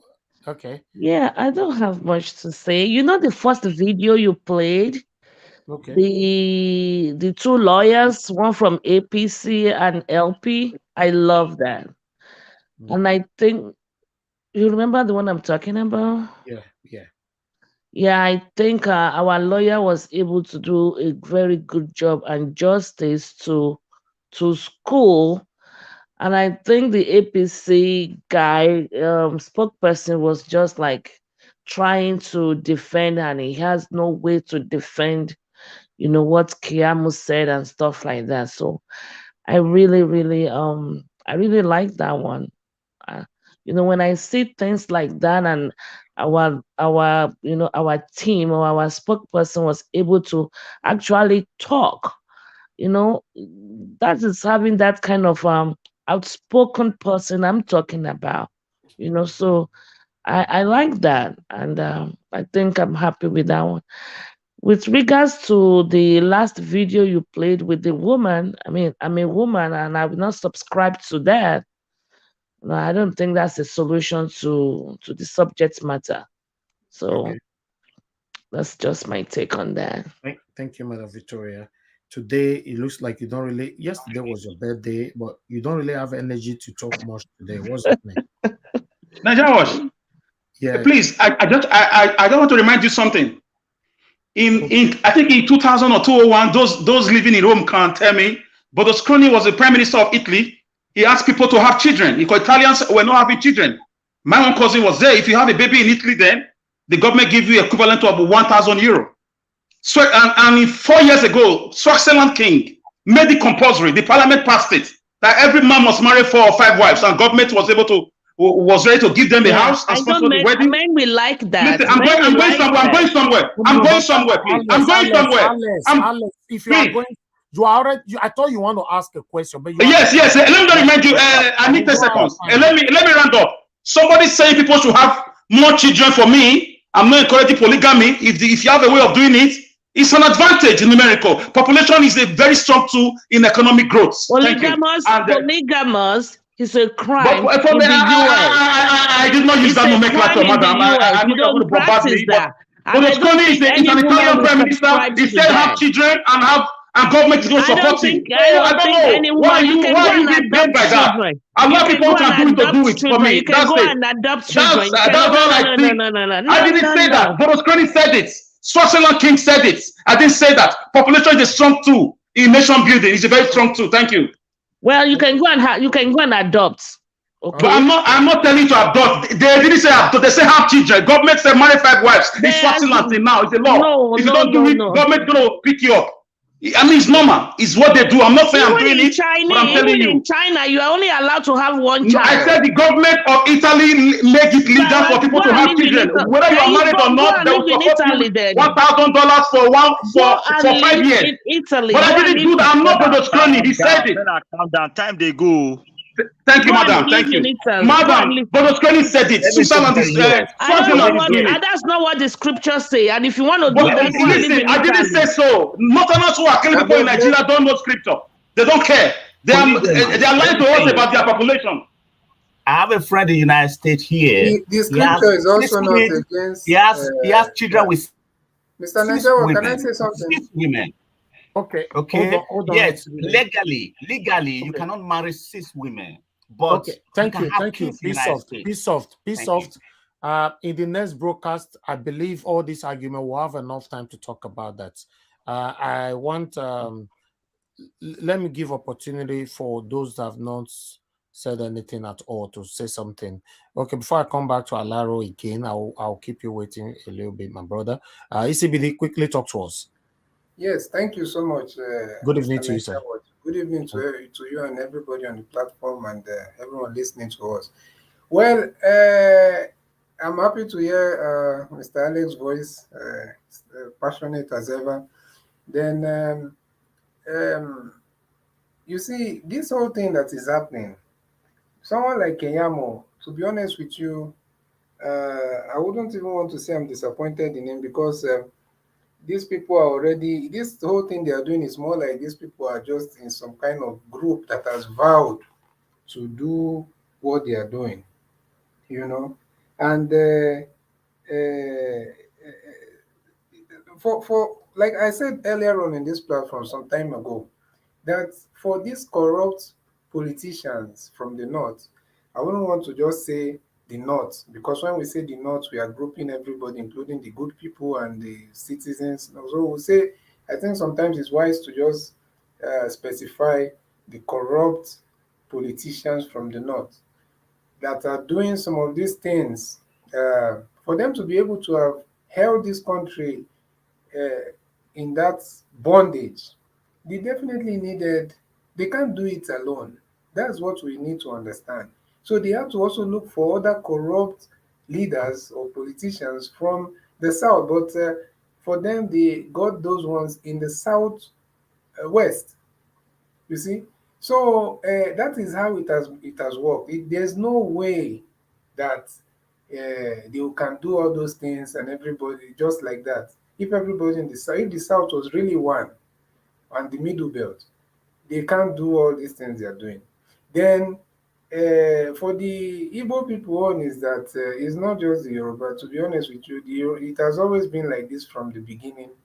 But I think sometimes we pretend to, feel like maybe the things is not exactly the way we are seeing it.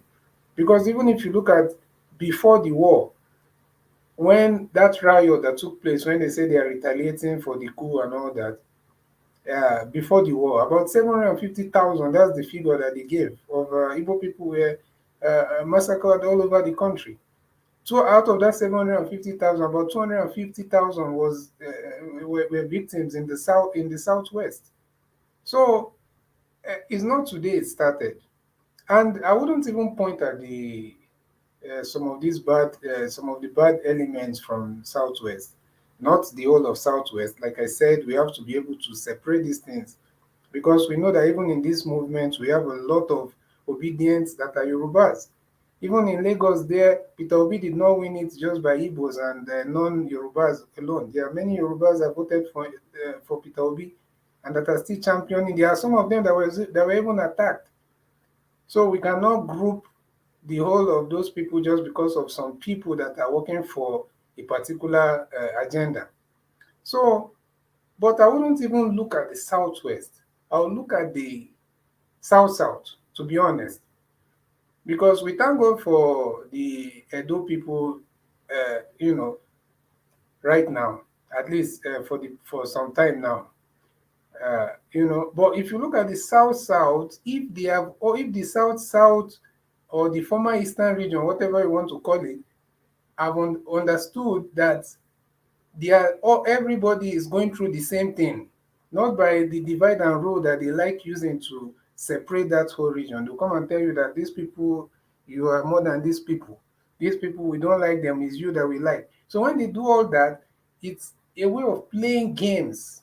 But unfortunately, many of our people are not seeing it, and that is why there's always that division there. I mean, I'll look more, because if the entire South, and Southeast, or the former Eastern region, whatever you want to call it, unite, they can't, these people cannot do what they are doing, So, for example, look at someone like Keyamo. Where is it from? Is it from the Southwest? It's from the South, and look at the way he's almost acting like he wants to die for this cause of the other, of Agbado, So that's just the thing. We need to understand that these people use religion, ethnicity, and all that as a tool. They are not your people. Your people are the people that are going through what you're going through.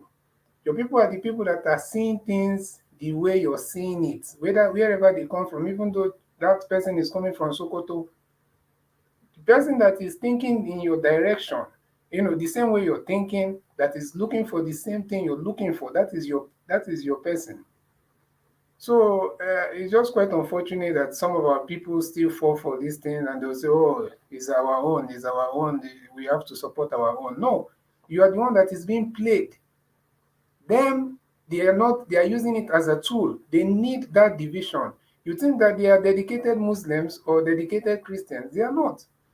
But they understand the importance of using that religion to, it's very important to them. So they have to use it for their own advantage, for their political ambition.